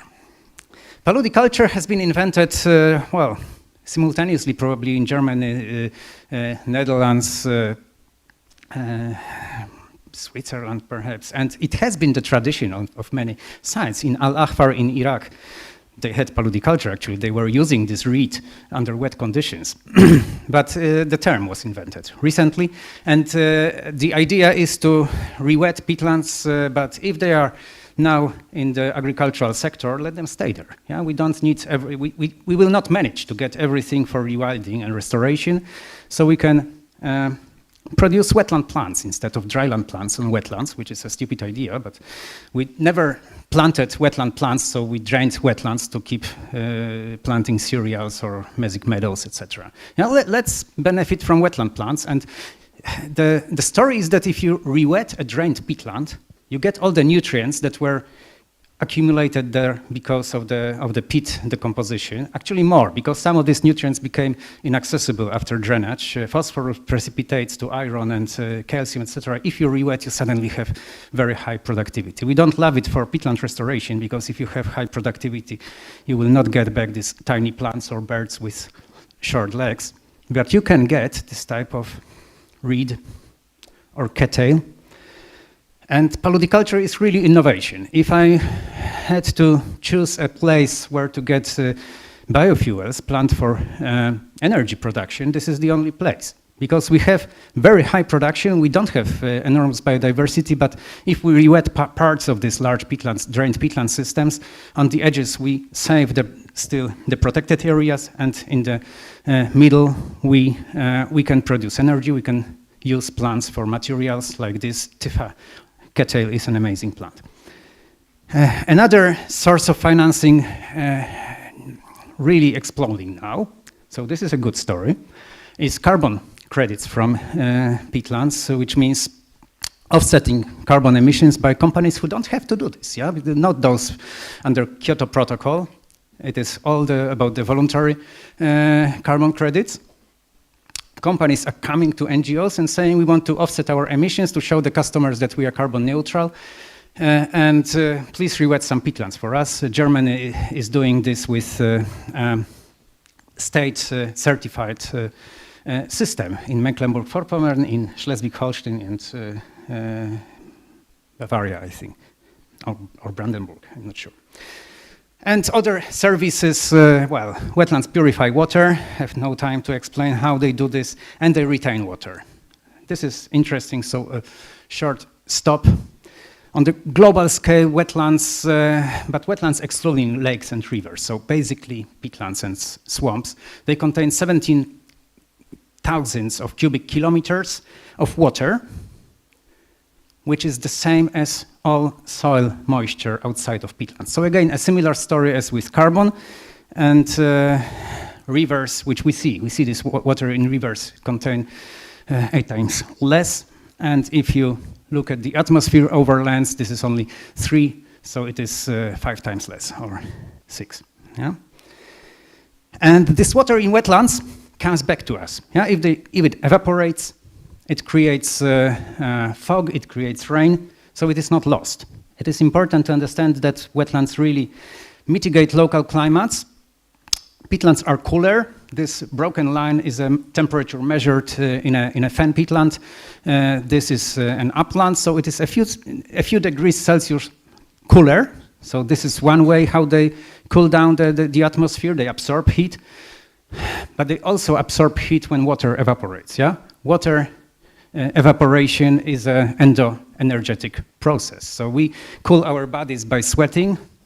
I think there is a air conditioning here. It works exactly the same way. So peatlands are such air conditioning mechanisms of the landscape. And if they are dry, they of course don't do this. If we re-wet them, we can get this moisture and this cooling in the cities. This is Bucharest, by the way. A failure of, what was his name? I forgot the name of the dictator of Romania, Ceausescu. Yes, he wanted to make a governmental district here and to drain it. He failed, fortunately, and this is a nice wetland nowadays, sometimes lacking water. So in general, coming to the end, we have a synergy of many benefits. Global climate, regional climate, clean water, a lot of water, restoring ties to nature. This is fairly important, and saving biodiversity. By the way, the species connected to freshwater wetlands are most threatened from all groups. And it is important, I have to acknowledge, that restoration doesn't actually work well. There is a lot of papers, and recently a paper that included our group, our research, and Nature Communications. Rewetting does not return drained fen peatlands to their old selves. Yeah, they will not be the same in our lifetime as they were before. But perhaps they don't have to. If you destroy something and you repair, it may not function the same, but still you are able to restore a lot of the function, and especially CO2 emissions are cut immediately after you rewet. There is a methane peak a few years after rewetting, but if you have a longer term, you compensate for it. And another recent paper from Nature Communications shows that prompt rewetting of drained peatlands is the most effective way to cut emissions and to contribute with peatland management to combating climate change, despite methane. Yeah, concrete calculations, several scenarios: drain more, no change, so keep what is drained, rewet all now, rewet half now, and rest later, and rewet all later after 2050. And well, if we rewet all now within the next 10 years, we lower the greenhouse gas effect of peatlands, so the radiative forcing by by 2/3, yeah, to 30% only. The question is whether we want it.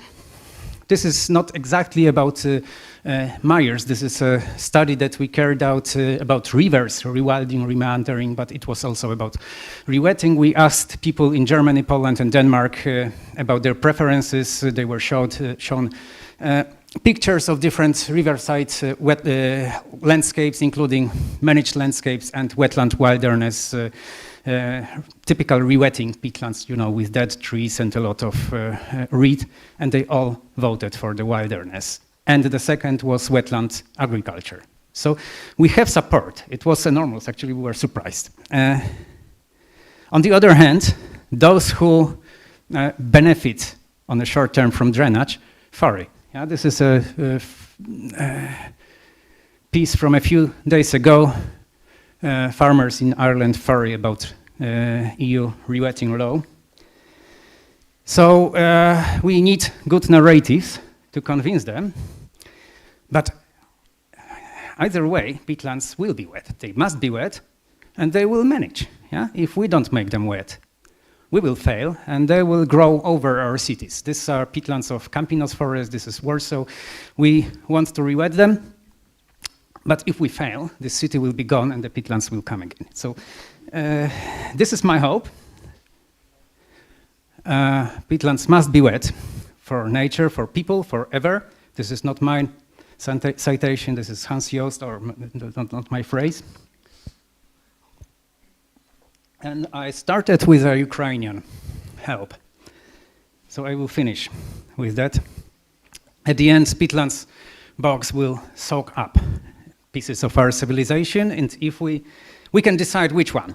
Yeah? If those that we hate, it's okay. If those that we love, we are in trouble. But they will come back. Thank you.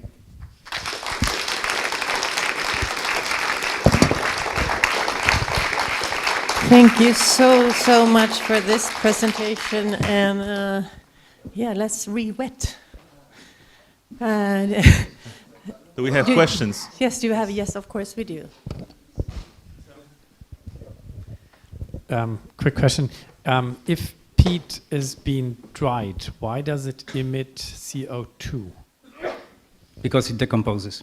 If you drain it, if you dry it completely, you can store it for long. But it is not. That's not why we drain. We drain peatlands to either use them for agriculture, and then we want them to be moist, because this is good for plants that we plant. And in moist conditions, organic matter decomposes fast. If we excavate peat, we excavate it to put in pots for potting plants or for this horticultural business, and then we also want it to be moist. And then such a peat as a horticultural substrate within a few years is gone because it is decomposed. And we have another question, if I could just get you. Yeah, it's not much of a question. I would like to just comment. You could see like Finland is third on land use emissions in wetlands.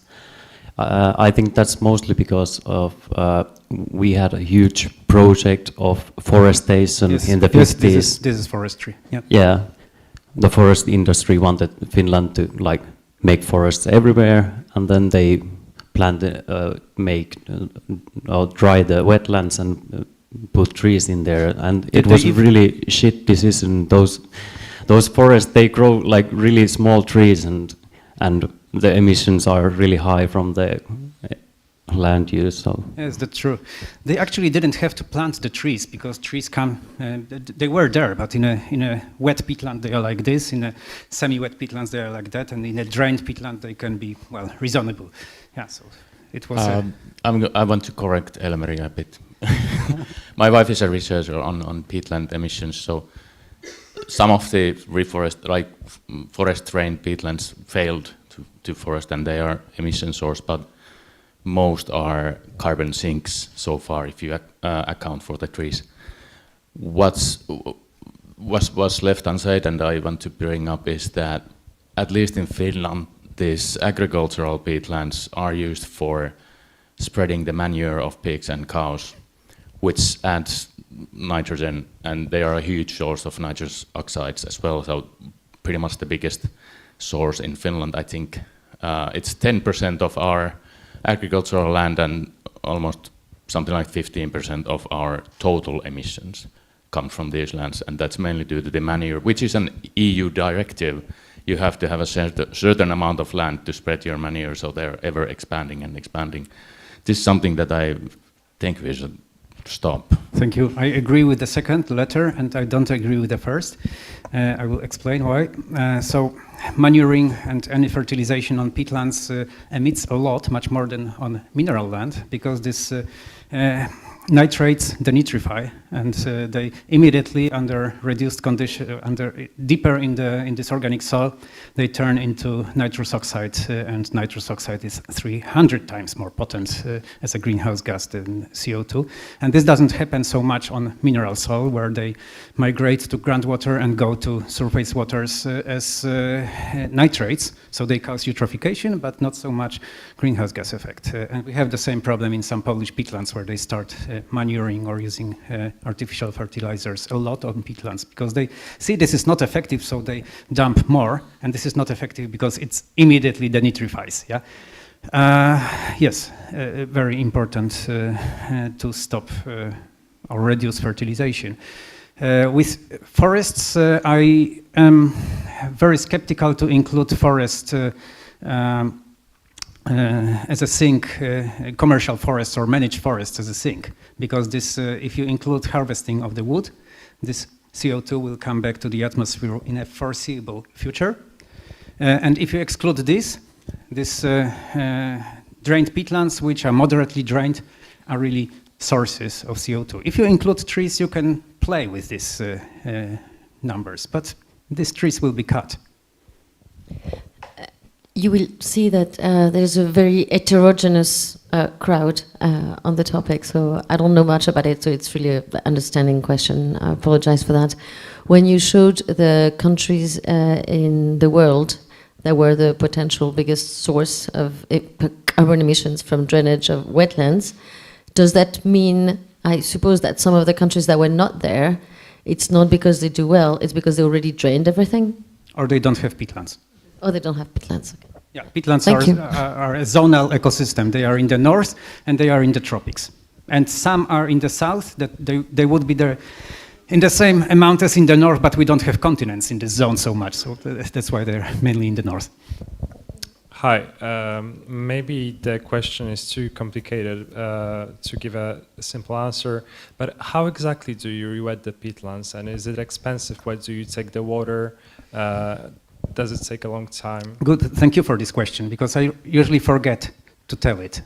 And people think that you need to bring water in a pipe or in a tank or whatever. No.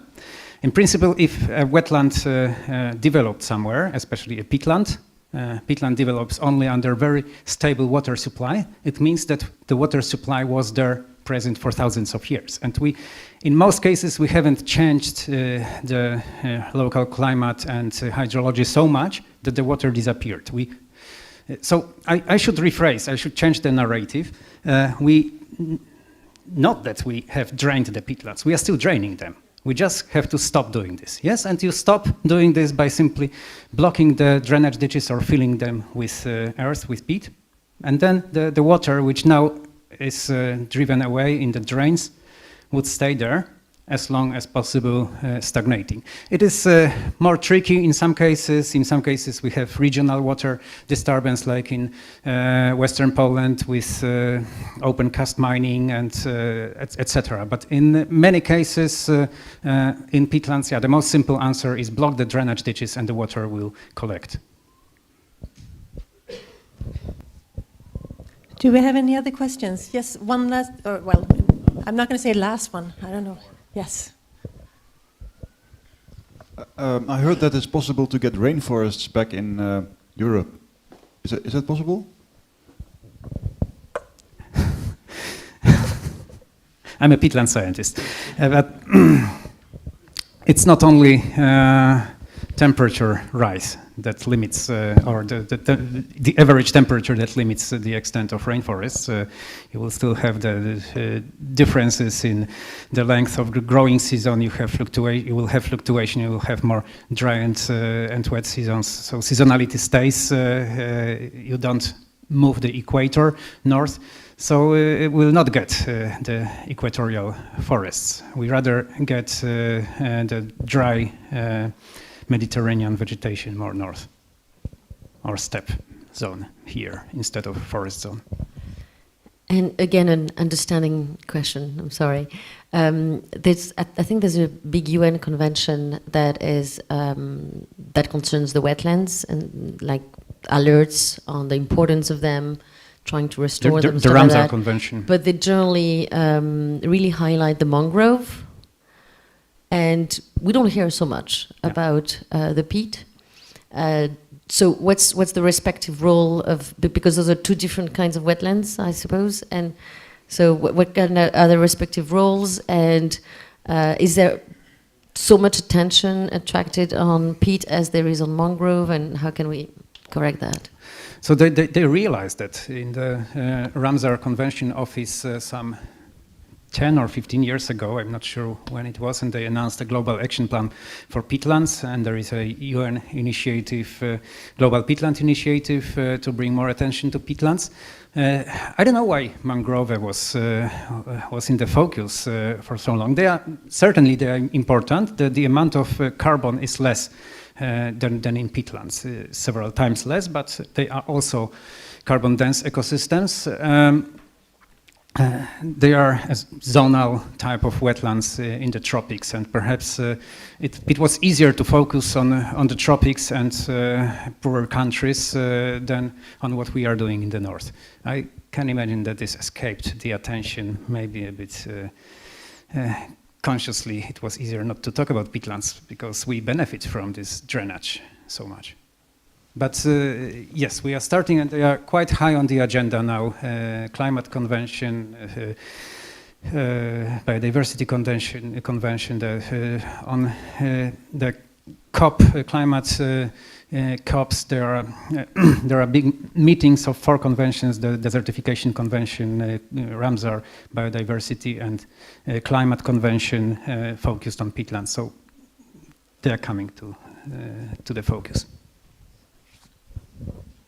You mentioned that peatlands deliver, call it spawnum in Danish, for horticulture. So let's say that we have a wonderful world where we simply close off the peatlands and they can't get the spawnum, for lack of better words.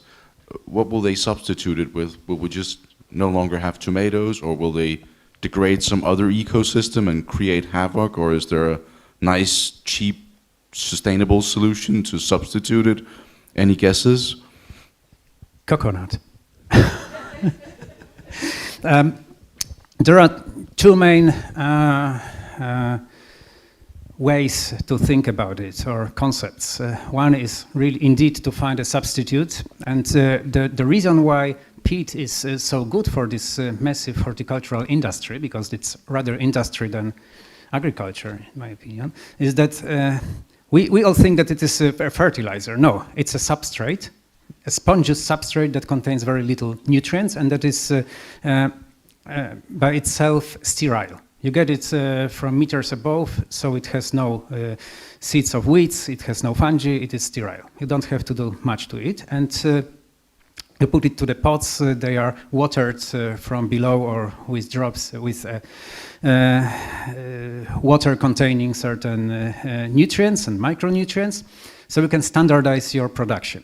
Yeah, and that's why the lettuce and whatever, yeah, you buy tomatoes, paprika are always the same, yeah, because they get standard mixture of food. And peat is only the sponge, yeah, and after a season it is thrown out to the compost, it is mainly gone, and they put it in again. And there is no equally good substance, but they think about coconut fiber, indeed from the fruit, but also the core, I think it's called, from the bark. A recent idea is to use a farmed sphagnum, not go for peat, but use excavated bogs to farm sphagnum and to use fresh sphagnum in a mixture with other stuff, with compost or with peat, and reduce peat use at least somehow. And some, how do you call it, rock wool and this type of stuff. It doesn't work as well as peat, they say, but peat is cheap so far. The other way to think about this is change systems of food production, because you can very well grow all these vegetables in compost soil, and then you don't have to fertilize because compost is rich in nutrients, but then you don't have the standardization approach, yeah? Compost can be different, and you don't have this, it's a completely different philosophy. And these systems, you have seen this photo, they are there. So it's not so easy to go into towards the more local compost-based production, but with the attempts to get at least part of the food produced locally, this compost should play a role.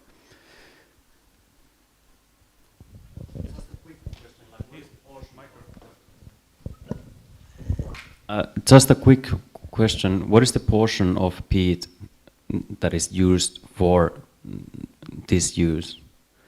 Like, do you know? Like, it's, I guess, it's about 90%. So in some countries use other substrates like this rock wool or char, but it's mainly peat. It's sphagnum peat. No, I mean like the use of wetlands that are dried. Okay, it's not so important as a cause of degradation than drainage and agriculture. So on the global scale, Hans Josten estimated the loss of peatlands due to extraction as 10%. This is with historical extraction due for energy production, and still peat is being burned in some countries like Belarus, I think Sweden, I think Finland still, Ireland is telling that they withdraw peat use from energy sector, but they still burn. So this is very fast emissions and fast use. For horticulture, it is not so large area as drainage-based agriculture. So this is the problem number one. But this is, after forestry, this is a third reason. Yeah.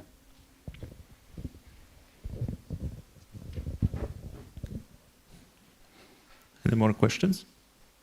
No. Okay, thank you very much. Thank you.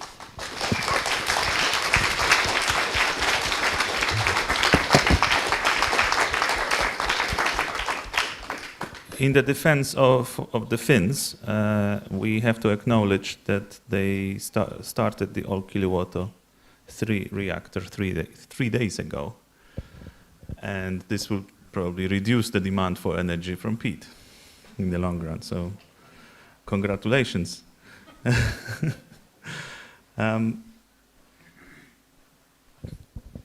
When we talk about our principles and what we want to do, if you want to summarize this into a metaphor that Marcin was talking about, they use the metaphor that I use when I talk to media and when I talk to politicians or other climate activists, is that our planet is a spaceship, but we are not passengers. We are the crew. And we are responsible for the support systems that are on the planet. And it's up to us if we can rethink, redo, recycle, re-wet, rewild, and replanet our spaceship. Thank you.